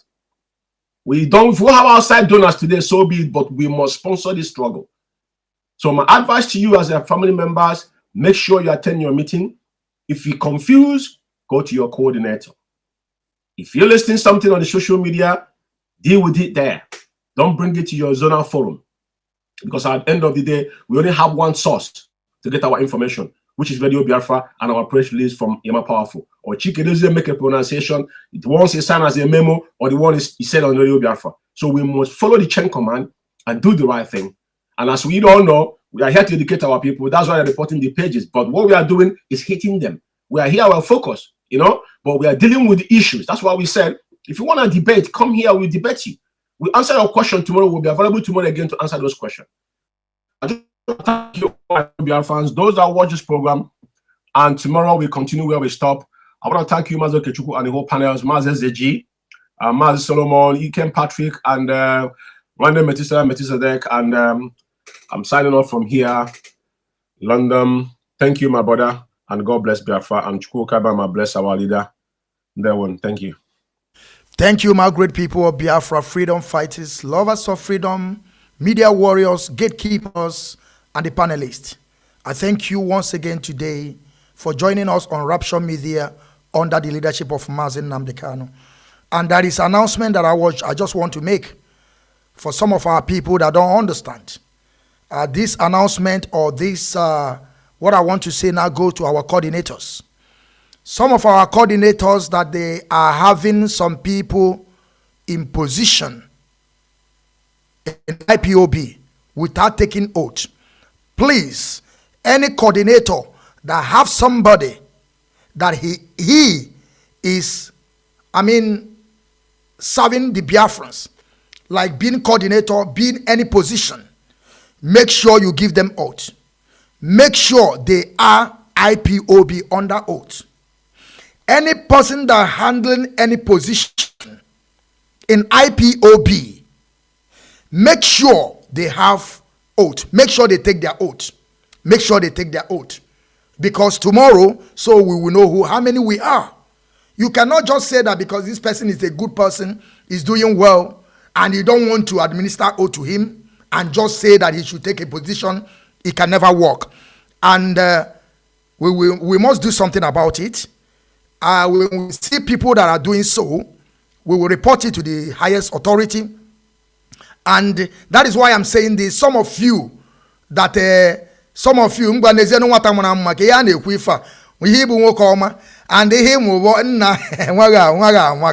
We are showing you the Biafran child. This is what they call the Biafran child. You know, sometimes when I call myself the Biafran child, people will be telling me, are you a child that is supposed to be a Biafran man? Yes, of course, I know the reason why I say that. I'm not saying that because of me. I'm saying that because of the unborn generation that is about to come. They are the Biafran childs. And those that they killed during 1967 to 1970s, most of those people that died during Kwashiorkor, they are all kids. They are all childs. That is why I choose that name. And that name can never be disappeared. So you may call me a child tomorrow. It does not matter. But what I'm saying is this. Those of you that are coordinators, and you have some people that are, they are into with the family, that they are occupying position. It does not matter which position they are. They must take oath. They must take oath. We are saying this categorically here without, and I don't know anybody apology, but the leadership knows what I'm saying, and we must administer oath to them. If they don't, you resign them, you give those that have that taken oath, so that we know how many we are. I salute you all. I greet you all, our audience. We are coming back also tomorrow. I salute you, Mazi Solomon Peters, Mazi Ume, Mazi Ikem Patrick, Mazi Ezejimado, and Mazi Obinna Metusela Wane Metu Headache. I salute you all till we're back again tomorrow.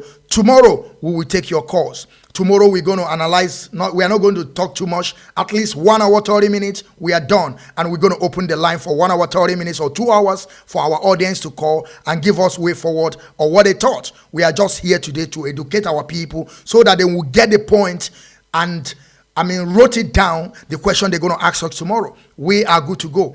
Like I said, it does not matter. We will keep on broadcasting here till they shut this page down. When they shut it down, we will surface in another place. I want to tell you people that we have built a lot of pages, even though on Facebook, that there is nothing that these people can do to stop us on this quest of self-determination. I salute you all. I salute Mazi Nnamdi Kanu. I salute our legal teams, the family of Mazi Nnamdi Kanu, the DOS, the highest office of this movement, and the Mazi Nnamdi Kanu, the highest commander, and IPOB, our noble family. I salute you all. May Chukwu Kikabiyama guide and protect every indigenous people of Biafra. I pray. He say.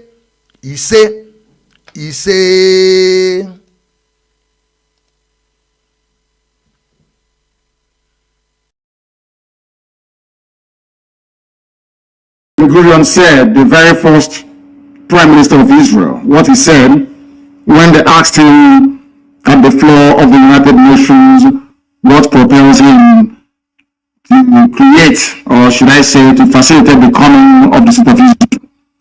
He said it is the promise of God in the Holy Book.